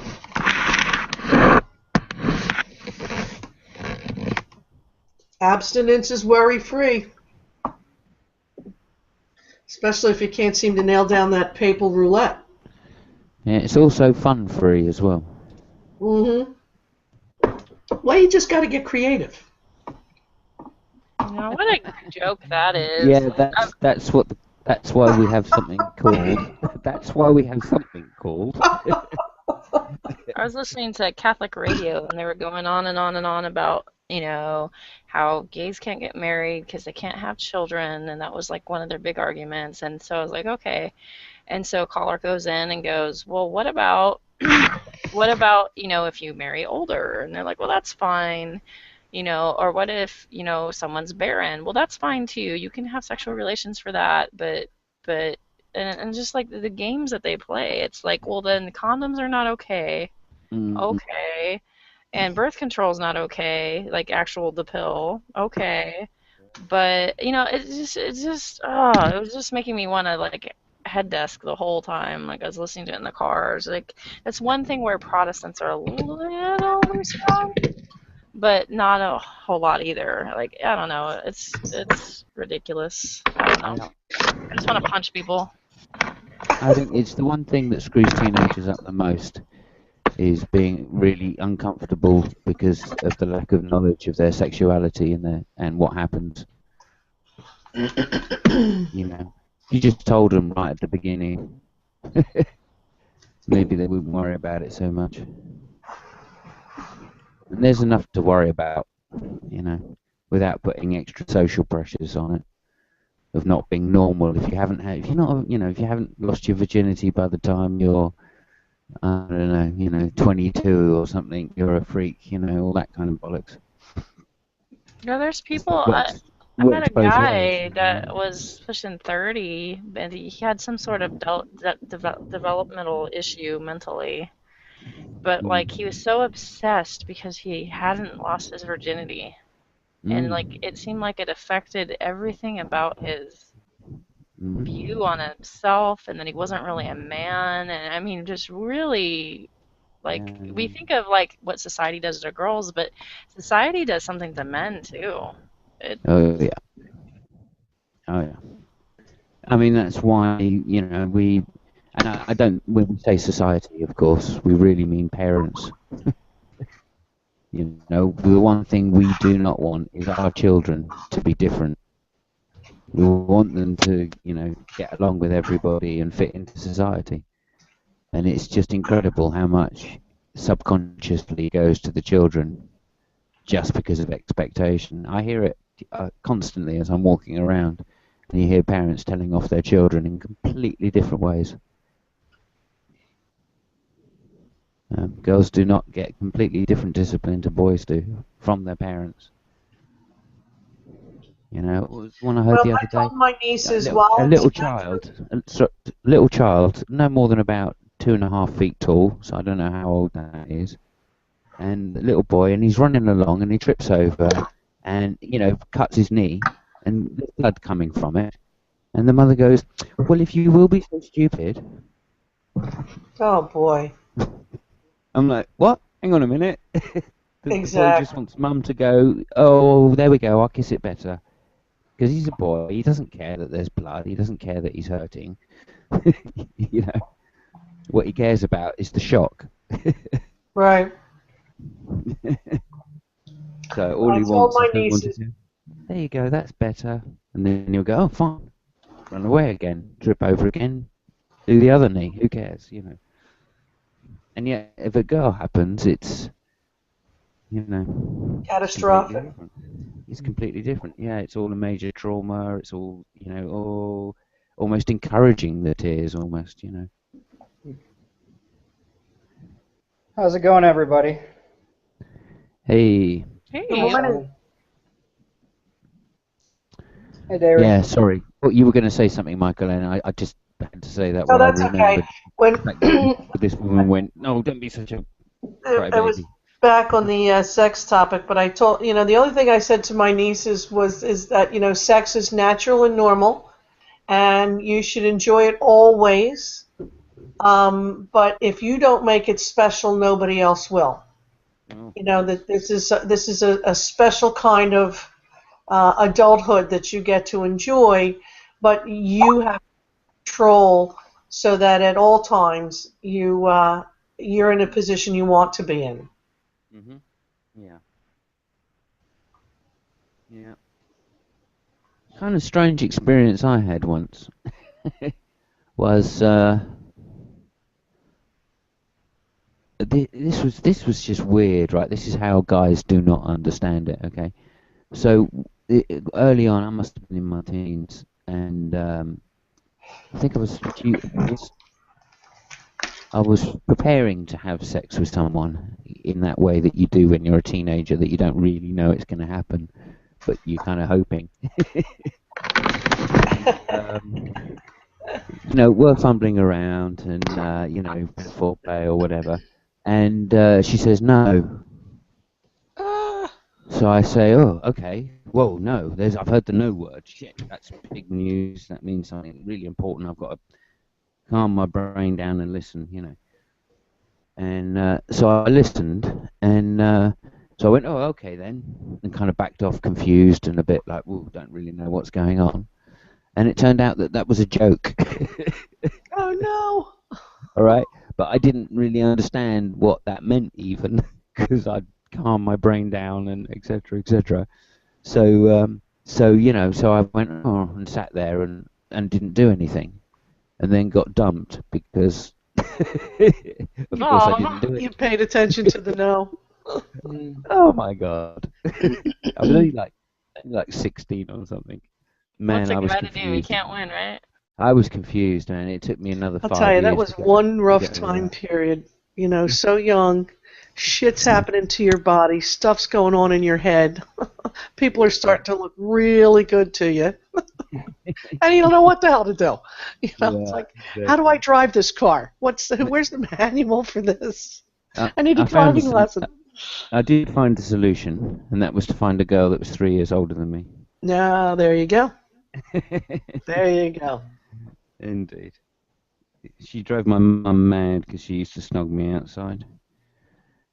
I will Outside my say house. there is something to be said for a professional race car driver. And you know one as soon as he gets in the seat.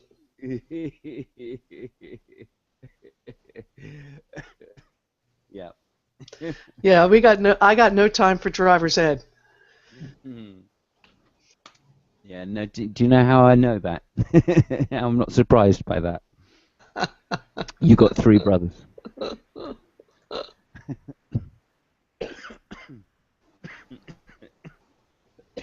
Oh dear, I've got to laugh about that. Hang on a minute.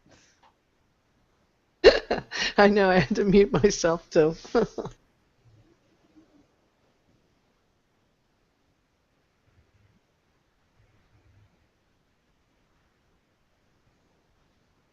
Yep.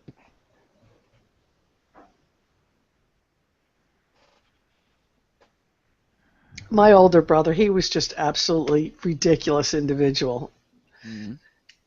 And he comes to me one day and he says, "You have to help me out." I said, "Well, what's up?" He says, "I need you to put your bra on and you have to let me try to take it off." He was trying to hone his bra skills. Yeah. Did he get the one-handed? God, that's what he was trying. He was trying to do the one-handed, instantaneous, all 3 at the same time, kaboof. He was, Yeah. there was something wrong with my brother. I'm just going to have to say that right out of the chute. I hate to tell you that there's nothing wrong with that. Yeah, we've all done that. I practiced for ages and ages. Oh, Friend, my Lord. for a date, and I went out and That tried it on the has to date. seem like a It was a monumental different type of task. bra. It didn't have a clip at the back. Oh, no. Oh man, That's hilarious. defeated in one. That was a tough skill to master. That was not easy. I had fun learning that one. Yes, the skills of manhood. You just got to get there's a checklist. Indeed. Yeah. And you just got to go through and jack of all trades. Yeah. In reality, it's better to let the woman do it herself anyway. I don't know. I think there's something to be said about somebody who knows how to undress you. Yeah. No, well, yeah.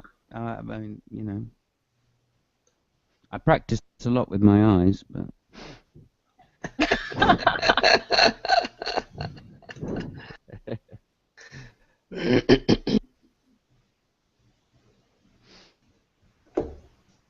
Yeah, no, it doesn't matter how old you are. That the thrill of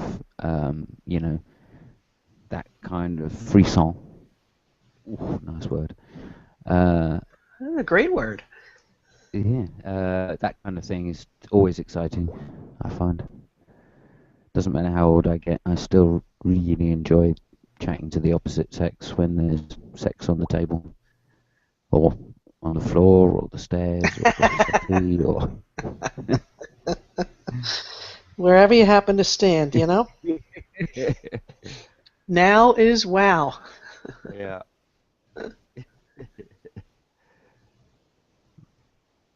It's funny, some of my friends who, have multiple partners and things like that, they're like, oh, monogamy must be really hard. And I'm like, well, not really. I mean, like, you know each other. I guess you could say, oh, it's boring and you have to spice it up or whatever you want to say, but at least you know your partner generally, unless you're a Yeah. stuck up idiot. I don't know. Like, there's some people that are like all freaked out by sex and some people aren't. I'm not one of those people that are freaked out by it.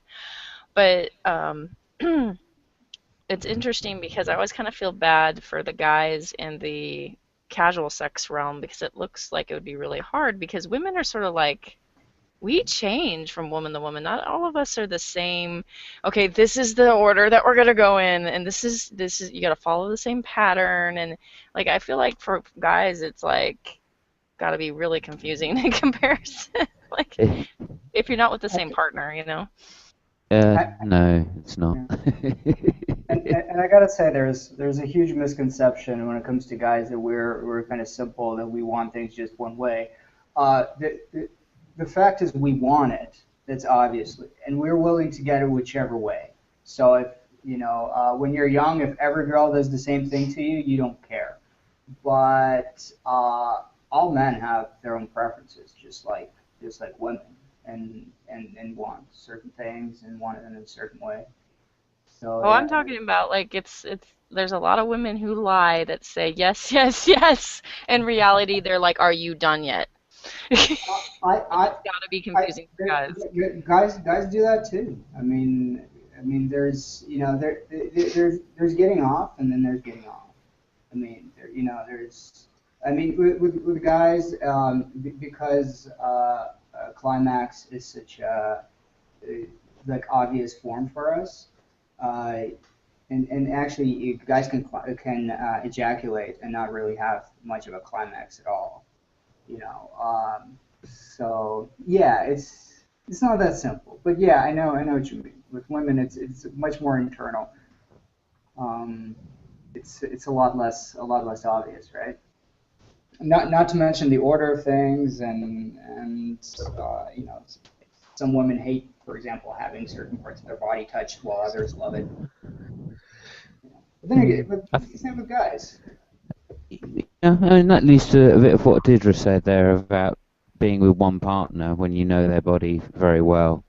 Yeah. Then, especially with women, then you can kind of concentrate on the whole, what really the other person enjoys, and then delivering that to them at the same time that they're able to deliver the thing that you enjoy most. Yeah. So you can time orgasms, basically, is what I'm saying. I'm just saying, like, when there's girl talk, like, there are girls that never, ever, ever, ever, ever, ever, ever, ever get off from penetration. Mm-hmm. And there's other girls that don't like oral sex. Or there's other girls, all these things. It's got to be so confusing for a guy. It's like, I mean, when it's a brand new girl, like, I would imagine that would be really confusing. It's different if you've, like, been with somebody for a while, I would imagine. But when it's like, here you go, you got one shot or a couple shots, like, it's got to be confusing, I would imagine. I don't know, maybe I'm just, I have limited experience and I just hear stories, but it looks confusing to me. Part of the discovery process, the chat, the talk. It's just about the communication. Yeah. I mean, if you lie there like a wet fish, then you're not going to get very good orgasms. In reality, it's the women that say, "Oh, I like that," when somebody does something they like. So many women lie. That's what's so the insane. Most. Yeah, but I'm not going to come for until I've seen the lady have a good time herself. I'm just not going to get down to myself enjoying the act in a purely hedonistic and unthoughtful way. And so when you consider that being kind of what happens during orgasm, then it's not about being ultra sensitive to the other person. It's just about delivering that moment for them. Right. In a loving way and all the rest of it. And there's lots that leads up to it, but mainly foreplay. Guys, mainly foreplay. Yeah. So you have to concentrate on that. Simon needs a little PowerPoint right now. Well, another really good point is that women do take a little longer to get revved up, so to speak. So, if you touch it's like a meal. There are times you just gotta grab a sandwich and go, and there are other times you just want to sit back, relax, have and luxuriate through the courses. You got to get your timing sequences together, that everybody's in the same dining mode, so to speak. Mm-hmm. Unfortunately, men prefer fast food more than women do. In general. But we can eat a lot. True. Well, no, not even that. Women eat a lot more. I don't know. But yeah, my girlfriend has at least 2 or 3 meals every courses every. I only have one. Let's see what you did there. Hey, I'm just using the analogy. He's clever, that Simon. You got to work on that, Simon. Go for the Kegels. Yeah. You gotta love dessert, though, haven't you?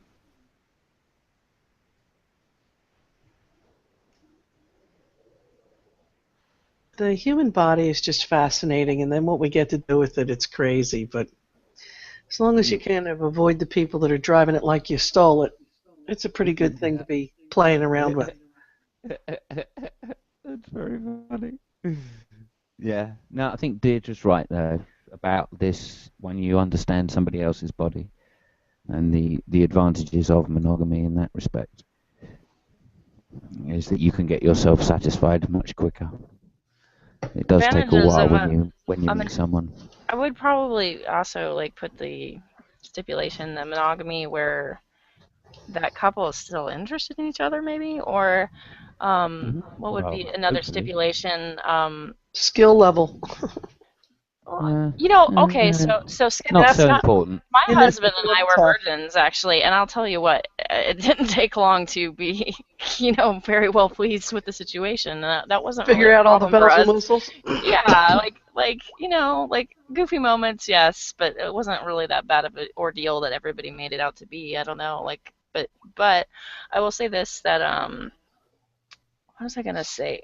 I've met other Christian couples where they have had such a tight knit on their sexual feelings, where like they've bought into the true love waits and everything else, and they were so shamed by sex, and sex was so dirty that they carried that into marriage, and sex was dirty in marriage, and they felt ashamed, particularly the female, ashamed for bringing that in the marriage, and I think that can really put a damper on things, and that would be a negative thing I could see, where some Plus, religious as a people female, drag it's stuff in frowned it. upon if you have, more than a number of experiences. For a guy, that's not the case. So I think a lot of women are torn, at least in the ones that I knew. They didn't know what to do. They wanted to do something. Their body was encouraging them. Their mind was encouraging them, and then the rest of the world was saying, no, no, no, no, no, don't you dare. Not before marriage. Like I'm not thinking Christian hillbilly's got a swing in the house. You know what I mean? I'm not thinking that's got to be too exciting. And now I've got to purge that info that just downloaded. I'm sorry if I disturbed anybody with that I image. know. I'm like, where did this come from? Well, you Was were it the talking about yeehaw? you were talking about really Christian people, so I thought. Oh, well, I'm actually a really Christian person, and I don't really want to get into Yeah, too but you're many not Christian details. hillbilly. but like I've been with only one person my whole life, and there's I guess some people would say a drawback to it, but it's not like what No. people say it is. At least for me, I've heard some people say No. that they're disappointed in monogamy. It hasn't been a disappointment for me, but I mean, I think it kind of comes down to how the couple feels about each other and how they feel about their body. All sorts of factors I think come into play. Yeah. Well, yeah, definitely.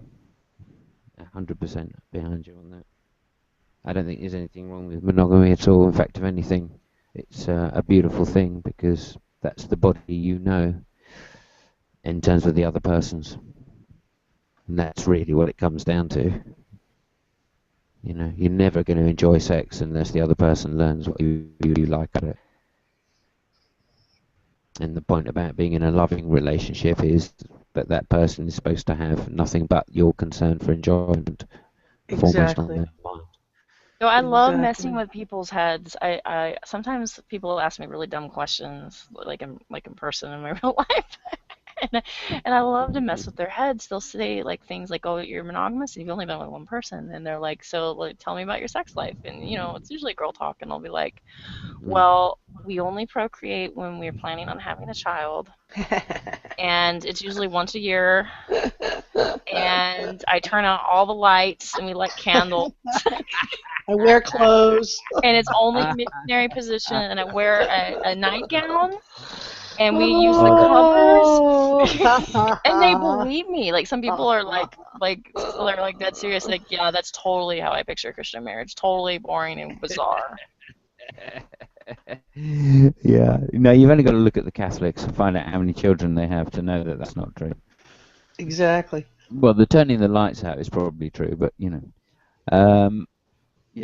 No, I mean, I think it's quite common though, isn't it, that because we're a whole range. I mean, like Michael Ann, yeah, growing up with lots of brothers is very forward because of your profession, presumably, and your general personality that you've got used to this stuff. Mm-hmm. And that's one particular Yeah, men type. were not a mystery to me. Yeah, exactly. And likewise, I went out very young and found out about the opposite sex and kind of enjoyed that aspect very much. But I've come across a lot of people, not a lot, maybe, a fair number of people, that their sexual desires are tied up to do with life goals. That they're not separating them and finding the enjoyment themselves from their own body.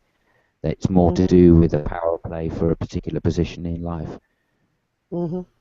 And that I find quite disturbing, But I understand it because not all people are sexually driven. I mean, some people are just not sexually driven at all. Mm-hmm. And they put into a society where sex is a big thing. And of course they're going to replicate the behavior patterns, even if they don't feel that way themselves. Mm-hmm. And that can be a problem with ladies and girls especially, because they're expected to have a really high sex drive when maybe they just don't. Well, they're starting to be ingrained to think that that's, men are visual creatures, and so therefore they start at an early age for the attraction. And as I keep telling my nieces, I don't care how well you dress. You could wear a burlap bag and smell like a garbage truck, and somebody's still going to want to have at it. Now, once you've had at it, you're going to have ankles, man. You're going to have to talk to somebody. You have to develop yourself. It's not about, just this one section, but you've got to develop it. But yeah, I try not to have sex with people unless I'm in love with them, because personally, for me, I'm not about being somebody else's entertainment. I like the head game. You're not a good time girl? In the old days. You've had your moments, but I have had my moments. Holy shit. Oh my God. I thought I was going to get deported in Mexico one time. I found myself on stage with the band. They had all these instruments on the wall as like decoration. And I had many cervezas, and I thought this would be a fine time to join the band. Oh my Lord, that was not good. I've worn the lampshade. I've had dates with men that didn't speak English. You run the gamut. They call the walk of shame? You run the gamut. That I've never done. Can I tell you that? I've never had to do that. I always came prepared and walked out differently than I walked in. What's the walk of shame? The walk of shame is you're still wearing the same outfit. Your pantyhose have a hole in them. You're holding your shoes, and it's 8 o'clock in the morning, and you're going home from the night before. Oh yeah, okay. That's the walk of shame. You got mascara on your face. Some people that drive by can actually tell. They can actually tell. Although we have the same thing when you're leaving a casino. That too is a walk of shame.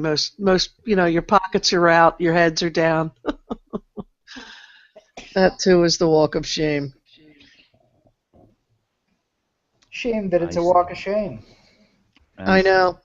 My only regret is I was younger. The first person I was with had the skills, the likes of which I have yet to find, and I was too stupid to know it. Yeah, that's cool. Too stupid to know it, but yeah, I was Broken right, as they say.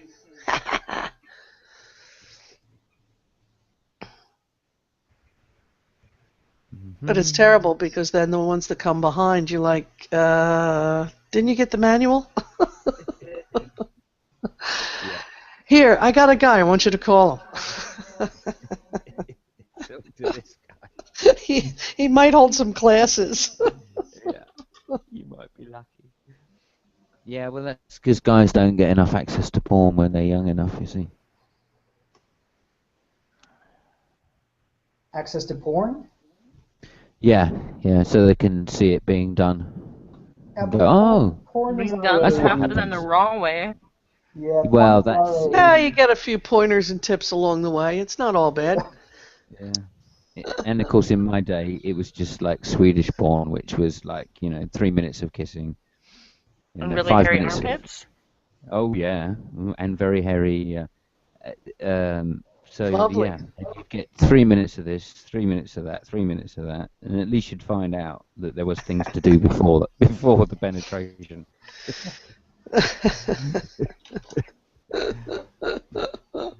No, as a quick tip, you can learn a lot about oral sex by watching lesbian videos. There you go. There you go. Just as a little tip out there for guys. Unless they're gay for pay.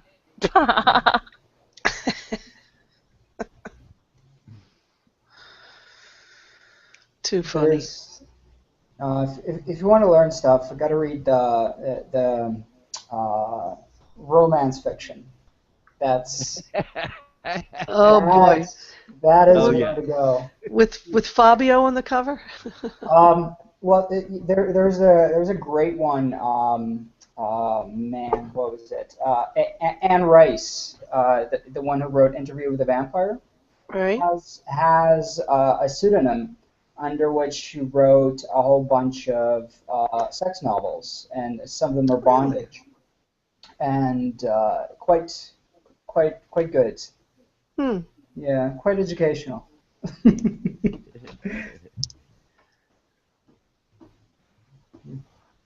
Yeah, I think it's a good source because we don't get told it. Let's face it, we're never going to get told of this kind of stuff. We need to know. No, The only not way by to the find out parents. about it is to get involved in the situation and then ask the other person. Just hope that they're prepared to tell you, despite how Well, just saying, embarrassed they may be. half of us had parents that couldn't get their head around it to start with, let alone pass on the info. Oh no, like this stuff that I learned was like from my friends, and it was like so bad, like not even good information at all. I came from they'll figure it out school. Blind, right? I came from don't do it. What do you mean don't do it? You know, don't tease the boys. What does that mean? Just don't. Yeah, that's going to help. Well, like then the girlfriends would all talk to each other like, what are they talking about? I don't know. Yeah. That just makes you more curious, doesn't it? Oh yeah, I mean, once Oh, like yeah. you're 13, you want to know. I mean, boys want to know, girls want to know, everybody wants to know, and your body and hormones are going crazy, and you don't know what's going on completely, and like your friends are giving you crazy information, telling you things like French kissing makes you pregnant, you know, and you're like, what? How? You know? I got the sharing a toilet seat. I got that one. Oh Or if you share a toilet seat with a girl, you can get her pregnant. Oh my God! I remember I believed that for years. Wow. I used to say to the girls that I could answer their questions. Oh gosh, I'm sure you did. I know, I did. I can They'd help all you go, out. oh, really? And do you know, the most common thing was not, can I see yours? It was, can I show you mine? That's weird. It's like, is that normal? Yeah, looks good to me.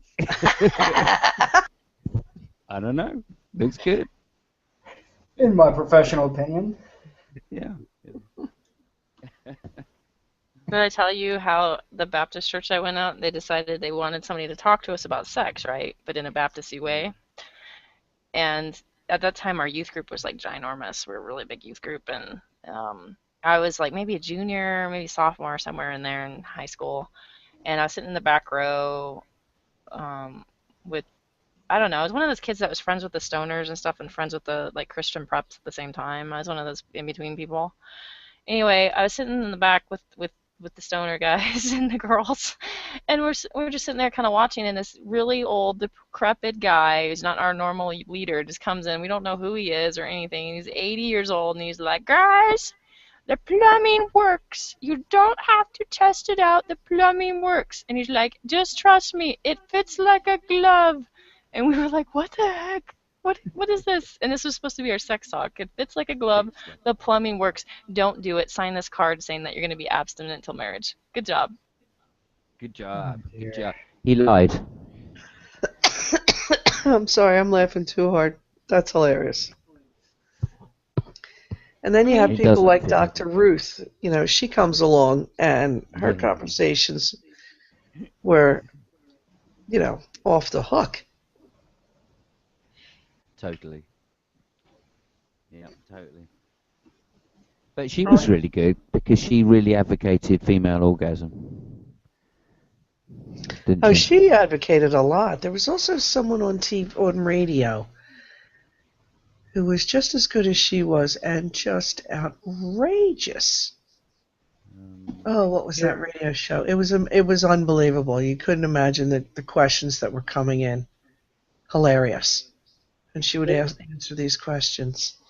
Yeah, here in Canada, we had Sue Johansson, another kind of older lady that would be very candid, and this was on public television. There was actually on a Sunday, I believe, like a 1 hour or half an hour long program where it was a call-in show, and people would call in and ask her questions about sex, and it was very candid and very informative. I remember watching it with my girlfriend at the time many times. Definitely the most educational thing I've ever seen about sex at that age. Oh, it's killing me to think of it. She would edit, and she would also show, like she would review a sex toy every week, or a new condom, or just something, you know, crazy and outlandish. Oh, it was a great show. I wish I could remember. She would interview guests. It's just amazing. Was it on BBC or in the U.S.? No, it was in the U.S. and it was a cable channel. You know, not a well-known one, but like one of the 8,000 you can pull down on a dish. And it was hilarious. Oh my God. Never left. And the questions people would ask. You know, about everything. Noises, smells, tastes, reactions. You can't imagine. Go. And then the sex toy review was hysterical. Because she would try the toy and then tell you how she tried the toy. And she had to be like 90. Are you sure this wasn't Sex Talk with Sue Johansson? Because this is, I mean, I'm sure that all these programs are similar in a sense, but it's just. It might be. I don't remember her name, but it was just holy Toledo. Do you know, it's kind of weird because I've just been reflecting on Deirdre's sex education. The lack of dinner. You know, but you don't really. Go on. You don't really need it per se, but Need it? I mean you will. What I mean is biology kicks in, and you'll figure out what you like and don't like, you know, and what your partner likes and doesn't like, as long as you know, are receptive of that and are comfortable with your body and, you know, that person's body and stuff. But my story was that there are some people that are shamed and embarrassed, and they never get over that, which is very unfortunate, and I think that's a shame. And I think that's why I jumped on David when he talked about Adam and Eve doing something other than biting of the fruit, and that was probably sexual. And I think that's when I jumped and made the joke, like, what, the first blowjob? because because because I'm really sensitive of people making sex dirty. I think that sex can be responsible, and I think there's a good way of going about it. But that all sex is dirty, or all sex is wrong, or that you have to be ashamed of, trying something other than the missionary position only to conceive kids, or, whatever these restrictions are like that. I feel Well, like let me that's ask you a rough. question. If everybody, if there were no restrictions, there was no shame, there was no anything negative about it, would we be like spawning like rabbits, or was this maybe a little built-in fail-safe method so people at least tried to govern themselves? Well, I mean, I believe in No, some governing, obviously, otherwise I wouldn't be a monogamous person, but No, I well, think it's more to do with spawning like rabbits. So if you have multiple relationships, you're probably not going to spawn like a rabbit. Whereas if you're just in one and you have a secured income, etc., in the old way, then that kept the wife very much chained to the man, and therefore the primary purpose then is to spawn these 12 children, which the Catholic Church was all for. Again, to me, it's a way of controlling women. I've always seen it that way. to me it's a way of Mhm. growing a I church, to I be cannot honest. read the Bible any other way than to say this is suppressing women and their rights.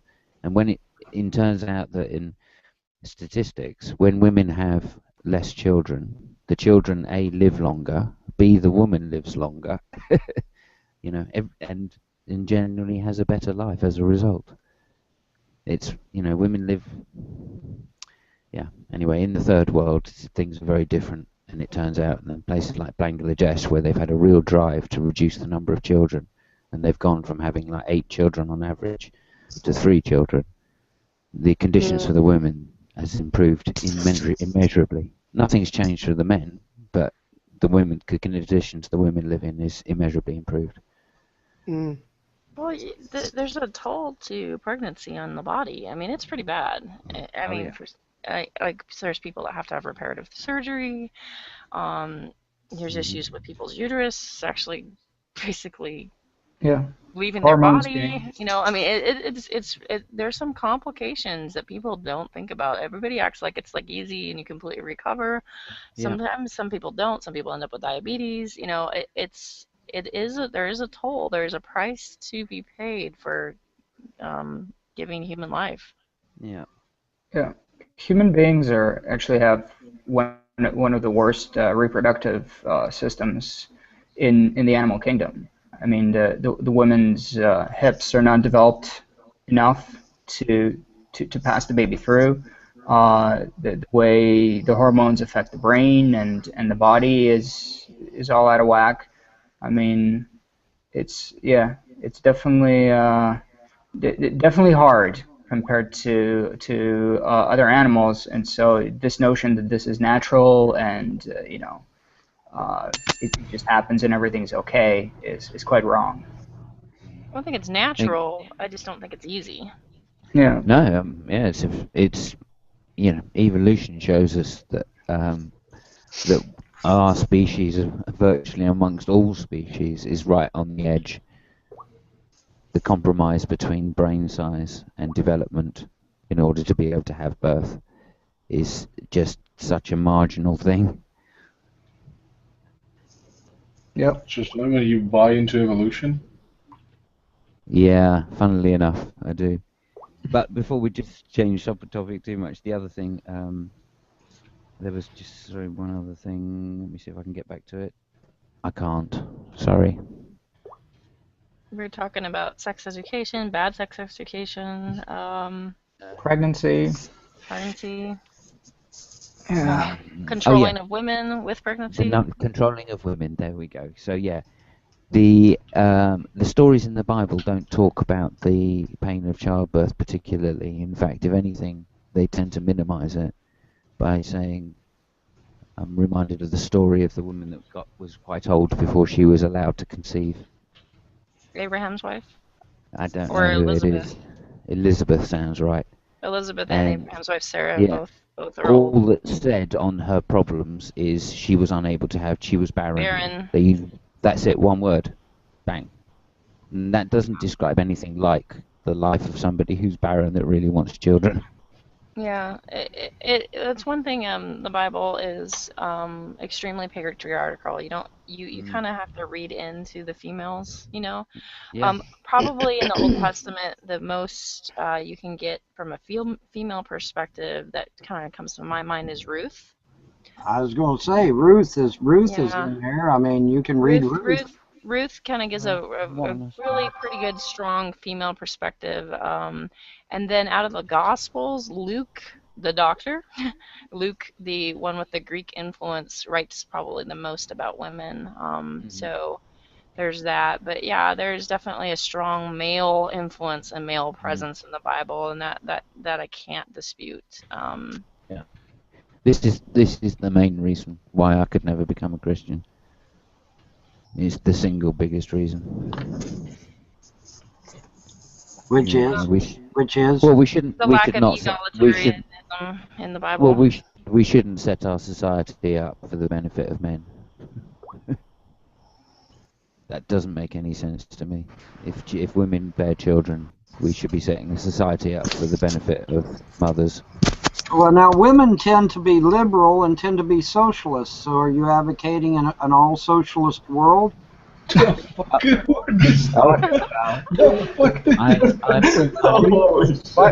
wife's got a bone to pick with you. James, because I come from among. Wait a second. Now, wait a second. Everybody's laughing let me answer your question. You asked a question. No, James. Wait a second. You asked a question. Wait a second. Everybody's laughing because. You asked a question, James. I just want to answer but everybody before you thinks go I'm on. being facetious, and I'm not. No. We believe you're being silly. We believe you. We believe that you believe this. We're just laughing at how ridiculous it is. But go ahead, Tom, and answer. That's all right. And there's a reason why women tend to vote Democrat more. That's because the Republican Party is still in the Iron Age when it comes to their attitude towards They've women. abandoned women? How about that? Yeah. So it's not like the Republican Party is giving women a choice to vote for them. Oh, okay. So the fact that the Republicans have fielded more women in the last 10 years than It doesn't matter. It's hiding their own dumbass policies. The Republicans are the worst. They are the worst representatives when they talk about rape. Who says legitimate rape? Only a Republican congressman would say something as dumb as that. You want to kill babies even after they're born, and and that's fine. We don't care. We're not talking about that. I'm talking about into that shit. Absolute stupidity. You consider abortion to be murder. You're wearing an army I'm not even saying You're pro-abortion. wearing an I'm army talking about hat. simple things like birth control and health care, and they're idiotic. You're wearing an army hat. didn't it? You're wearing an army hat. You therefore believe in killing people after birth. I believe in killing the enemy, which is a difference. There's a difference. When somebody's shooting at my ass, I have a right to defend Vaughn, is there such a thing as legitimate rape? No, there's no such thing as legitimate rape. However, instead of punishing the baby, how about we punish the rapist? Wow, what a fucking concept that is. I like how you just assume I'm like uber pro-abortion. That's really funny. You said out of your own mouth, I am left of center. I said, yes, okay, I'm left of center. All right, then. I don't hate women enough to say if you are desperate enough to have an abortion, I hope you die too. Yeah. And the irony here too is that Vaughn, you said. Well, now wait a minute. No, hang on. Hey, no. Wait a minute. You're cutting me off. Let me finish. Wait a minute. So you said that this is about women's issue, and then you mentioned abortion. But to you, abortion is not a women's issue. To you, abortion is a fetus issue. So that's pretty ironic there. Well, it's the idea that, all men are created equal. They're endowed by their Creator with certain unalienable rights. That among these rights are life. I just want to point out that in Judaism, life didn't exist till you were born. And look up Numbers 5. It looks like an abortion. In Numbers 5. Numbers 5. Look it up. Hold it now. Numbers is Old Testament. We're not under the Old Testament. I know. I'm just saying, like. Really, one at a time, please. And men are not created equal. Watch any porn film, and you'll get the idea. Yeah, if you speak to women, if you speak to women, they will tell you not all men are created equal. Okay, this is a fact. Yeah. Okay. Von's still talking. Yeah, but you may say that. Yeah, but you say that. Yeah, but you say that, Von. Yep, you say that. I know. I know. Yes, I know that. Of course. Vaughn, let us get a Well, word that's in easy for you edgewise. to say, Von. No, that's easy for you to say. I can hear that. I can hear what you're saying. I really can. No, I disagree. I disagree. It can't be Oh that my way. God. How can it possibly be like that? Come on, guys. Look, women have the right to their own bodies. You do not. Okay, I cannot bear this. So, Simon, I'm sorry. No, it's Vaughn, you're fine. muted. Just let it go, man. It's just I blame Art for this. Look, you make a good point.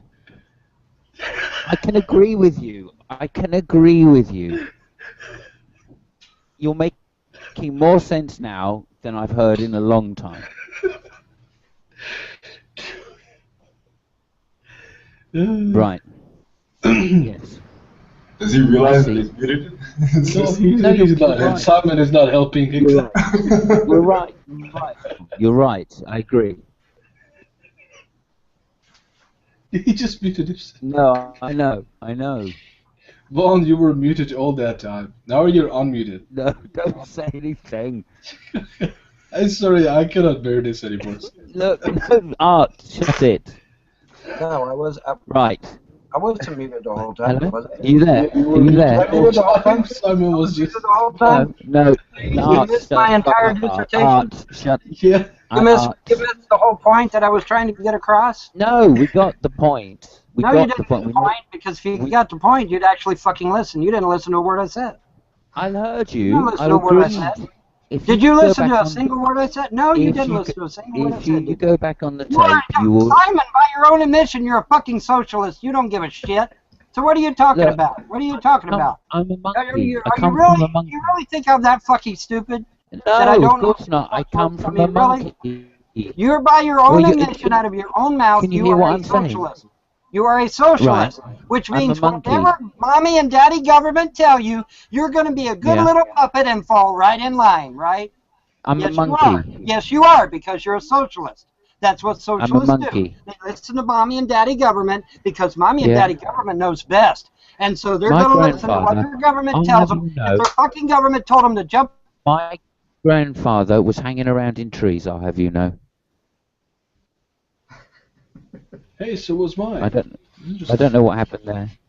It wasn't me. I didn't do My anything. health better than I do. They know how to take care of the roads and the streets and everything. Let mommy and daddy government handle it all because they're in charge and they know better than me. I'm just a dumbass. Yeah. Isn't that right? Yeah. Isn't No. that right? No. Isn't that what socialism teaches? Yes, it No. is. Because Well, I yes, hear it. I hear it from that's the what- younger sorry, generation every That's fucking what day. socialism teaches. Yeah, I agreed day. with you. I agreed literally with hear you. it every day out of the mouths I of was- young if you folks go- that I see on the street, where they're sitting there telling me, If you- "Oh, well, Vaughn, it's the government's handling that shit. It's okay, Vaughn. The government's got that shit." I said, "Well, what happens go back when you need them and they're not around?" And then they're like, If you go back- If you go back on the tape, you will where hear are me. you? Car 54, If you go where back- are you? Haven't you ever heard This of that? is why I did it the That's first an old time. show This from is the why. This is why I did it the first time. That's an old show from the 1950s, Simon. Maybe you heard of it. Car 54, where am I?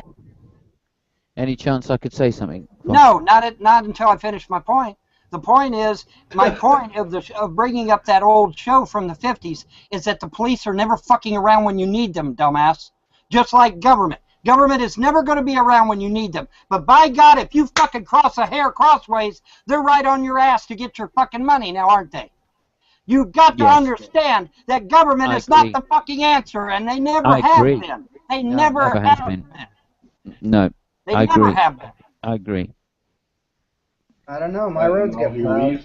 Great. Oh my goodness sakes. How about if we get men out of this issue completely? But that was funny though, wasn't it? That was funny. That You've was got to admit. amazing. Thank That was hilarious, Simon. If you don't interrupt, You know.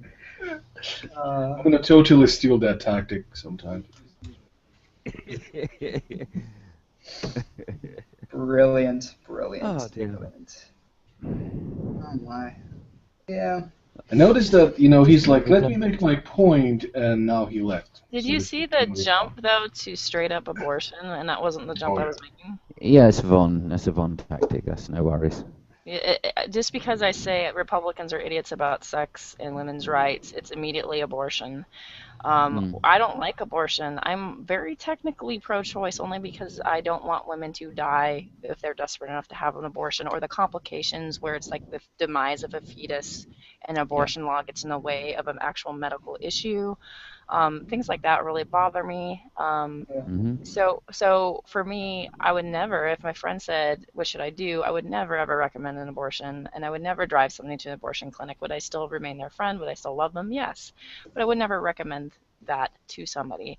That being said, that would be considered, I would have a moderate view. And I almost hate saying pro-choice because I'm not really pro-choice. And yes, I'm pro-life, but then I'm not pro-life as defined by a Republican. So I need like almost another title. There are people like me. I found atheists that are like me, and I found Christians that are like me that are kind of in this in-between mode. And we're kind of shoved to this extreme. So like I'm pro birth control, I'm pro responsibility, I'm pro family planning, I'm pro sex education, I'm pro prophylactics, but abortion is uncomfortable. And while I would say yes, it should be legal, because nobody can force anybody to have an abortion, at the same time I would never recommend it to somebody. So I have kind of a weird view on that. That being said, do you see how you're shoved to that corner? You have to be all or nothing. So This is a what you're saying, Republican basically, tactic. just to sum it up, you basically like to kill babies. Oh yeah, obviously I'm a baby killer. Clearly. I think I don't think that there's any. I mean, one could argue that God is the grand abortionist, right? As Oh, somebody yeah, that's had exactly. miscarriages before, like me. Yeah. I would say that I mean miscarriages happen quite a bit. Is each time like the grand abortionist? I mean that's a really vile way to say it. And I'm doing it for shock value, but I'm saying nature is cruel in itself. Nature is a bitch. I don't think there's anybody that would say that the act of the abortion is ever a good thing. Like the ideal world is where nobody would ever have to get one. But the fact is that we are constantly being put in such circumstances where women, need to have it. And I think the main issue for me when it comes to this is that you can make somebody stay pregnant. Like we can't have control over somebody's body to say that you have to keep this life going. I don't know. That's where it is for me. It's all about having control over your own body. To a degree, I kind of actually fall a little bit more in the middle. Even I think I agree with the point you're making. Essentially, that's the correct ethical view to take. But I would probably put in the stipulation about it being a medical procedure, and just connect it more to a matter of a field of expertise at which some people are particularly trained, and those people's opinions really do matter. So basically I say that there to include things where life-threatening pregnancies, etc., where it is just clearly a medical issue. It's not about the rights of a particular unborn fetus. It's a particular matter of the rights of the mother to life. And it's tough because And I mean, can't see any way that the child ever tops that right unless the mother so decides. the plea is the murder of the innocents, and I think there's a lot of abortions, and needlessly so, oftentimes. But the plea is that there's the murder of the innocents, and it's compared to like, from the religious standpoint, it's compared to the Pharaoh during the time of Moses, throwing the Hebrews into the river, to die. It's compared to Herod slaying of the kids. I mean, there's a big emotional plea. Sure. And while abortion's not in the Bible, the murder of babies is, and it's considered pretty evil, or the sacrifice of infants is pretty evil. The other comparison, though, which they ignore, is in Numbers 5. It says if a woman gets pregnant, and I believe it is out of wedlock or cheating on her wife, they can bring that pregnant woman up to the priest, and the priest can have her drink a quote-unquote bitter drink. Mm-hmm. It suggests Poison, an yeah. induced abortion. And when I've asked It is, theologians, yeah. I've actually asked, as atheists stumped me with this one, and I know the Bible pretty well, and I never really found this one before, and that I was stumped. I kept looking at it any way I could. I was stumped. I actually called a theologian I knew, and the argument was, well, there was a similar law in Babylon. This one's less harsh, and no one would ever actually do these things. They'd bring them to the priest, and no one would actually do it. That was the defense for it. And I thought that was interesting. He's incorrect about Babylon. He's incorrect about Babylon. I mean, women would do it themselves because, sex wasn't such a taboo and monogamy wasn't so important. But that's just that's an aside. I think the main point here is that, again, the Old Testament is so down on women. And if you have a law which equates women with cattle, you're going to have problems. I mean, you're just going to have problems. It's denying the basic tenet by which we end up trying to live our lives, which is all humans have equal value. The tricky passage is in Numbers 5, and it says, "The priest shall bring her and have her stand before the Lord. Then he shall take some holy water in a clay jar and put some dust from the tabernacle on the floor of the water. After the priest has the woman stand before the Lord, he shall loosen her hair and place in her hands a reminder of the offering, the grain, blah, blah, blah, offering for jealousy. He himself holds the bitter water that brings the curse. The priest shall then put the woman under oath and say to her, if no other man has had sexual relations with you, and you have not gone astray and become impure while you're married to your husband, may this water that brings a curse not harm you." It's just extremely bizarre, but in the end, it goes on to 21 to actually directly says, "May the Lord cause you to become cursed among your people when he makes your womb miscarry and your abdomen swell." It's very odd, and it's in Numbers does that not 5:11 through Pedro, 31. Is that not a poison? It sounds like a poison, yeah. Can it not be anything else? It's bitter almond, obviously poison. Yeah, and it would suggest that it would induce a miscarry.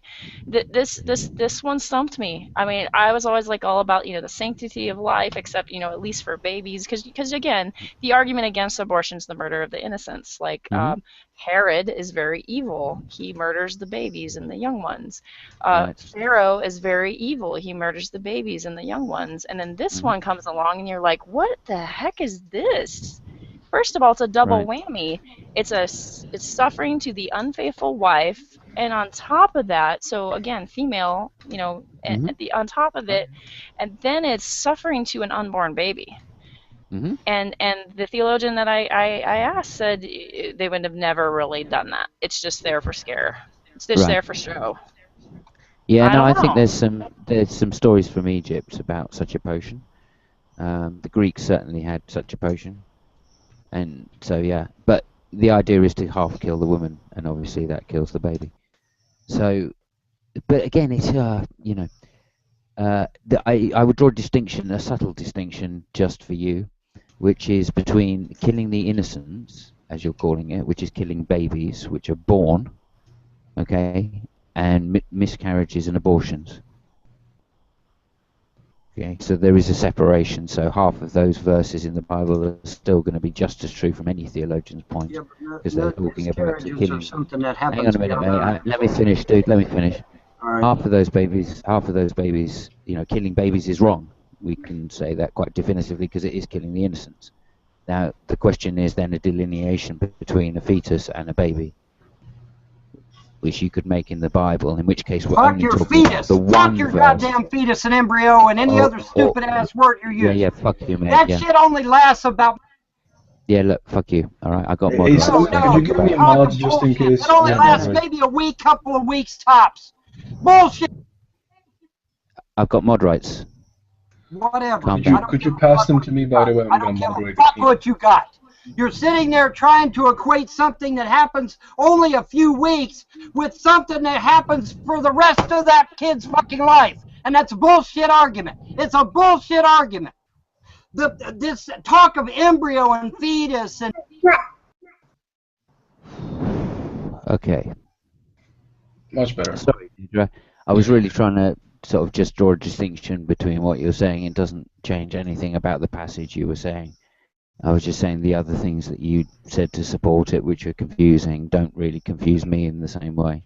He's still talking. Hey, Simon, I could know, you pass me? I'm going to turn it Well, off. I mean, it also says just a second, guys. I'm Sorry. fearfully and wonderfully made, and I'm knitted wonderfully in the womb. I mean, it says some positive things about a You fetus. adjusted my fucking audio again while Nadia was sleeping. Because you're yelling like a crazy I was not fucking yelling. I was mad, but Yes, I was you not were yelling. That's a lie. No, I was You were not. yelling. You So were you yelling. adjusted my audio again, and I'm going to show this to Nadia again. Because this Please is a bunch show of it to shit. Nadia. No, Please it's show it to abuse of Nadia. mod power, dude. It's abuse of Please- mod power, and you know it. Please show it to Nadia. abuse of You're mod power. yelling and you're not letting other people say anything. Ah, shit! What's going on while I was out there getting my fucking groceries? Don't tell me you didn't get to say Because what you you were had to say. AFK, dude. That doesn't count. I'm sorry. Oh, it doesn't count. You were not even here I'm for out the there getting my argument. groceries out of the car, and he's fucking rambling on while I'm out there getting my groceries. But he And didn't you're have not a chance listening to to say the what he wanted to argument, say. dude. Bullshit. You're not listening. You were not here. You were not listening. What's the point? The point is he's trying to make a bullshit argument. Fucking fetus, embryo, and all this other stupid shit is only a few weeks at the most. Compared to the entire life of a child, it's a drop in the fucking bucket. It's a drop in the fucking bucket compared to a life of an entire life of someone. So, Okay. you're saying that because the fetus has a potential to become a human being, we should treat it as a human being, correct? Damn right we should treat it as a human being. What's it Just going to a grow up second, to be, a just- fucking just a second. tortoise? Hold on. So you do know that with advanced technology, right, in the future, and even today, to some extent, we would be able to make a human life from anything, really. So by your argument, we should then stop killing cells. We should stop killing all matter. All right, so you're saying we can make a human being, a viable human being with a brain, with a soul, with a conscience, somebody that I could sit down and talk about the Pythagorean theorem with, right? Not now, but in the future, yes. In the future. Okay, well, fuck the future. We live in the here and now. Let's Okay, deal fuck with the the here and future. now. So you can I kill don't give babies a fuck because about the future. The future hasn't because happened babies yet. dude. So we can kill the fetuses now because fetus is not a I human. live here and now. We are aborting 80,000 babies a year. 80,000, dude. Babies. That's a bunch of shit. It's a bunch of shit. They're not even doing it for medical reasons. They're doing it in the name of convenience because it's legal. That's the only reason they're fucking doing it. It's because it's legal. It's, oh, I don't need to keep my baby. I just go and fucking abortion and kill it. 80,000 babies, man. That has to be against the will of the gods. It has to be. That much innocent life snuffed out has got to be against the will of the gods. It has to be. Let's name people. Hang on a second. Art. Let's name people that we think that should have been aborted. I'll start with Hitler. Hey, dude, You can't really do that. I mean, that's like that. Would you, if Hitler was a child and you could go back in time, but you didn't know, would you kill him? It's that weird. It's the butterfly effect. Yeah. Well, for me, and the other thing is, even if you call it a human being, killing can be justified. So, you know, when we're talking about the taking of an innocent life is never justified, ever. Ever. In fact, I swore an oath to that effect. So what about miscarriages? Miscarriages are beyond the mother's control, my control, even the doctor's control. would So how is would that? you How say is it that would be even? fair to call God the grand abortionist? Oh, I see. Oh, okay. I see what you mean. No, that's bullshit. That's bullshit. I mean, we got evil spirits out there. We got demons out there. We got Lucifer allegedly out there. No. This I'm going to lay everything at the feet of God, and totally discount anything evil that's out in the world. Well, that's bullocks too. Okay, so sorry. I mean, you're talking about killing of innocent life. We kill innocent life every day. So I'm not really understanding what Doesn't make it right. Of course, it doesn't make it right, but It's also in. but also it's interesting. justified, So right? we're going to justify killing 80,000 babies because somebody stepped on a fucking ant one day while they were out walking down the sidewalk. Give me a break, Babies? dude. Seriously. What do Give you me a mean? What do you mean, what do you mean by babies? So I guess I stand correct, right? Because we can justify killing innocent life. So there's that. Yeah. But on No top of fucking that, problem. I don't know think one. that I really disagree with this idea that a fetus and that is the same as a human being. It can be a human being, It yes. is a human being. Now let's not get silly here. There is some gravity to an abortion. There's some gravity when a woman has a miscarriage, whether they wanted the baby or not. If they're aware of the miscarriage and it's further along, there's still an emotional impact for most women. Even if they didn't want the pregnancy or wasn't planning to have the pregnancy, a lot of women still have this emotional impact of losing a potential life. If I could give a pro-lifer a wink, wink, nod, nod right there. Let's go with potential life, potential human being. There is some gravity to that. Let's not downplay that. I think to downplay that is a little unfair and a little shady for the pro-lifers to do. But when they say, oh, it's just a fetus, it's just some tissue, it's no big deal, like it is a big deal for most people. It is. They forget that that's what they once was.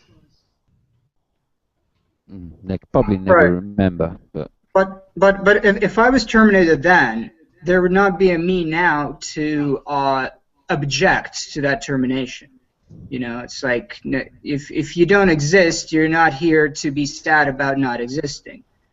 But how do we know we're going to get rid of somebody that might do as Art thinks and in the future be able to help us create life? Yeah, but we've stopped that process.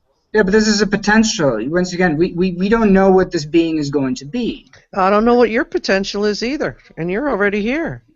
Well, exactly. I am already here, and that's simply that. But we can't go look at an embryo in the womb and say, well, this can potentially be something very good for humanity. Maybe you can, but I can. I'm saying it's very dangerous to cheapen life and say that this isn't a grave act either. I'm trying to look for a middle ground. Oh, I don't think, like I said, I don't think anybody's going to say they don't regard life as precious, no matter what stage it's at. It's precious, but we definitely clearly categorize different levels of development of a human being in different ways. Like we give different rights, different, to human beings at different stages in their life. Right, so you said it first time. Hang on, no, mate. Seriously, I need to get in here because Dex said it right the first time. Okay. Was okay. In no way is an abortion a good thing. Okay, no one's saying that having abortions is good. It may be the lesser of the evils. That's what we're saying. Well, why don't we? In the cases where it is the lesser of the evils. Where it is the lesser of the evils, then it's worth considering seriously.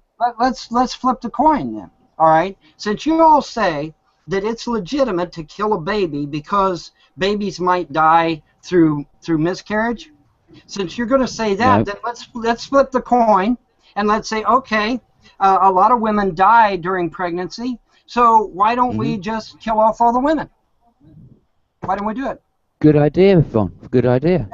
Why don't we do it? I mean, with that kind of logic, I think we're finished with the conversation. Because to my ears, killing babies is just as fucking stupid as saying we need to kill all the women.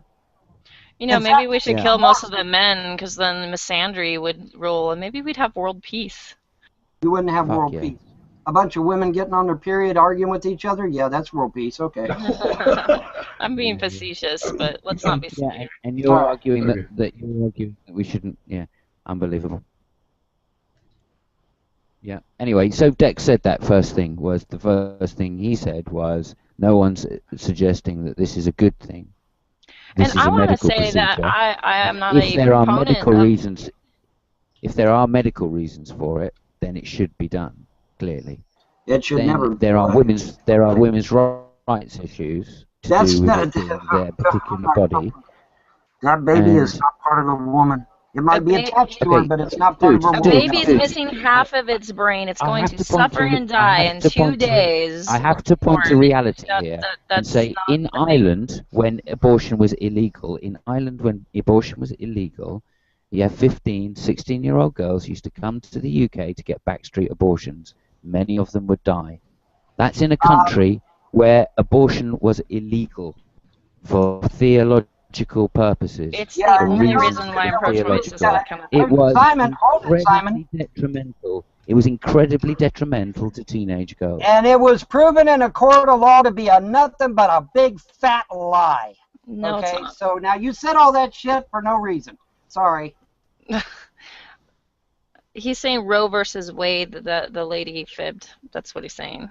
I have no idea what he's saying. I can point to you lots of studies, examples of the I abortion agree. issue I know. during the 60s in Britain, which pointed directly to backstreet abortions as being the cause He's saying the Roe of versus Wade situation, the female lady death. lied in court, which is true, but it doesn't mean that these things don't happen. I will say abortions happen in frequency and an alarming rate, which is disturbing. I would say that it's compelling when it's a situation of incest. It's compelling when it's a situation where it's fetal demise. I wouldn't say I don't think Down syndrome is ever a reason to abort, but there are people that will argue things like that. I disagree. But I would say that if a baby's born with half of a brain, a baby's So going to how be born with about- no skin, things like that. So how that's a about big deal. societal pressures which would marginalise that woman to the point where she could never get married or have a happy life, and she would have to give up her child? Okay, so where do we stop? Tell do we me start where killing? the Wait theological a justification minute. for Wait a destroying minute. people's lives when they are teenagers comes Well, from. wait a minute. What? Getting married and having children is destroying people's lives? Really? Really? That's not what happens. No, that's not what Really? happens. These Now, women are not virgins anymore. They're I known. heard you quite clearly. They're known not to be virgins, and they don't, and therefore are not Getting married and having material. children destroys teenagers' lives. That's No, what you no. He's bringing up the time back in society where if a woman was raped or taken advantage of or duped into having sex before marriage, then if she had a baby, if she dared have a baby out of wedlock and she had to deal with that social shame, remember back in the days they used to stamp in America, they used to stamp on the birth certificate illegitimate, and that child would have to carry that bastard title along with the slut mother. That stuff did happen, and that is wrong. Well, yeah. Here's the thing. I find fault with the parents and the parents of the man that did it. By the way, because the parents of the man that did it should get on his ass and say, okay, look, you made a baby. It's now your fucking responsibility to be the father of that child and to take care of that child and to make sure that child grows up a decent citizen of society. All right. So the parents of that boy or that young man or whatever, that was their problem. They fucked up. All right. Well, society didn't make it that way. They made it the woman's problem. It's always the woman's problem. If a woman can't say no, then it's your never said it problem. was a woman's problem. I never said it was a woman's problem. Did you hear that from my lips? I never I said said society says that. You can say that all you want to, that it's not, but society has made it Well, the woman's problem. Society, as we've clearly seen, is not always accurate, is it? Okay, so no. It is a woman's But it is problem. fact. She's the one that's That man, pregnant. any man that gets a woman pregnant has a responsibility to that woman and that child. That is his responsibility as a young adult. If Well, he Vaughn, a lot prefers of the men in my life disappointed me as a young child. I was abandoned twice, abandoned by a biological father and then abandoned by an adoptive father. Men can suck really Yeah, badly, I'm like sorry to say. you know how many bad parents are out there to say that every person who gets somebody's pregnant has a responsibility. I agree that they should step up, but not everybody's capable of doing so. Well, So you can't glad you- expect that out of every person on the planet. That's ridiculous. I'm glad you did. found someone that doesn't, I did. Deirdre, because not all men are like that, as clearly My you husband's have a good found. guy. He's a very good guy, and I'm really I'm, lucky and fortunate. I'm happy. And considering that I have baggage, this is very good for me. I'm happy. He sounds like a top bloke. You know, and I don't know. With me, I do believe that terminating a pregnancy for for the reason that you are not ready to have this child, terminate the pregnancy while in the first trimester, and sort of be realistic about that, because in the modern age, we can have 12 kids. I've got 2, and I'm very happy to be a father. But if and thankfully I never had to go through the abortion thing, but if I got a girl pregnant in my teens, I know that I would not be able to provide as good of a life to that child as I would if I were ready. So, for me, it's not just about a life anymore. This is about quality of life. This is about potential of life. That's important, in my opinion. Yeah, that's a good point. I mean, again, this is where we're going to disagree. When a woman is expecting a baby and wants a pregnancy, we say baby, baby, baby, baby, baby, baby, baby. We don't say fetus, thing that's growing inside, ball of tissue, embryo, little tadpole, unless we're Juno. Generally we say the word baby because that's what we want. It's what and even a woman who's struggling with there's a small percentage of women that are like, yeah, I'm loud and proud of having an abortion, oorah.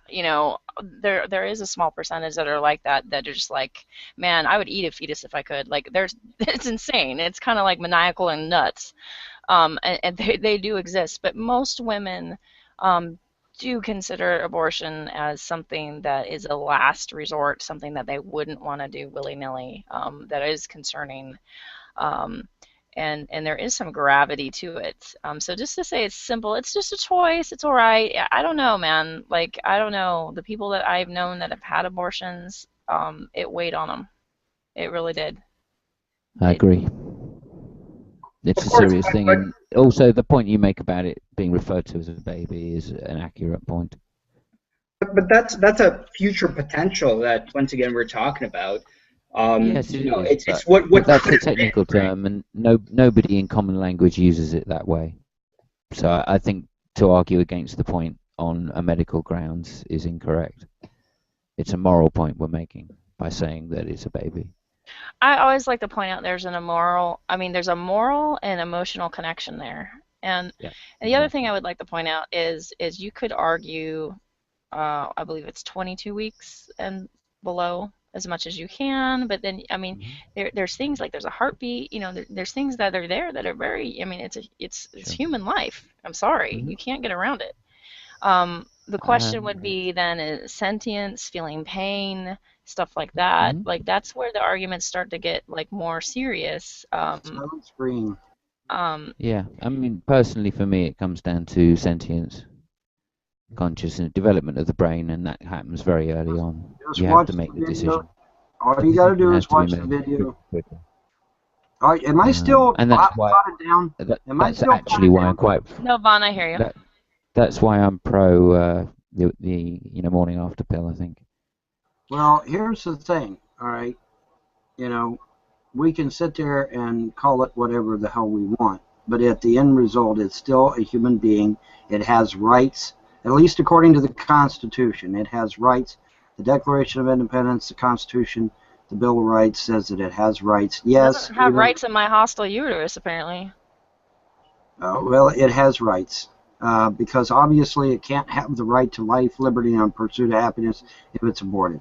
Okay, so in my opinion, and I think in a great many people's opinion, they were actually specifically targeting the unborn when they said that shit. Because obviously, if you're already alive, you've got life. Duh. Okay, so who the hell are they talking about? They're talking about the unborn. They have to be. Because if I'm already alive, I've already got life. They're talking about continuing your life. I don't think they're necessarily talking about the unborn. I never read it that way. I think that's kind of digging deep. I mean, I see what you're going, but I can see that reading though. I can see what you're saying with that reading. I mean, if I'm already alive, I've got life. Yeah, so I can see it. Yeah, I can hear it. So it has to be about the unborn. It has to be. Well, I don't think we should. Yeah, but I think there's a more complex issue which keeps getting skirted. Yes, there is. The bloodlust of some individuals and groups. Which starts with the medical issue, and then blends into the moral issue. What medical issue? What medical issue? This is 2015, dude. What medical issue? There's a lot of medical issues. I can think of 4 women I know. One baby has no brain. Another one, baby has half of a brain. Another one, severe dwarfism to the point where doctors say, I urge you to abort this baby because this baby is going to suffer if it lives at all, and it's going to die. Baby suffered for hours and then died. Those issues are baby that's dead in the womb, and this is years ago, but dead baby can't take it out because an anti-abortion law overstretches its law, and you have to go to the next state to remove a dead fetus.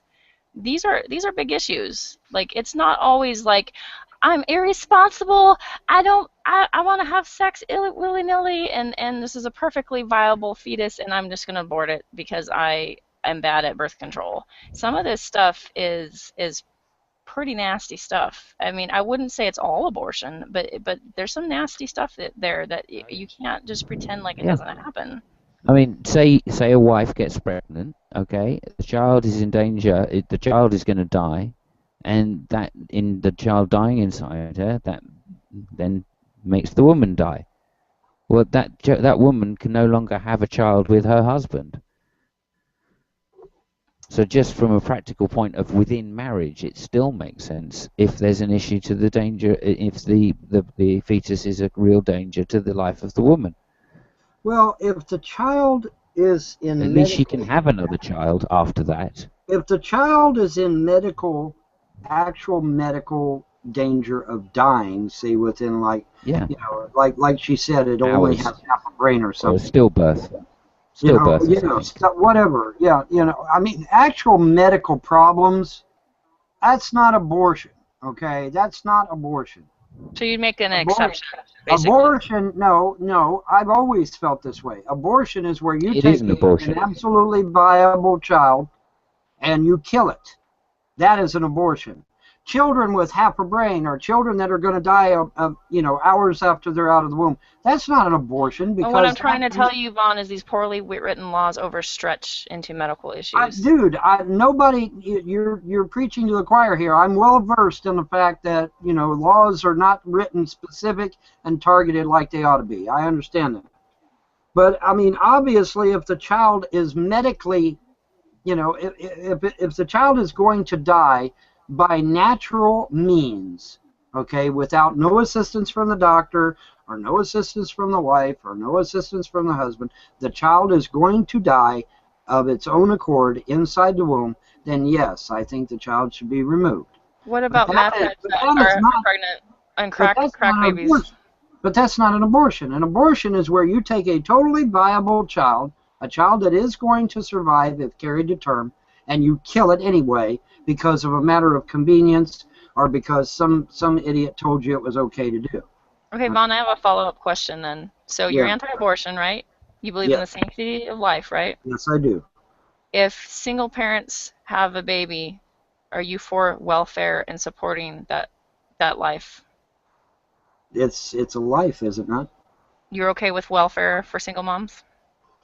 I'm okay for government assistance, not necessarily welfare. I mean, welfare can be taken to mean socialism, communism, You know, Let's say food stamps and shelter. emergency food stamps and shelter, yes, absolutely, certainly. Because a lot of Republicans are anti-welfare yet so pro-life, and then they urge these people in absolute poverty and destitution in a cycle of unhealthiness to say, yes, you will have that baby, but I won't support it. Suffer in your consequences and have that baby suffer too. Well, here's the thing, okay? What the conservative? I'm not. By the way, I'm not a Republican. I am a conservative, but I'm not a Republican. But here's the thing, all right? And I can speak to this because I was on the Republican Platform Committee. I was a member of the Young Republicans. What they want is they want us to go back to the way it used to be, where you had enough money in the bank to where you could pay for this shit yourself. You didn't have to go to mommy and daddy government, or you didn't have to suck off the taxpayer. You could just go pay for it yourself because you had the money in the bank yourself, right? You know, that's what they want to get us back to. The problem is that in order to get us back to it, you would have to extradite every damn liberal out of the fucking country because they're going to fight it tooth and toenail. Because the liberals want big government. Conservatives do not want big government. And that's two rams sitting there butting heads all the time, okay? And the point is that if you've got enough money in the bank to pay for whatever you want, you don't need mommy and daddy government. Okay. Well, how do you have money when you have no job? How do you have money when you can't get a job? I mean, there's always going to be poor people. Yeah. And the fact is that it is usually the poor people who are poorly educated and don't have resources to things like birth control, for example, and are the most likely to have these pregnancies. We gave Saudi Arabia $500 million. You are $500 million. We gave Saudi. Let me say it again because obviously you didn't hear me. We gave Saudi Arabia $500 million.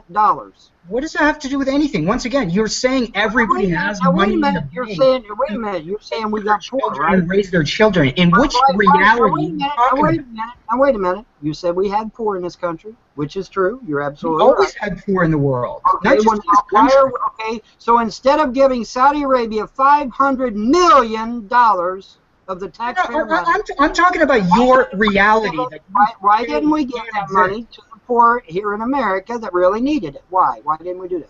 I am talking about your reality that you say can't exist. Your hypothetical reality where everybody has money in the bank to pay for their child. I'm talking about your reality, bro. I'm talking about your reality. Your reality, we gave $500 million to fucking Saudi Arabia. Why didn't we give it to the poor? That's our reality. You share that with me. I'm talking about your hypothetical. Give the money to the poor. I'm asking you. Your hypothetical was a response to this idea that bro. This is real life. Children. This is real life. This ain't hypothetical. We gave $500 million to Saudi Arabia. We didn't give one dime to the poor. Why didn't we do that? Okay. Why didn't we give it to the poor? So let me run this down. So here was the contention that if a child is being born into a poor family that cannot afford to raise this child, are you okay with supporting this child and the family, I suppose, as well, because they are responsible for the child? And you said no, you're not okay with supporting them. That's not what I said. You didn't hear a word I said. And then you follow this up with a hypothetical. Hang on, you follow this up with a hypothetical reality that what did I say? Exist in a world where everybody can afford to take care of their own kids. What did I say? What did I say to you, Deidre? How did I answer your question, Deidre? You remember?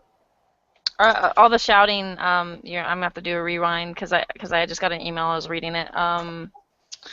Did I not say that I would give welfare to the wife and the son? He said that he'd be willing to give welfare to a single mom, for instance. Only if necessary. Only to the minimum. You did say emergency. You did just say emergency. And that's what it would be until she got on her feet. So what? Which might be until the kid's in school. Okay, I'm okay with that. I don't have a problem. Okay. As long as it's an emergency, as long as it's a genuine, bona fide emergency, I don't have a problem with that. I don't have a problem with that at all. So you're okay with welfare? Thank you. No, I am not okay with welfare. He doesn't like it as defined as welfare. You're right. Okay. Government assistance. You're right. Government assistance. Social assistance. No, government assistance. Jeez. As long as we don't say, have the baby, you're an idiot, you should suffer, so should the baby. You know what I'm saying? Like let's urge you to do the right thing and give birth, and then we're gonna say, screw you guys, you're out in the cold. And, like, that doesn't make any sense at all. And I've seen What that. about giving what? Okay, let's take your scenario of a female that got pregnant, and she's not financially or physically able to care for the child. Wouldn't social services step in at that point and take the child and give it to a loving family that would take care of it? No, that child would end up in the washing machine of foster care and stuff like that, more than likely. Mm. And that's not fun, and I'm speaking from experience. If you're adopted, which I'm adopted, you've won the lottery. Congratulations. But I'm adopted within a family. I'm adopted. I'm a cousin, sort of. Like, I'm a cousin to my brothers and sisters, actually. So I'm a unique case. There are people like me that are lucky. What happens when your family doesn't step up and adopt you? Well, you end up usually in the foster care system. And being that I work with youth, it looks pretty rough. Well, my children, I believe my children were assaulted under foster care. Unfortunately, I can't prove it, but I do believe that my children were assaulted under foster care. I brought my children back home from being in foster care, and they started screaming at the top of their lungs in the middle of the night. We call it night terrors, and they didn't have night terrors before they left my house, but they sure as hell had them when they come back from foster care. And, you know, unfortunately, there's no way to prove that anything was done, even though the couple admitted that they left the children in the care of their daughter and her boyfriend. That still doesn't prove anything, you know. I mean, it could be anything. So I have no proof, but I absolutely believe that my children were abused. I absolutely believe it, because my children didn't scream bloody murder like that, but they sure did when they come back from foster care. So, yes, I'm right there with you when it comes to foster care. No doubt about it. I'm saying, like, it's no matter what, it's a rough situation, and you know, a Baptist Bible thumper, you know, that I used to be, could say, well, just don't have sex out of marriage, just follow God's rules, blah blah blah. The thing is that humans don't do that. Humans do biological things. Well, now wait a minute, Deidre. We have what's called the depot shot now. My wife had the depot shot. And remember when I made the Republican argument that they're idiots? It wasn't against you. It was against the Republicans that are anti-birth control, and there's a lot of them. We have the depot shot now, which you can screw like rabbits and not get pregnant at all. Not get pregnant at all. And the thing lasts for, what is it, 3 to 6 months, something like that? I'm pro-birth control. I'm pro-prophylactics, things like that, responsible sex. And I'm sorry, but the rhythm method is not responsible. That being said, like we have Republicans that clearly don't seem to understand, that are in places of power that clearly don't understand how sex works, because they're saying ridiculous things. All the quote mining in the world is I mean, it's just it's comedy. It's just comedy. Like the idea that, oh, well, women's bodies just rejects the sperm when they're raped. No big deal. Like, we just have this natural anti-pregnancy thing that kicks in when we're raped. It doesn't ever happen. Blah, blah, blah. Like, that stuff's nonsense. That's ridiculous. You know, now I would say that the majority of abortions are really abortions out of convenience. I'm not ready to have a kid. Mm-hmm. I'm not ready for this. I'm not going to do this, or I don't want another kid. Responsibility. Yeah. I don't want responsibility. But there are medical cases. There are unique situations that I'm just not willing to destroy a woman over. That's the thing that really irritates me. Is that the prime time for a woman to have children is between the ages of 20 and 30. Unfortunately, the ages between 20 and 30 is when they're the least responsible and the least amount of time they would actually want to keep their children. So it's it actually sucks, you know. And then the woman, like I said, a woman goes into the doctor when she turns 35 and says, "Hey, I want to have children now." The doctor's like, "You're high risk. You're high risk, man." You know, it sucks. It's not fair. It's not right. And there's no way to fix that. You know, there's just no way to fix that. That's true. Women are pretty screwed by the whole pregnancy thing when it comes to their life and careers, just because the time off is it can be a big hit to their financial state, and on top of that, employers do discriminate for that. So yeah, it does suck. We are actually one of the worst for in the first world countries with women who want to have kids, but they also have a career. We allow less time. It's just we're ranked really badly for this sort of thing, and that's interesting. It's just interesting if you compare it to other first world countries. That being said, I mean, I'm not unhappy about being in America. I think I could do worse, but I think we could do better as well. Yeah, I think as long as those the benefits don't come from largely from the employer, I think it'd be okay. I think if these benefits do happen in the U.S., they really need to come largely from the government, because what happens is if they come from the employer, then that gives companies a reason to discriminate against women, because then they become a liability. And I've you know, from the three government systems that I've experienced that, you know, have that kind of system in place where the responsibility of paying a woman falls largely on her employer, that happens. So.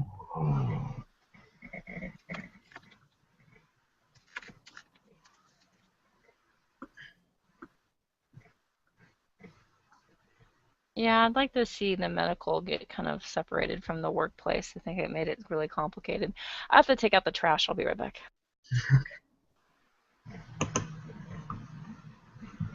That's a man's job. Gender roles.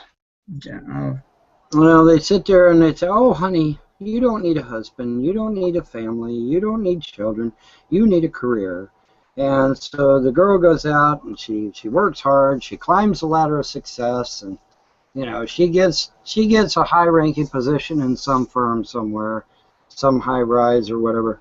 And, you know, by the time she does all that shit, she's 35 fucking years old, and she goes to the doctor and she says, "Hey, doc, you know, I'm financially viable. I've got enough finances where I can actually have a child.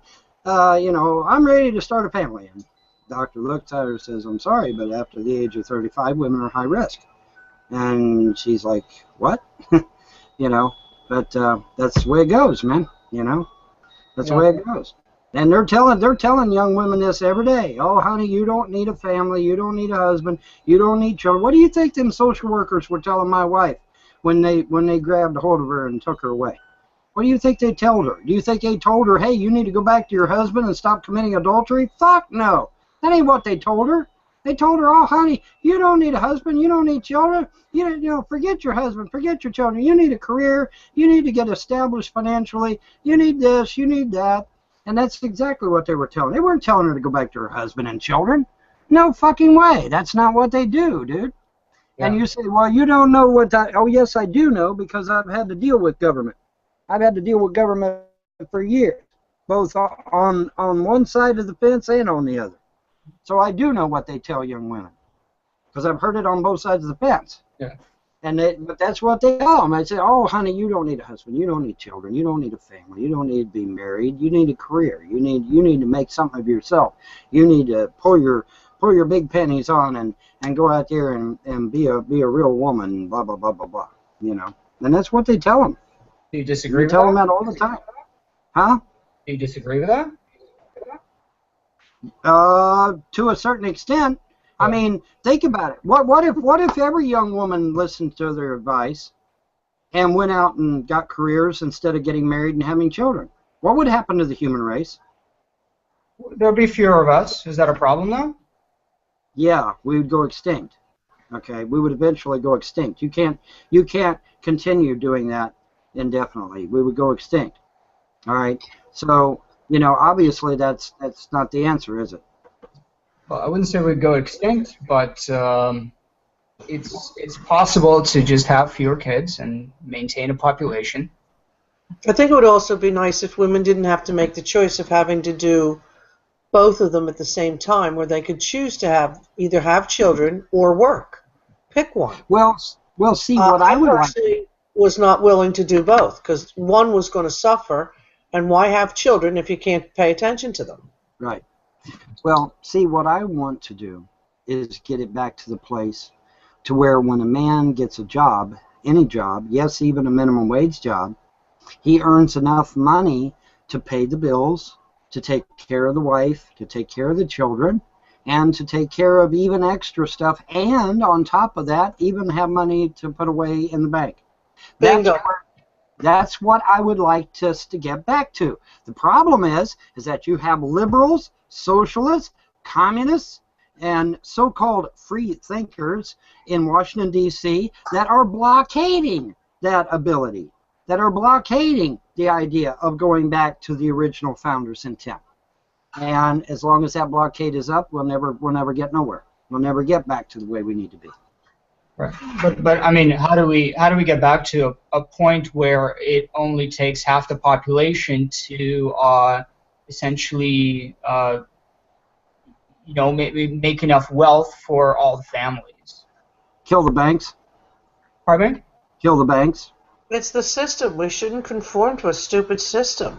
That's right. There's no reason why why one person can't go out and earn an income for a family, and the other one takes home and nurtures the family. I absolutely refuse to do both, and that was my question every time I was asked. I was asked to be married 4 times, and I said, well, let's talk about how it's going to go. Am I having children or am I working? But I'm not doing both at the same time. That's out. I don't see you doing both. But the fact is that this whole idea of the man being a breadwinner, in the past... Then don't have children. In the past, though, it wasn't exactly the most successful system. Most people were in poverty. I remember my grandfather saying to me, any man that asks you to marry him and insists on you working as well is no man. But you got to understand that the 40s, 50s, and 60s were an anomaly. We were in an amazing industrial boom, right? This is why it was possible for just the man to People got sucked into materialism. It doesn't cost that much money to run a family, but people insist on buying shit that's not necessary. That's very and true. I tell you, you pay for it in the long run when you're not home for the first 5 years, significantly home for your children. And there's no reason for a woman to have to run 24/7 taking care of a home and earning an income. That's out. O-U-T. You try it. I don't see a man doing it unless he's single. Hello. There you go. How's it working for you there, Vaughn? It's a little tough without a woman, isn't it? It's a little tough, yeah. Well, I'm yeah, but it's tough. If you had to send her to work too. Well, then here's the deal. You can only have what you can afford. And guess what? If you can't afford to have a children, you might have to think about your love life. Well, I guess I'm screwed then. Yeah. I don't know. I mean, to me, it comes down to quality of life too. You know, sending kids to school.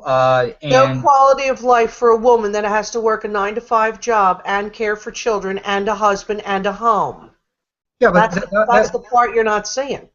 Yeah, but the husband's doing the same thing. He's also taking care of the children. He's also going to work. He does not. Nowhere near what a woman does. Nowhere near. Yeah, I think we have to agree that there is a difference in the home with the fathering and the mothering. Like There was, but that's changing.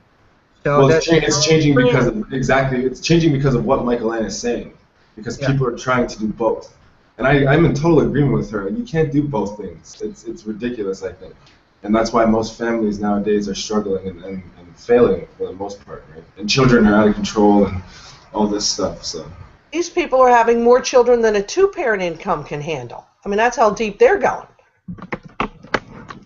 the thing is, though, is I agree that this is an ideal situation if women did not want to actually have careers and do something with their life besides spawning kids and raising them. Most women would rather stay home with their children. I don't know about that. Well, I see no reason why you would want to put... Do you have children, sir? Yes. There you go. The instant the child's born, trust me, even the most hardened career woman flips. I disagree with that, and I know. But here's the deal. Now she's sucked into a career. She may or may not make more than her husband. She may or may not get her job back, so she's forced to ditch the kid and go back to work. What for? It makes the job look more important than the rearing of a child. You got really 5 years to lay down the solid foundation in order to make a good human being. Right. So, but now you're making the husband and the wife make a choice. So then the husband is away from home. If I were a man, I would not want my wife's attention distracted from my children and my home. That's what I married her for. But what about the man's attention? Not for her earning power. What about the man's attention to the children in his home? Okay, then here's the deal. Somebody sits on the bench, Chief, while we're having kids. I don't care which one. Pick one. Exactly. Okay, So what about both? We're just talking about people that have to go back to work after 6 weeks. You know, yes, there are people. I would never set my life up like that. You'd have to be an idiot.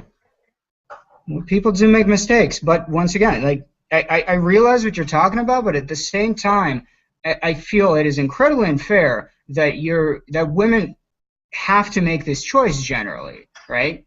And in the modern world, this is becoming to be less true. That women are. The choice should be ferreted out long before the situation arrives. The world is not that simple. Because it's interesting to me that women who don't want to get pregnant seem to figure out a way not to get pregnant for a lifetime. Isn't that interesting? Of course. There you go. So the rest of them are either acting irresponsibly or on a mission you're not aware of. I disagree. There's nothing irresponsible with getting back into having a career and raising children at the same time. It is possible. It is very possible. Well, the outcomes aren't great, and there's a better way to do it. And anybody that signs himself up for that has no complaint to whine. I would never set myself up for that. If there's nobody home to watch them kids when they get off the bus, what happens to the kids? They either become latchkey kids or they get involved in gangs, don't they? Yes. Yes, they do.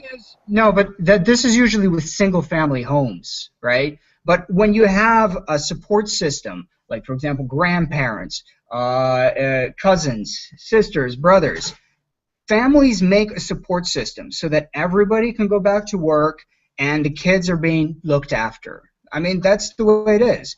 And it's one thing that I always tell everybody who's thinking of having a kid. Make sure that you have a support system, because without that, you're pretty much screwed. You're going to be relying on things like daycare and, pretty much paying people to watch your kids, which defeats the whole purpose of returning to employment, because you're basically Exactly. And I've seen a lot of people fall into that trap where basically daycare. That's pretty horrendous. You know, you go through all that work and you produce a child and then you just hand it off to somebody else. And I'm like, what? I don't think so. What's crazy is, like, you don't have an option to. I mean, we sort of say we have an option in America to raise your child. You can stay at home, raise your child, blah, blah, blah. And there's women that do that, but they are judged by other people. Who cares? Listen, so's that stupid core curriculum. You know, think about how you were taught in high school. I learned more bullshit in high school than I learned anything. What a waste of time high school was. I mean, seriously. That's so true. Unfortunately, private schools are not much better. They're camps for the rich kids.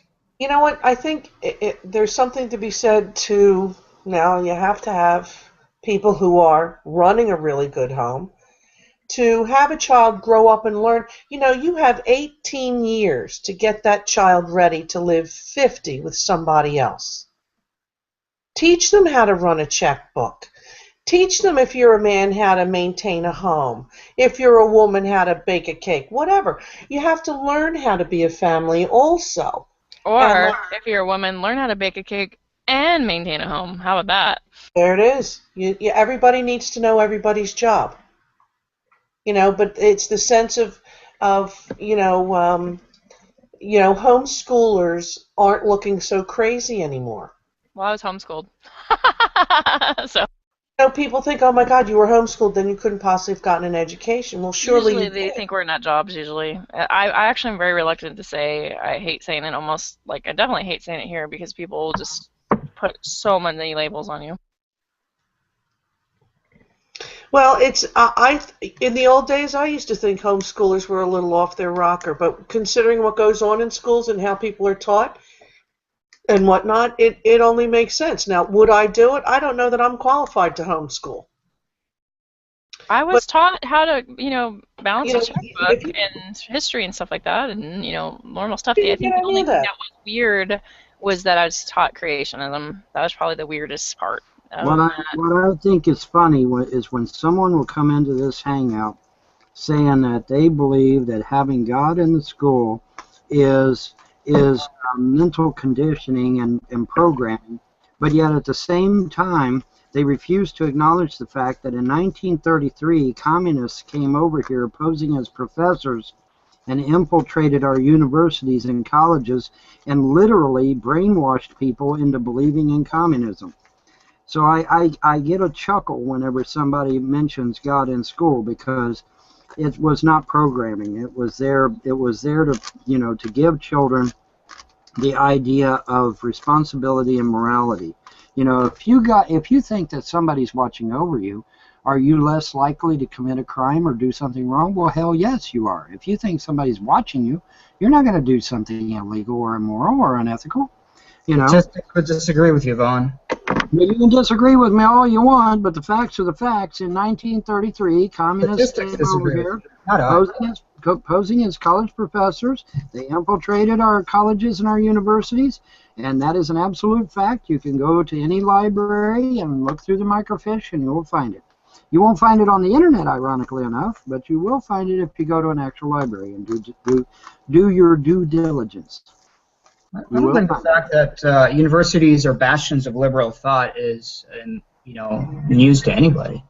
Well, the fact of the matter is, if you actually do some research on those colleges and universities, you'll find out that almost everyone, if not every one of them, started out as theological seminaries and branched off into colleges after that.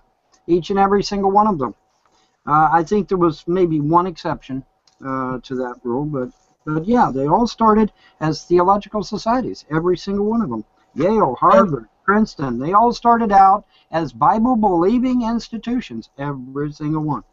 That's I true. think there was like one or two schools. Huh? So did schools. What? In schools as well. In the past, schools were sponsored by the church. Well, yeah, those secular deists, known as the founders, made the first school book the Bible, and the first schoolhouse was a converted church. But it's okay. Separation of church and state is real, right? Give me a break, dude. I mean, praying all over the damn place. The first school book's the Bible. The first schoolhouse was a converted church. But separation of church and state is real, right? I'm so sick of secularism. I'm sick of it up to here that I want to fucking scream. I really am. It is just so much bullshit lies that it just infuriates the fuck out of me. But there's not a damn thing I can do about it because everybody's fucking brainwashed, and I don't know how to unbrainwash them because it's been literally pounded into their fucking heads. So I don't know how to change the thing, man. I guess I can't. I'm literally sitting here watching my nation, the greatest nation on the face of the earth, turn into a third world fucking cesspool, and there's not a goddamn thing I can do about it because people like you actually believe that we're a secular nation, and there's not a damn. I know there's nothing I can say that'll change your mind. I know it. I know there's not. Okay, so I'm quitting. I am retiring. I am fucking retiring. I am not going to try and change anybody's fucking mind anymore because it doesn't do any damn good. It doesn't do any damn good. So if my nation turns into a third world shithole because of it, and it will, well, that's the breaks. Because I'm out of it, man. I am done. I am so fucking done. I am done. Amen, Vaughn. I feel the same way. It's a waste of time. My issue here is this.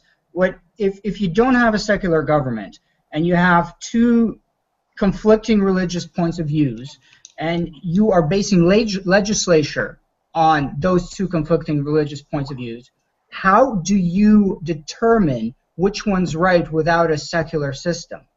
Which one's the ideal one for the society that's being governed?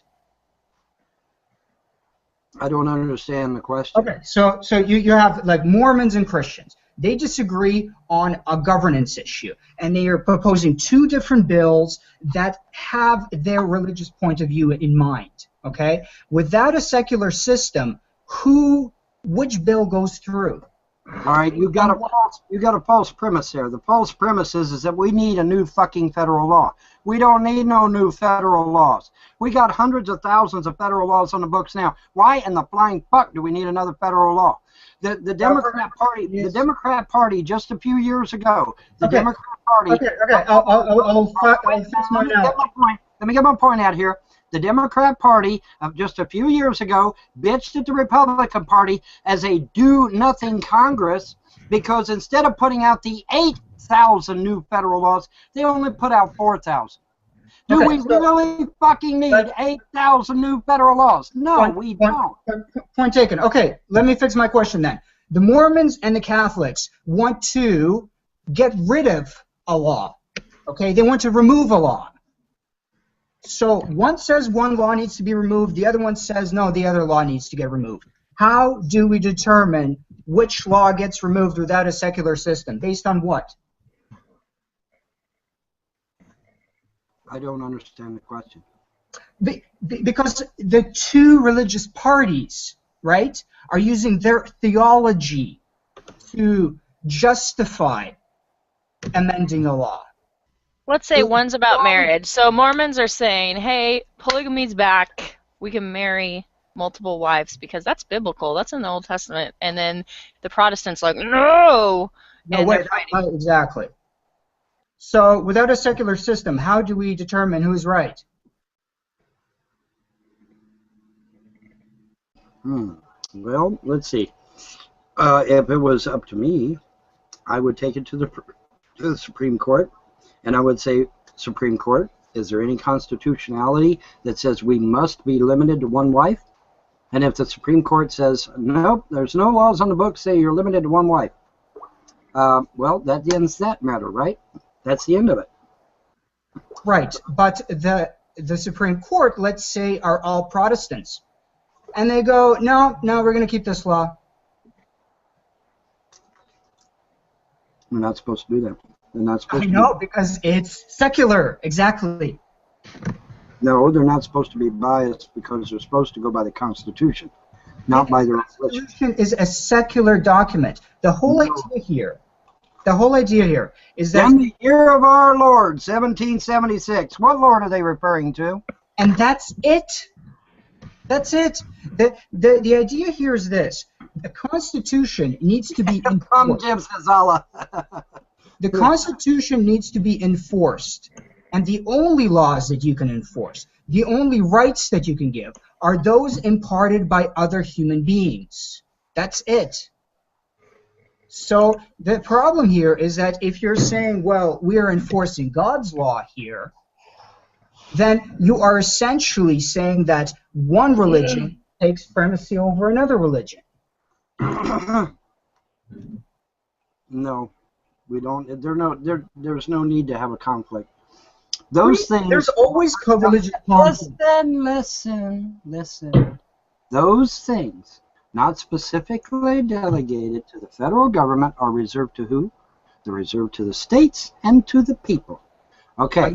So if there is a religious disagreement, now listen, if there is a religious disagreement, the best way to handle it is to handle it on the state or local level. Let them handle it. The federal government doesn't need to be in my religious business. The federal government doesn't need to be in my bedroom. The federal government doesn't need to be in my taxes. The federal government doesn't need to be anywhere in my life. Get them out of my life. I don't want them in my life. The only time the federal government should be in my life is if I, A, volunteer for selective service, or B, decide to work for the government. So Bartholomew, or whatever his name is, let's say Jedediah the Mormon decides he has 4 wives. Okay, awesome. The state of Utah says 4 wives, totally cool. But then Jedediah the Mormon says, oh, I can't make a living in Utah, so I'm going to move to North Carolina. And North Carolina says, no way, Jose, we're not going to recognize your 4 wives. State to state is kind of a big deal in the cases of marriage, don't you think? Look at gay marriage. Well, that's true. And, but there's, I'm sure there's mitigating circumstances that can be dealt with in that regard. I mean, if you had something lawful that was, already established, I don't think the states are going to throw you in fucking irons, okay? They might not like it, but I don't think they're going to throw you in irons over it. Having said that, if you're in the state and you want to have 4 wives, well, then they might be able to balk at that. But if you've already got an established family and you're just moving to another state, I don't see where they can really say much to you about it. I really don't. It's against the law. Therefore, they're not going to recognize so if he has 4 wives, the other 3 are not, for example, going to get any benefits if he dies. All right? Who do the children go to? If there's only 1 wife that's on paper, who do the other children go to? I mean, it's not that simple. It would be like the illegal marriages. Like, you ever see that Mormon show? I can't remember, on HBO, where it was like Big Love or something like that. They had one assigned main wife, and that assigned main wife was the one that had to be responsible for everything. It'd have to be illegal, basically. So, this is the reason that we have a secular system, is because religion, yes, it can make things simple, but it can also lead to tyranny. And the Founding Fathers are very well aware of that. We've never ever had a secular society until just recently. We never have. I agree with that. But there's a reason for that, of course. Yeah, it's called communism. It's called infiltration. Poor McCarthy, people sit there and lambast that poor man, but that poor man was absolutely right. Communism invaded our colleges and universities. Communism invaded Hollywood. Communism invaded our government. He was absolutely 100% right. But what do they say about he's a loon. He's a loon. No, he was absolutely right. Communism did invade our country. Yeah, communism did. In fact, one Russian went right up into the House of Representatives, took off his shoe, pounded his shoe on a damn podium, and started saying, "We will destroy you from within." Said it right there on the damn House floor. Said, "We will destroy you from within." All right, and what did they do? They fucking come over here and posing as college professors, posing as actors, posing as whatever. To get into government, to get into Hollywood, to get into our school system. And now what do we got? We got people running around saying, oh, America's a socialist or a communist nation. Oh, we need welfare. We need Medicaid. We need Medicare. We need Obamacare. We need all these socialist and communist programs. That you never heard that shit back in the 40s. You never heard people talk like that in the 40s. Never. It didn't happen. Communism has been around before the 40s, so that talk was around before the 40s. Right, that's nice, but you still didn't hear that shit back in the 1940s, not in America. You didn't hear it. It didn't happen. Are you sure about that? Yeah, because we even had a phrase called "better dead than red." Yeah, but that was a response to Stalinism. That was after the Second World War. Second World War, right? Mm-hmm. I mean, we were in the middle of a Cold War. Fine. And we lost. Fine. What do you mean by that? Fine. Okay, how many Americans infiltrated Russia and turned Russia into a democracy? Vaughn. Oh, wait, nobody did. Vonny If Puss. they did, please name the Americans that infiltrated Russia's schools, Russia's media, Russia's military, whatever, government. I blame Art. Damn it, Art. Russia was Hey, being guys, can't you hear bombarded. Gus? Hold it. Name. I want the names of the Americans that infiltrated Russia's school system and converted it back to a democracy again. Please, Well, give me there the names. is no such mechanism possible no because such Russia thing. is Thank you, Art. because There's no such thing. Russia is dictatorial. Because Russia back then was dictatorial. It's not possible. America was actually open to scientific discoveries to an extent. Right? America dropped its guard and allowed itself to be infiltrated, and that's a shame. But that's what Okay, happened. sure. Well, by the way, guys, didn't you not hear Gus? He was trying to say something. He was trying to talk to Yvonne, actually. Vaughn. Yes. Was every single person that Joe McCarthy raked over the coals, were they all guilty of being a commie, including the extremely respected, decorated Army general that actually ended up being the last straw for most of the American public? You don't remember him, do you? Vaughn?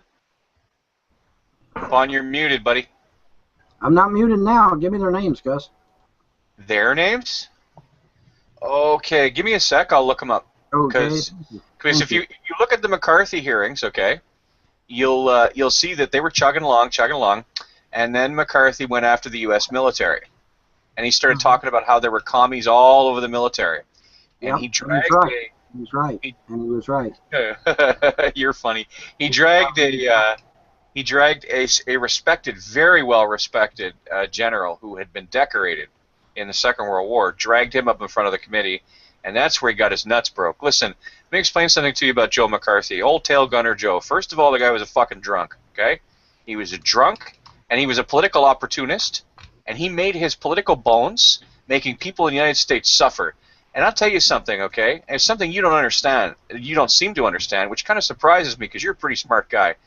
Being a communist or a member of a workers' movement or a socialist movement in the United States in the late 1920s, early 1930s, through the Depression era, was considered to be socially progressive.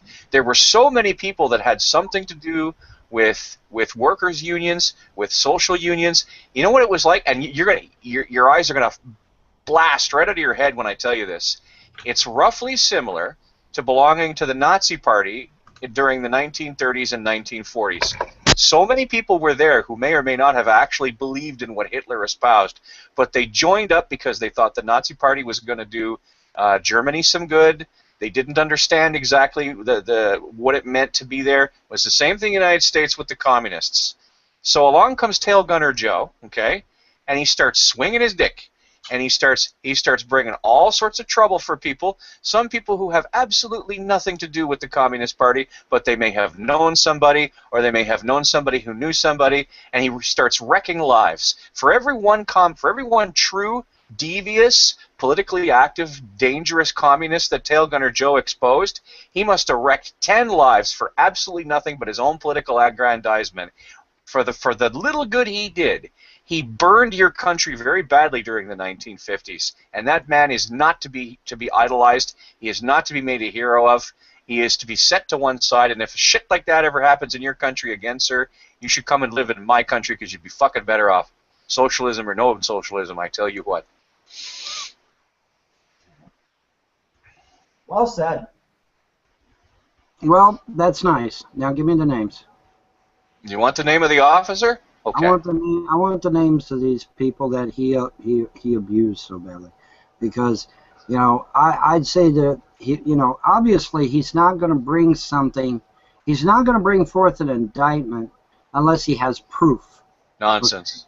He brought forward all sorts of indictments. Oh, and him and Tricky Dick Nixon, who was also looking to make his fucking bones at the House Un-American Activities Committee hearings.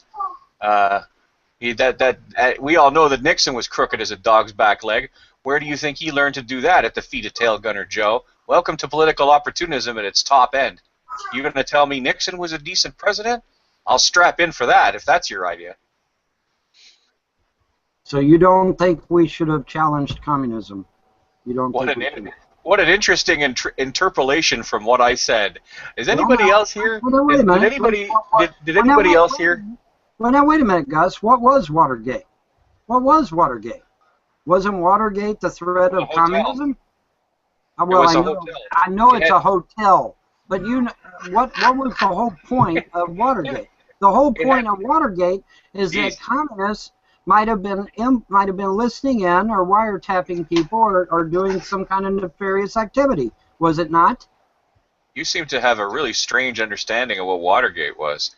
Watergate was when Nixon wanted a whole bunch of people to stop talking shit about him. So he hired a bunch of friggin' black operative types called the plumbers to go and rummage through the files and folders of his enemies at the Watergate Hotel, and they got their balls slapped for it in public, and he got implicated.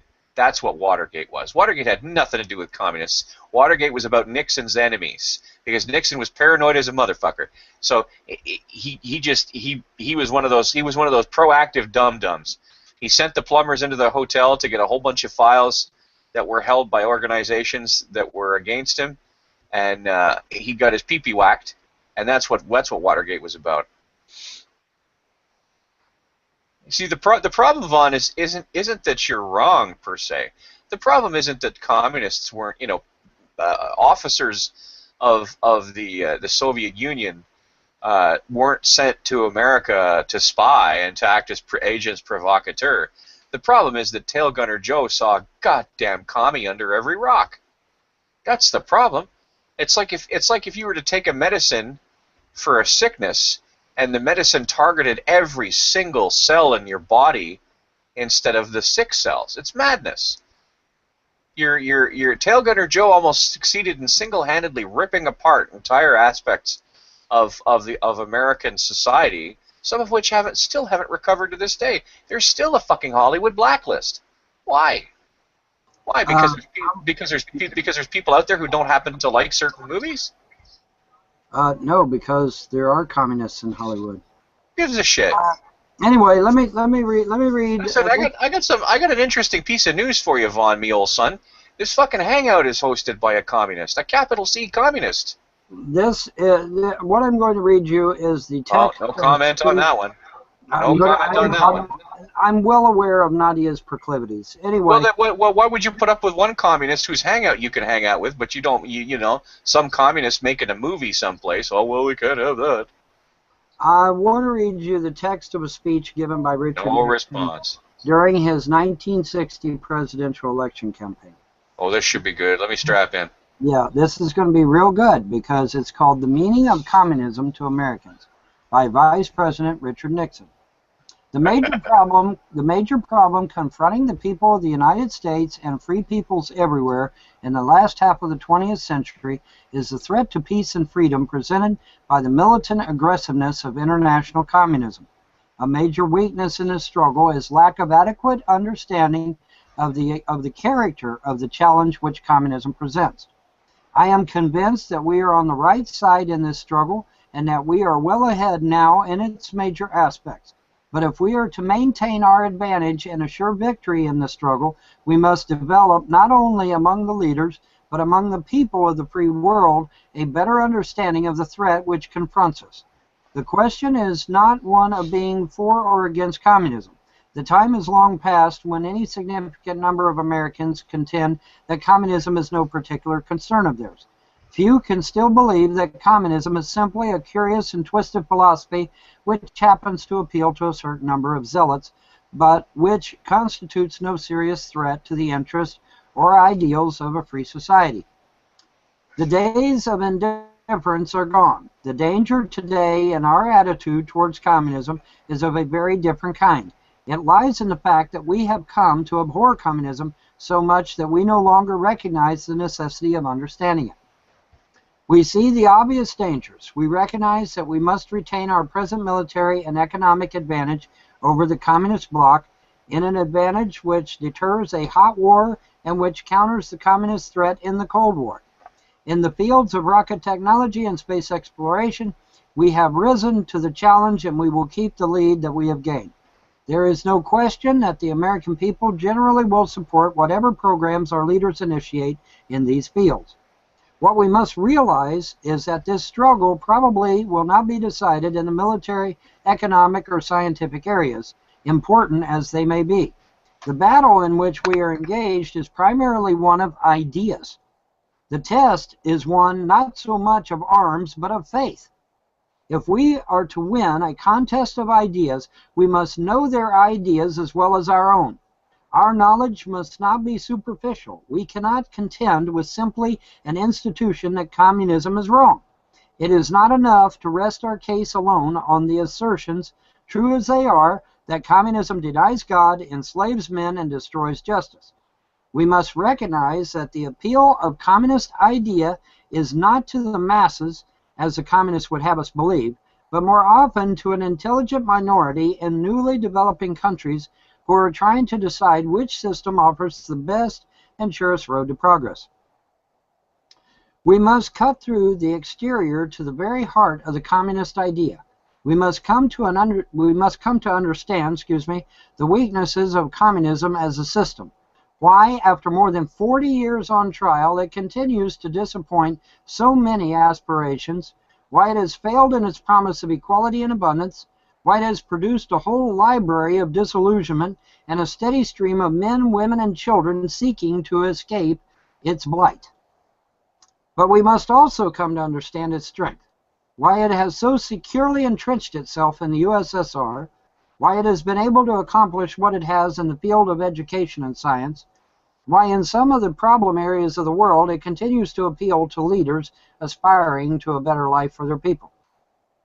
It is to find the answers to these questions that in this statement I want to discuss communism as an idea, its economic philosophy, its philosophy of law and politics, its philosophy of history. This statement will admittedly not be simple because the subject is complex. It will not be brief because nothing less than a knowledge in depth of communist idea is necessary if we are to deal with it effectively. Are you done? Are you done? Are you done? Oh my God, that's like a doctoral dissertation. It's not that long. Yeah, why do I feel like I'm sitting in a dentist chair? Listen, I can't listen. I'm a socialist. I'm not a communist, okay? And I can't disagree with you that in most of the places where capital C communism has been tried in the world, it hasn't worked. Now, what Nadia has often said in response to that is that many of the people who are proponents of communism within their own system have said that unless it's applied to the world as a whole, without any opportunity for people to quote unquote get away, it's never going to work. Okay, that's often admitted straight up front. But first of all, that's got nothing to do with how people went looking for communists, first of all. Second of all, fucking Richard Nixon is a liar. He is a lying sack of shit. I wouldn't trust Richard Nixon to tell me what time of fucking day it was. Never mind say anything about the communists. I wouldn't trust Richard. If I was on fire, I wouldn't trust Richard Nixon while holding a pail of cold water to put me out. So reading stuff from Tricky Dick, it's kind of like listening to John Wayne Gacy talk about the justice system. It's a bit freaking hypocritical. That being the case, it's not that communism is something to be.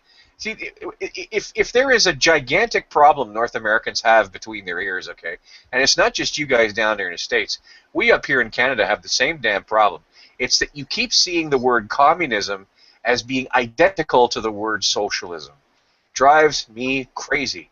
Most of you people don't know the difference between a communist and a socialist. They are not the same thing. And communists don't help themselves because they often cloak themselves in the word socialism as well.